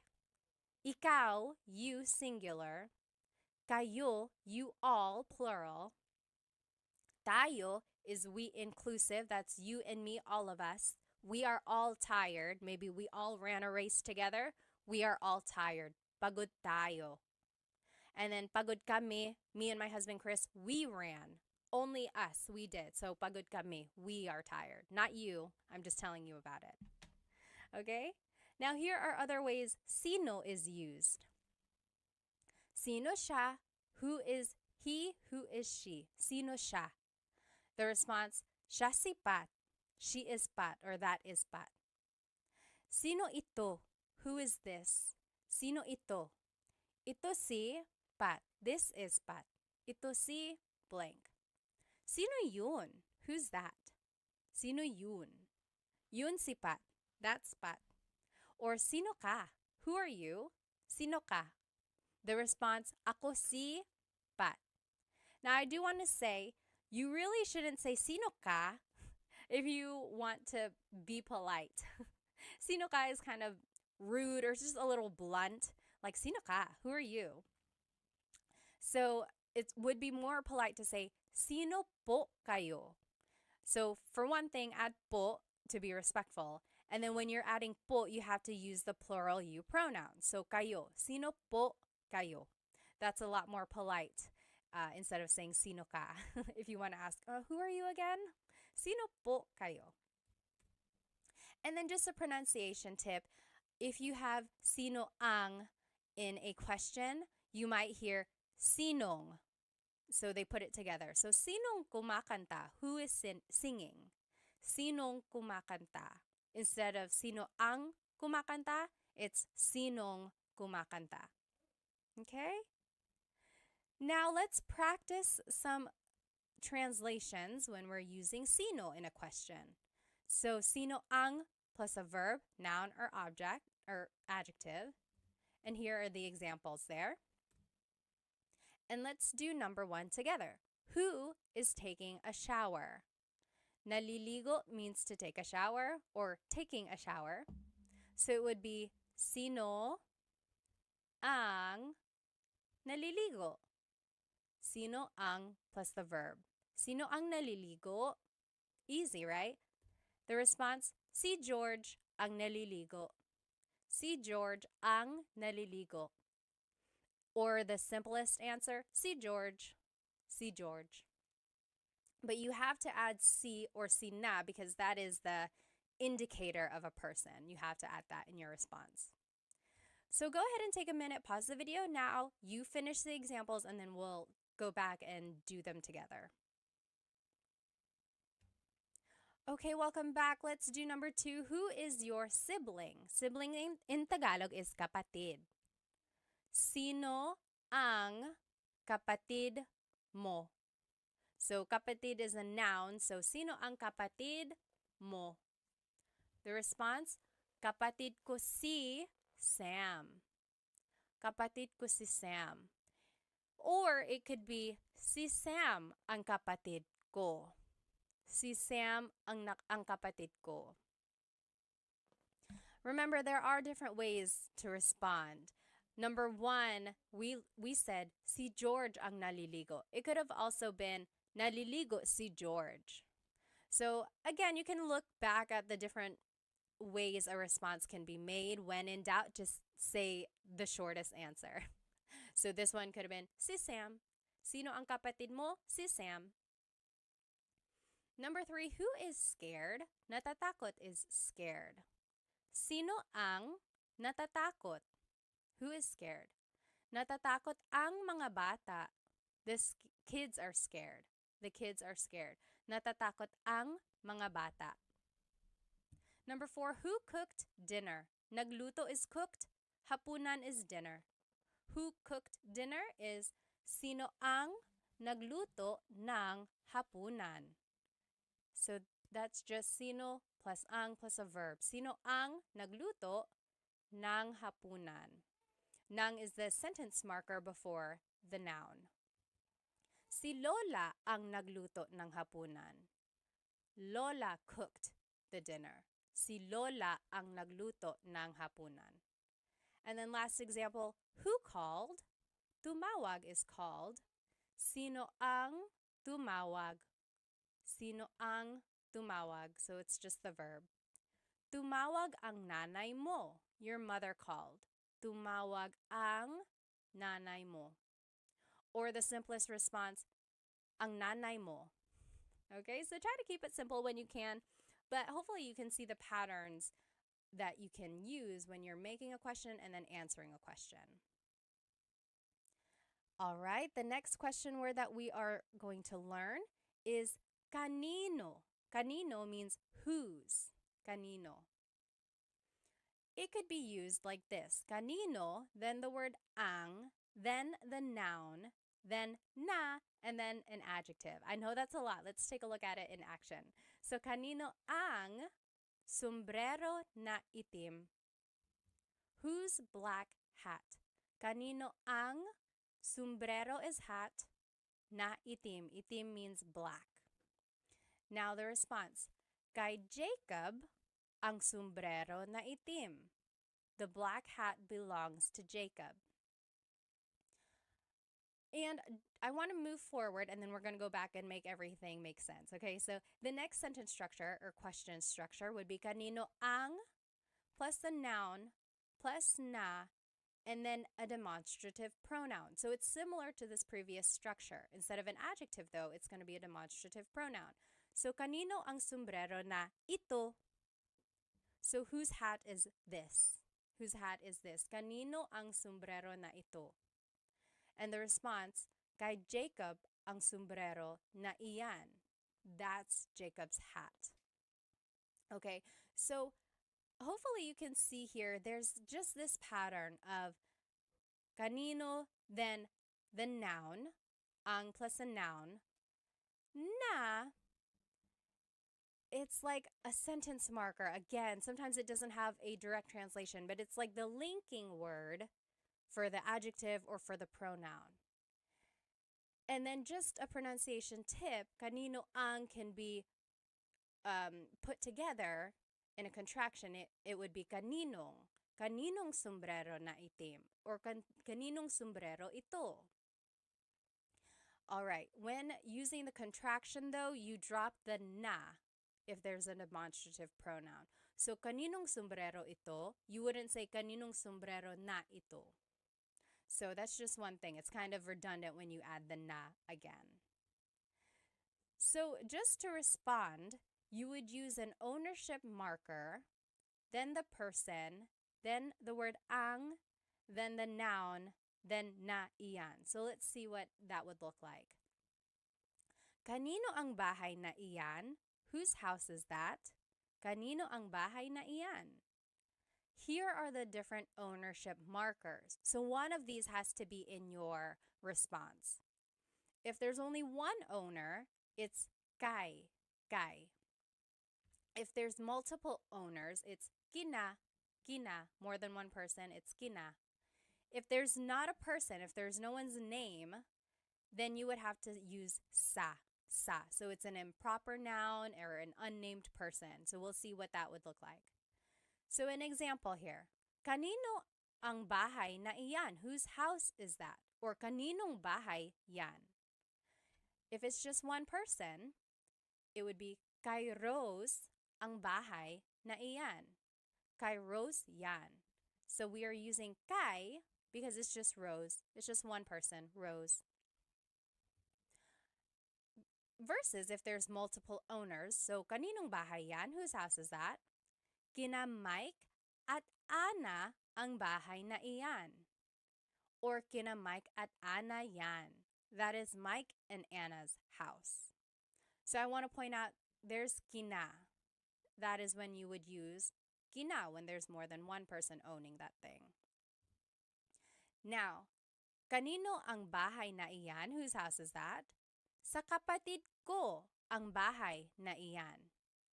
That is my sister's house. That is my sibling's house. Sa kapatid ko ang bahay na iyan. Or sa kapatid ko yan. That is my sisters. That is my siblings. So you see how the person is unnamed? It's just kind of an improper noun. It's like a general answer. So that is when you would use sa, when the person is unnamed. It's just like a person in general speaking. Okay? So here are some more ownership pronouns that you could use when answering a kanino question. So, akin means mine. Iyo means yours singular. Kanya means his or hers.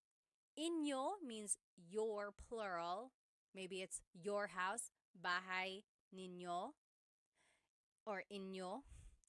And then atin is our inclusive.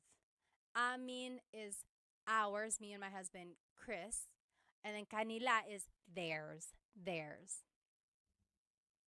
So here's an example of how to use that. Kanino ang bahay na iyan? Whose house is that? Akin yan. That's mine. Akin yan. Or inyo yan. That's yours. You all live in one house. Inyo yan. That's your house. Or kanila yan. That's their house. Kanila yan. Okay, so that's how to use these ownership pronouns. I want to show you, let's go back to the first example we learned. I know it's a lot of words in this one. So, kanino ang sombrero na itim? Whose black hat is this? So, sombrero is hat, itim means black. But they are interchangeable. Like you can switch them around and it would still mean the same thing. For example, kanino ang itim na sombrero? So instead of saying, kanino ang sombrero na itim, you might hear, kanino ang itim na sombrero? So in Tagalog, you can switch the adjective and the noun around and it will still make sense. And why does that happen? It probably just goes back to baybayin or to the evolution of Tagalog in general. So the adjective and the Tagalog vocabulary word can be interchangeable and they mean the same thing. Another example, kanino ang sombrero na pula? Pula means red. So whose red hat is this? You can switch it up and it could be kanino ang pula no sombrero. So we just switched it.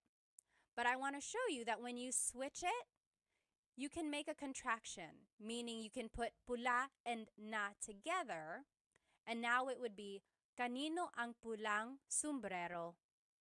Whose red hat is this? Okay, so those are the two things I want you to get out of this slide. First, you can switch the adjective and the noun. So you can switch them in the question and it will still make sense. Second, when your adjective ends with a vowel like pula, then you can make the contraction. Add ng to the end. Instead of saying pula na sombrero, it's pulang sombrero. Pulang sombrero. We can't do that with the word itim because it ends with a consonant. There's nothing to put together. It would still have to stay itim na sombrero. Okay, so to respond to this question, kanino ang sombrero na pula? It would just be, kay Mary ang pulang sombrero. That is Mary's hat, or that hat belongs to Mary. Kay Mary ang pulang sombrero. Okay, so your response has to have the ownership marker, kay, because it's one person, and then you can add the rest of the phrase. But remember, your simplest answer would be kay Mary, kay Mary. Now, let's practice using kanino in a question. So, kanino ang plus a noun plus na plus the adjective. Or kanino ang plus a noun plus na plus a demonstrative pronoun. Kanino ang sombrero na ito versus kanino ang sombrero na itim. And then the response has to have the ownership marker. Remember, kay or kina or sa. Then it's the person. Then it's ang, noun, na, iyan. Or you could just use the simplest answer. Let's take a look at these examples. Whose house is the big one? Whose house is the big one? Malaki means big. Bahay means house. It would be kanino ang, then it's the noun bahay, na malaki. So whose house is the big one? Kanino ang bahay na malaki? The response, oh, here's another way to say it. Kanino ang malaking bahay? So this just goes back to the previous slide. Remember, the adjective and the noun can be switched. And if the adjective ends in a vowel, then you can make a contraction. Malaking bahay instead of malaki na bahay. Malaking bahay. And then the response would be, oh, that's it. The response is actually example number 2. So pause the video now, answer the rest of these questions, and then we will go through it. Okay, welcome back. Number 2, that is Teddy's house. It would be, kay Teddy ang bahay na malaki na yan. Or kay Teddy ang malaking bahay na iyan. Or the simplest answer, kay Teddy. Kay Teddy. Okay, so see if you can recognize kind of where the noun would go, where the adjective would go, and then see that you can switch them up and it would still make sense. Next, number 3, whose child is that? Child in Tagalog is anak. Kanino ang anak na iyan? Kanino ang anak na iyan? So that's rule number 2. Kanino plus ang plus noun plus na plus the demonstrative pronoun. Or, kaninong anak yan? Kaninong anak yan? This second part is how it would be pronounced. I just want to show you how it would be pronounced. It's not technically the correct spelling of things, but that's how you would hear it or say it quickly. Kaninong anak yan? Whose child is that? Number 4, that is Chris and AJ's child. Kina Chris at AJ ang anak na iyan. Kina Chris at AJ ang anak na iyan. I want to point out kina, that is the ownership marker that you use when there's multiple people. And then the short answer, kina Chris at AJ. Kina Chris at AJ. Number 5, whose cell phone is this? Kanino ang cellphone na ito? So that's following sentence structure number 2. Kanino ang, the noun is cell phone, na, ito is the demonstrative pronoun. And just quickly speaking, someone might say, kaninong cell phone ito? Kaninong cell phone ito? So the na is dropped usually. Whenever someone is speaking quickly, the na is dropped. But I want to point out that technically there is a na. I don't think I would be a very good teacher if I didn't tell you the correct technology, like the technically correct way to say these things. But in colloquial speaking or in common conversation, the na is dropped. Kaninong cell phone ito? And then the response, that is my cousin's cell phone. Cousin in Tagalog is pinsan. Sa pinsan ko ang cell phone na iyan. So I want to point out sa is the ownership marker that you use because it's not a specific person, right? The person is unnamed. So sa pinsan ko ang cell phone na iyan. Or just in common conversation, you might hear, sa pinsan ko yan. Sa pinsan ko yan. Or even the shortest answer, sa pinsan ko. Sa pinsan ko. Okay, let's just look at all of the questions that we have learned here. So we learned ano means what, bakit means why, saan means where, sino means who, kanino means whose. Then, we're going to learn these last 4 here. Next, paano means how. Paano means how. So, paano plus a verb. Paano magluto ng adobo? How does one cook adobo? Paano magluto ng adobo? Or paano gumawa ng video? How do you make a video? How does one make a video? Paano gumawa ng video? So there's the paano question word, then it's a verb that follows. And then ng plus a noun. Another way to use paano is paano plus a pronoun plus a verb. So paano ka uuwi? Paano ka uuwi? Paano ka umuwi? How did you get home? Paano ka umuwi? Or, paano mo nalaman yung balita? How did you discover the news? Paano mo, there's the pronoun. Nalaman, there's the verb. Yung balita. And just to note, there's no particular response formation for these paano question words. There's no pattern or anything like that because your answers will just be a statement using the appropriate tense of the verb. So just answer as if it's a statement, right? So that brings in all of our conjugation patterns and using the correct pronouns and things like that. So just make a sentence with what you know. Now I want to show you this other question word. We learned paano, but there's also gaano.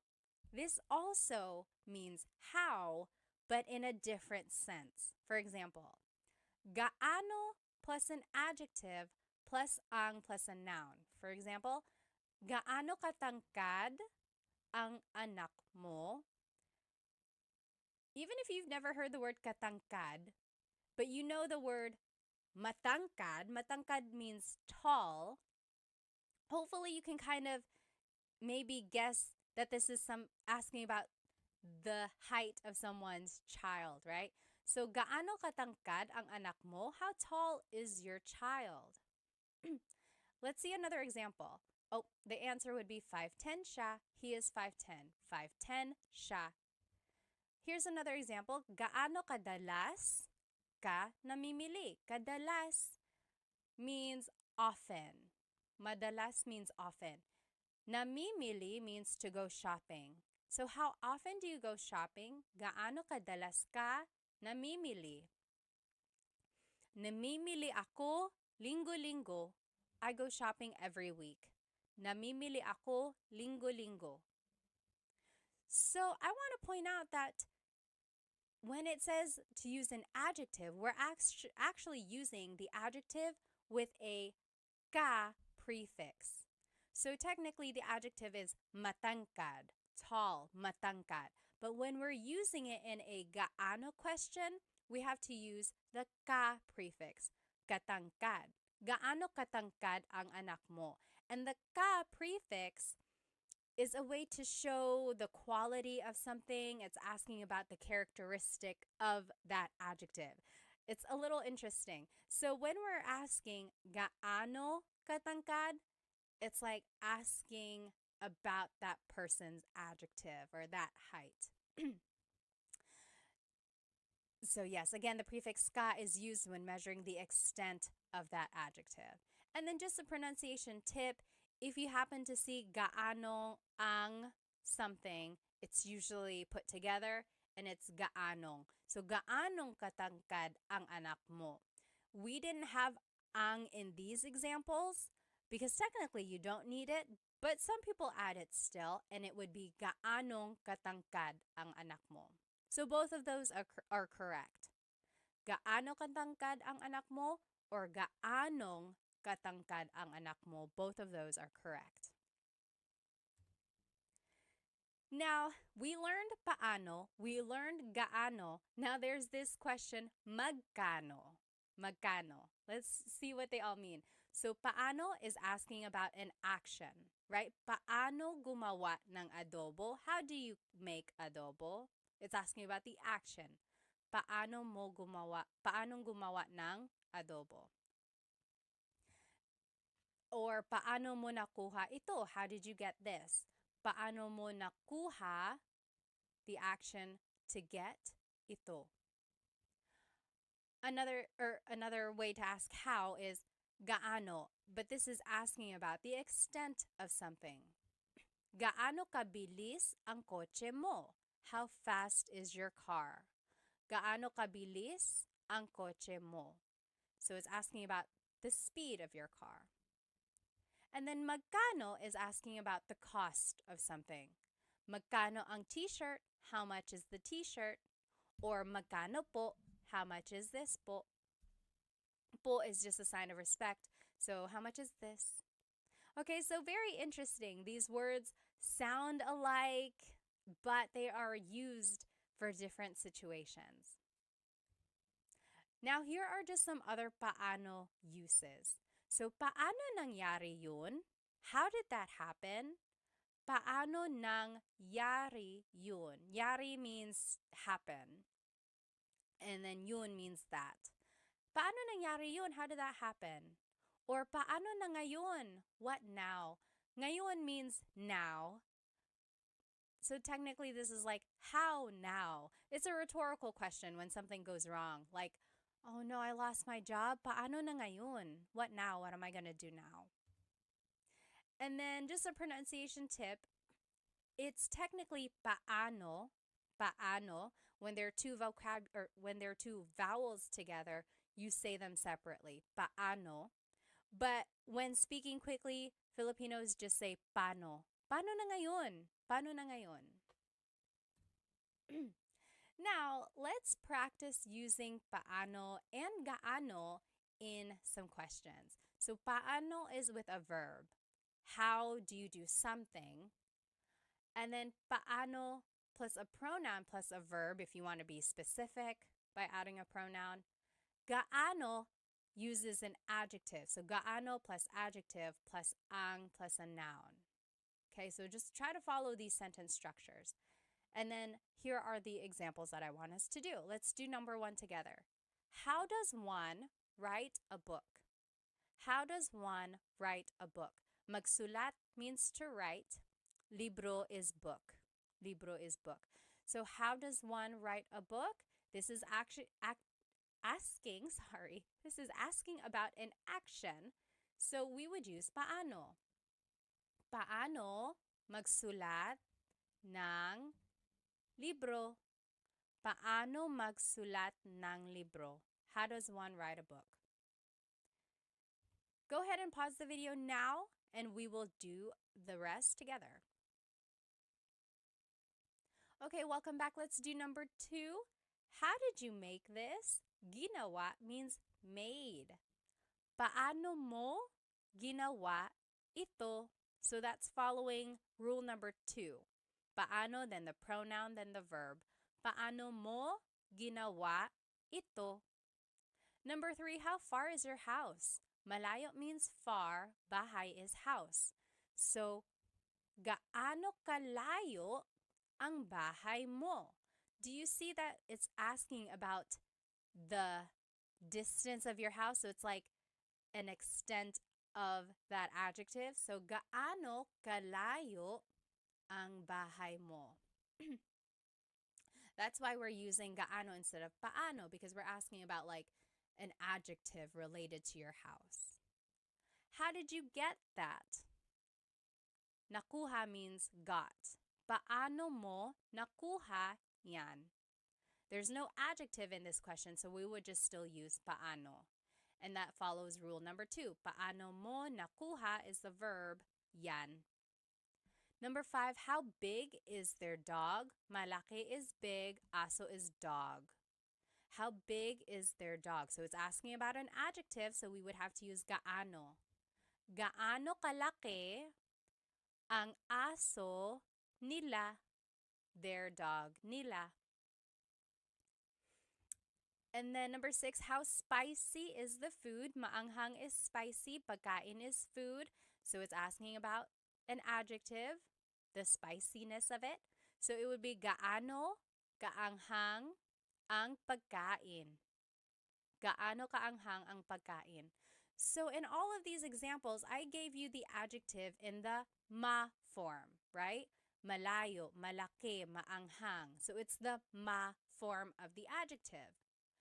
But remember, when you are using gaano as a question, you have to change the adjective into the ka form. So it has to have the ka prefix because it's asking about the extent of that adjective. Okay, if you have any questions, again, please feel free to write them in the comments. I will try to answer. Okay, next question word we're going to learn is ilan. How many? Ilan. So it would be ilan, then ang, then a noun. For example, ilan ang anak mo? How many kids do you have? Ilan ang anak mo? Ang anak ko ay 3.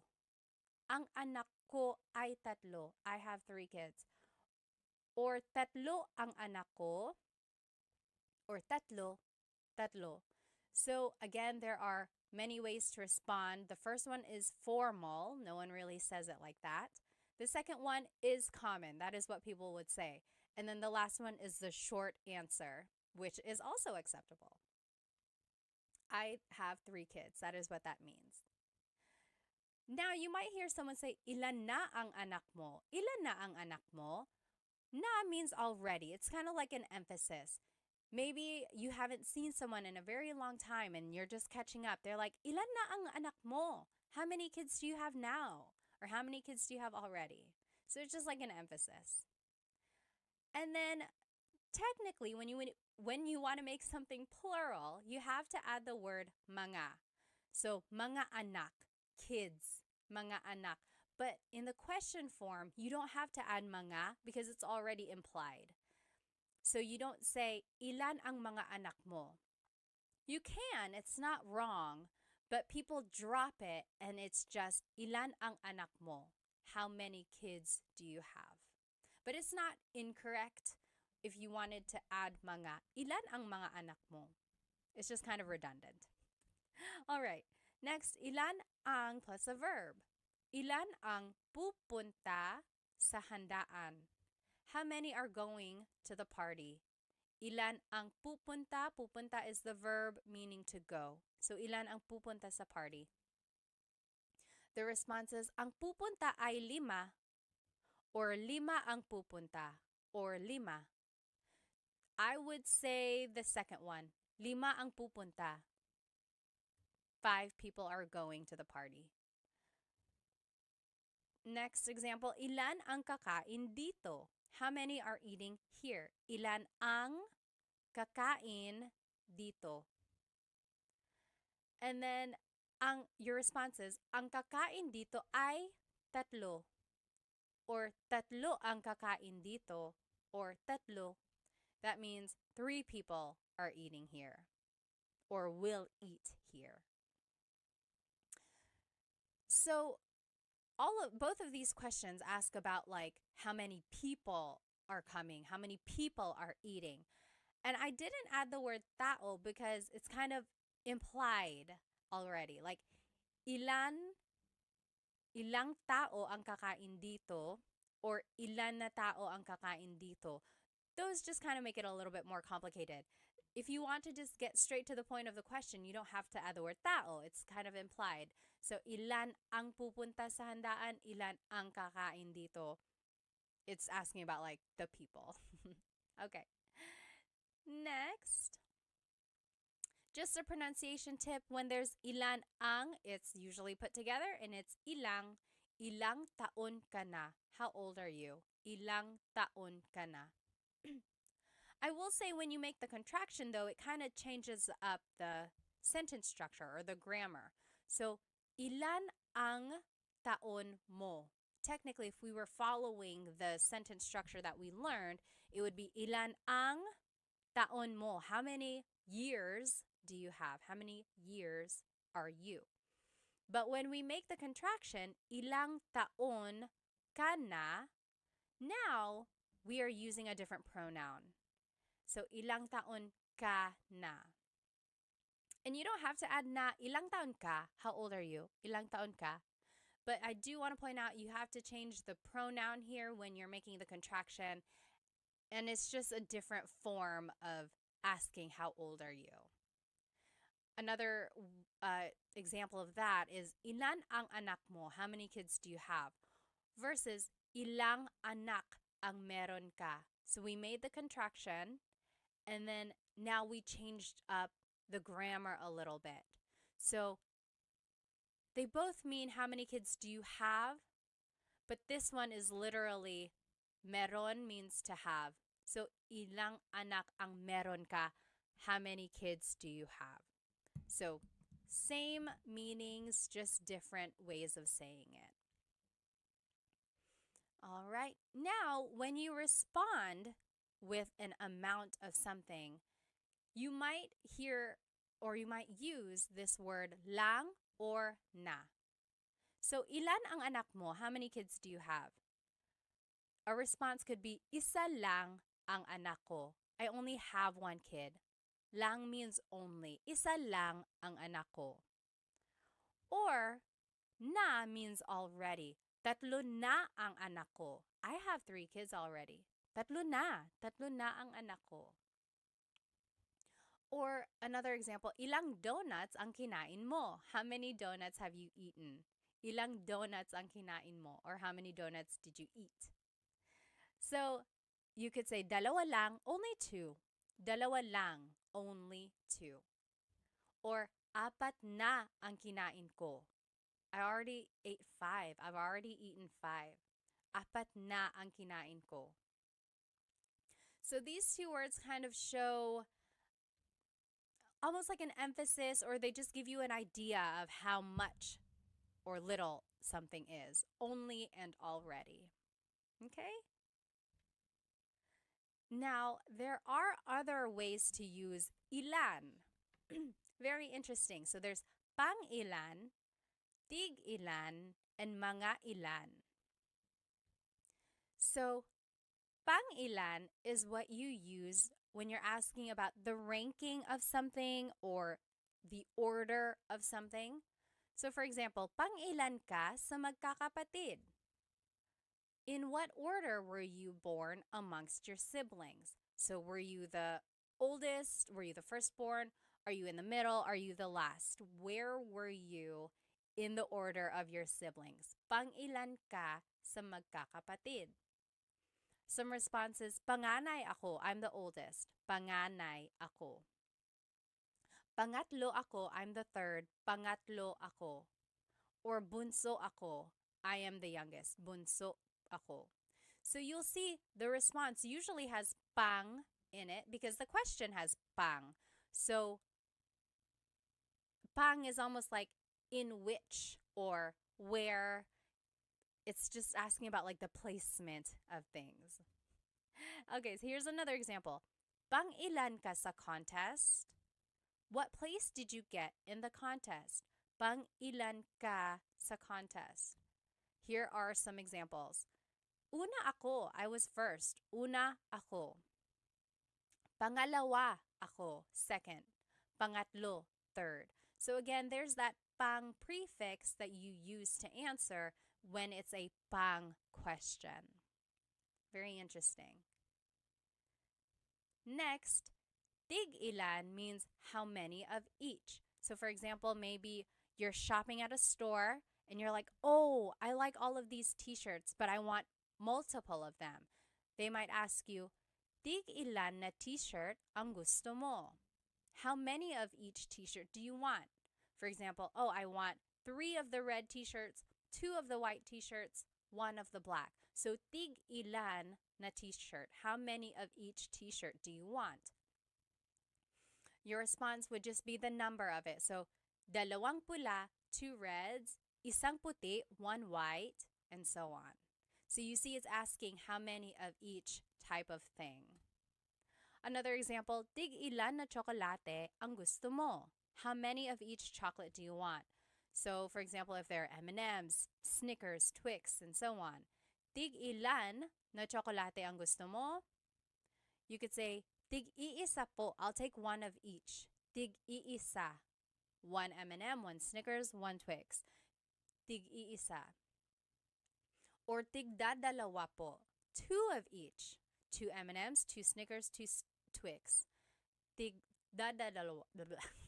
Tig dadalawa. And then tig tatatlo po, 3 of each. You get the idea. And then I want to show you that the question has na. So, tig ilan na t-shirt, tig ilan na chocolate. And in this case, na is translating as of.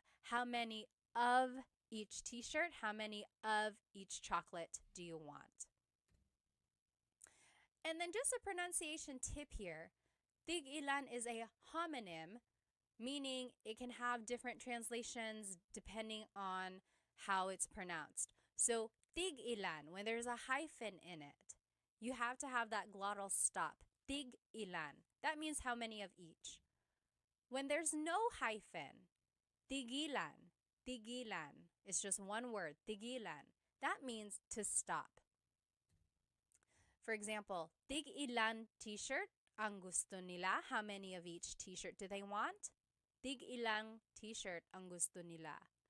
That means how many of each t-shirt do they want? But if you say, tigilan mo yan, that means stop that. Okay, so again, that glottal stop is important for proper pronunciation because they mean different things otherwise. And lastly, mga ilan means about how many. Mga ilan.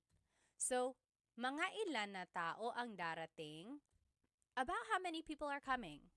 Mga ilan na tao ang darating. You could say mga 10 tao or mga 10 na tao. There's the contraction that you can make when the adjective or when the number ends in a vowel. Just add the ng at the end. So about 10 people, mga 10 tao. And up here, I just wanted to show you, you can make a contraction again. Instead of mga ilan na tao ang darating, it's mga ilang tao ang darating. About how many people are coming. So that's just a pronunciation tip. Make that contraction to make it flow a little bit better. Another example, ilan na tao ang darating? How many people are coming? Ilan na tao ang darating? 10. So that's just to show you the difference here. Mga ilan is about how many are coming versus ilan na tao ang darating. This is like definitive. 10 people are definitely coming. Versus mga 10, about 10. Okay, so when you add mga, it's asking about like an estimation. When you don't have mga, it's asking for a definitive answer. And then just another example of mga ilan na oras ang biyahe. Mga ilang oras ang biyahe. About how long is the trip?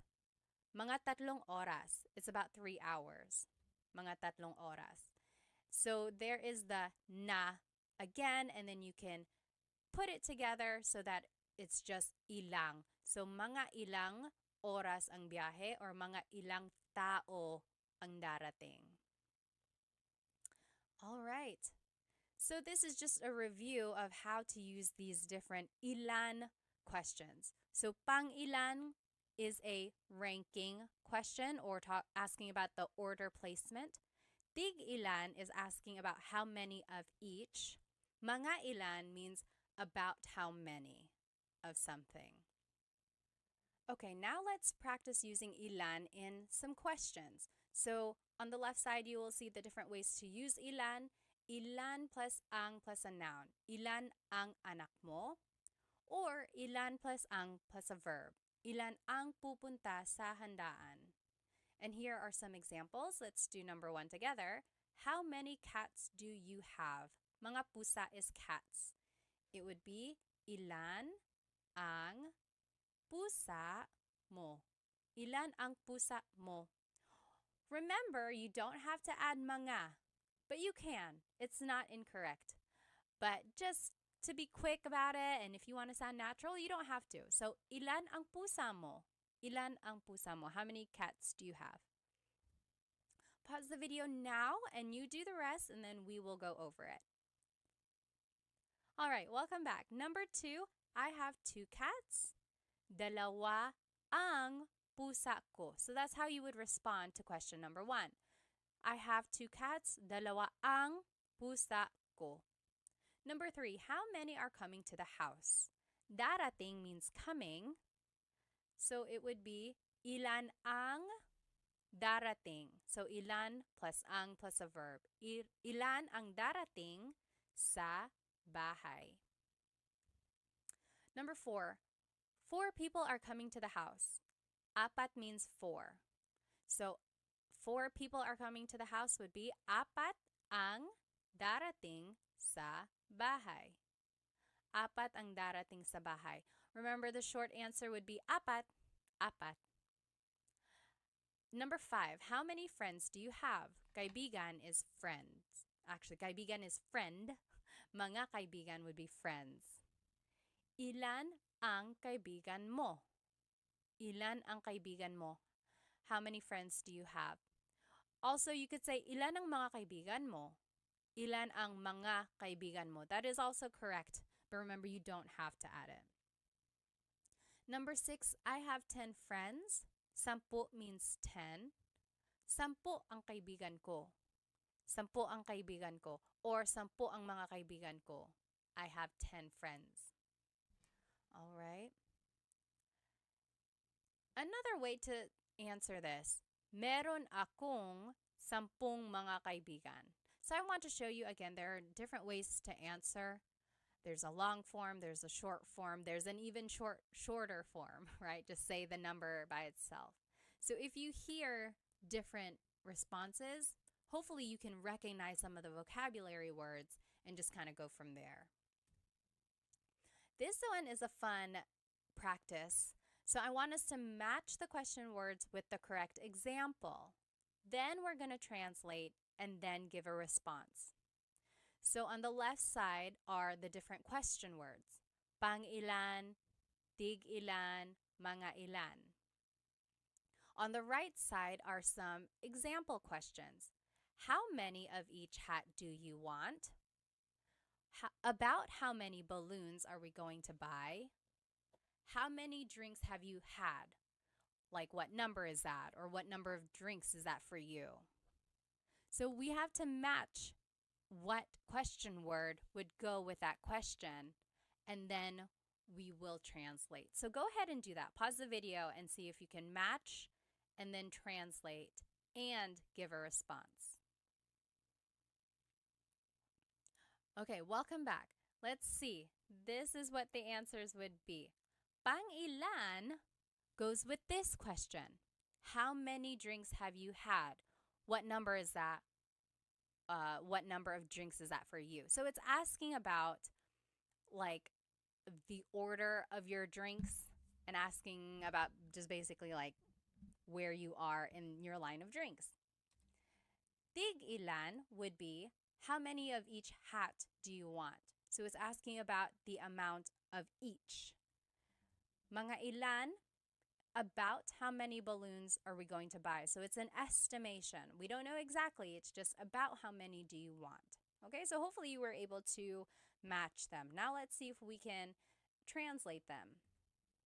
How many of each hat do you want? It would be, tig-ilan na sombrero ang gusto mo? Tig-ilan na sombrero ang gusto mo? And then your response could be, tig-iisa po, one of each. Tig-iisa. Next, about how many balloons are we going to buy? Mga ilan na lobo ang bibilhin natin? Or mga ilang lobo ang bibilhin natin? Your response, mga 5, about 5. Mga 5. How many drinks have you had? What number is this? What number of drinks is that for you? All of that is encompassed by this one question. Pang-ilan na inumin mo na yan? Pang-ilan na inumin mo na yan? Pang-apat na ito. This is my 4th. Pang-apat na ito. So do you see how that one is asking about the order of your drinks or like how many you had? And then your response is just that order. So this is the 4th. Pang-apat na ito. All right. So those were different ways to ask for how many. This next question word, alin, means which. Which. Alin. So alin ang, alin ang plus a verb. Alin ang plus a verb. So alin ang gusto mong damit? yung pula or yung puti? Which dress do you like, the red or the white? Alin ang gusto mong damit? Your response would just be one of the choices. Yung pula ang gusto ko. The red is the one I like. I like the red one. Yung pula ang gusto ko. Or, yung pulang damit ang gusto ko. If you want to be specific, yung pulang damit ang gusto ko. So, yung pula means the red one. Yung pulang damit means the red dress, specifically. And then I want to point out, mong up here is just mo plus nang put together. So, alin ang gusto mo ng damit? Alin ang kinain mo? Yung cookie or yung cake? Which did you eat? The cookie or the cake? So, there's alin, then ang, then a verb. Alin ang kinain mo? Yung cookie or yung cake? Which did you eat? Your response, yung cake ang kinain ko. I ate the cake. Or, kinain ko yung cake. So those are the different ways you can respond. And then, of course, you can always put things together. So, alin ang becomes aling. So, aling gusto mo? Aling gusto mo? Alin ang gusto mo? Aling gusto mo? Alin plus an alin plus ang plus an adjective.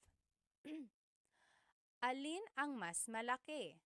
Yung bahay na pula o bahay na puti? It's kind of hard to see. Oh, there's the White House right here. It's to the left of the Red House. So, alin ang mas malaki? Which is bigger? Yung bahay na pula, the Red House, o yung bahay na puti, the White House? Mas malaki yung bahay na pula. Mas malaki yung bahay na pula. The Red House is bigger. Mas means more, or it's like the part of an adjective. Here's another way to describe an adjective. Alin ang pinakamalaki? Which is the biggest? Yung bahay na itim ang pinakamalaki. The black house is the biggest. So I just want to point out these two words, mas and pinaka. Those are called superlative adjectives. So let's take a look at this a little bit more. So big is malaki, bigger is mas malaki, biggest is pinakamalaki. Small is maliit, smaller is mas maliit, smallest is pinakamaliit. And then just one more example, pretty is maganda, prettier is mas maganda, prettiest is pinakamaganda. So those are the different ways you can describe something, especially in this alin question form, like which is bigger, which is the biggest. Now you can also use alin with a pronoun. So it's alin plus ang plus noun plus pronoun. Alin ang bahay mo? Which is your house? Alin ang bahay mo? Your response? Yung bahay na maliit ang bahay ko. Or yung maliit na bahay. Both of those mean the small house is mine. Yung bahay na maliit ang bahay ko. And then another example now with verbs. Alin plus na plus noun plus ang plus a verb. So, alin na kotse ang bibilhin mo? Alin na kotse ang bibilhin mo means which car are you going to buy? Yung mura na kotse, the cheap car. Yung mura na kotse. I think we already saw this. Anytime you see alin na, it's aling. So, aling kotse ang bibilin mo? Aling kotse. Now, let's practice some questions using the word alin. Here are the different formats of using alin. Alin plus ang plus a verb. Alin plus ang plus an adjective. Alin plus ang plus a noun and pronoun. Then alin plus na plus noun, ang, and verb. Here are our practice questions. Which is your favorite, the sweet or the salty one? Paborito means favorite. Matamis means sweet. Maalat means salty. Alin ang paborito? So we just followed rule number 2. Alin ang paborito mo? Which is your favorite? And then the next part of the question, yung matamis o yung maalat? The sweet or the salty? Yung matamis o yung maalat? You take a minute, you do the rest, and then we'll check. Okay, number 2, my favorite is the sweet one. Paborito ko yung matamis. Paborito ko yung matamis. That is how you would respond to that first question. Or you could say these ways. Yung matamis ang paborito ko. The sweet one is my favorite. Or just simply you could say yung matamis, the sweet one. Number 3, which dish is the most delicious? Adobo or sinigang? Ulam means a dish or a meat. Masarap means delicious. So, alin na ulam ang pinakamasarap? Alin na ulam ang pinakamasarap? So, it's kind of taking rule number 4, but then instead of a verb, it's adding the superlative adjective. And then the choices would just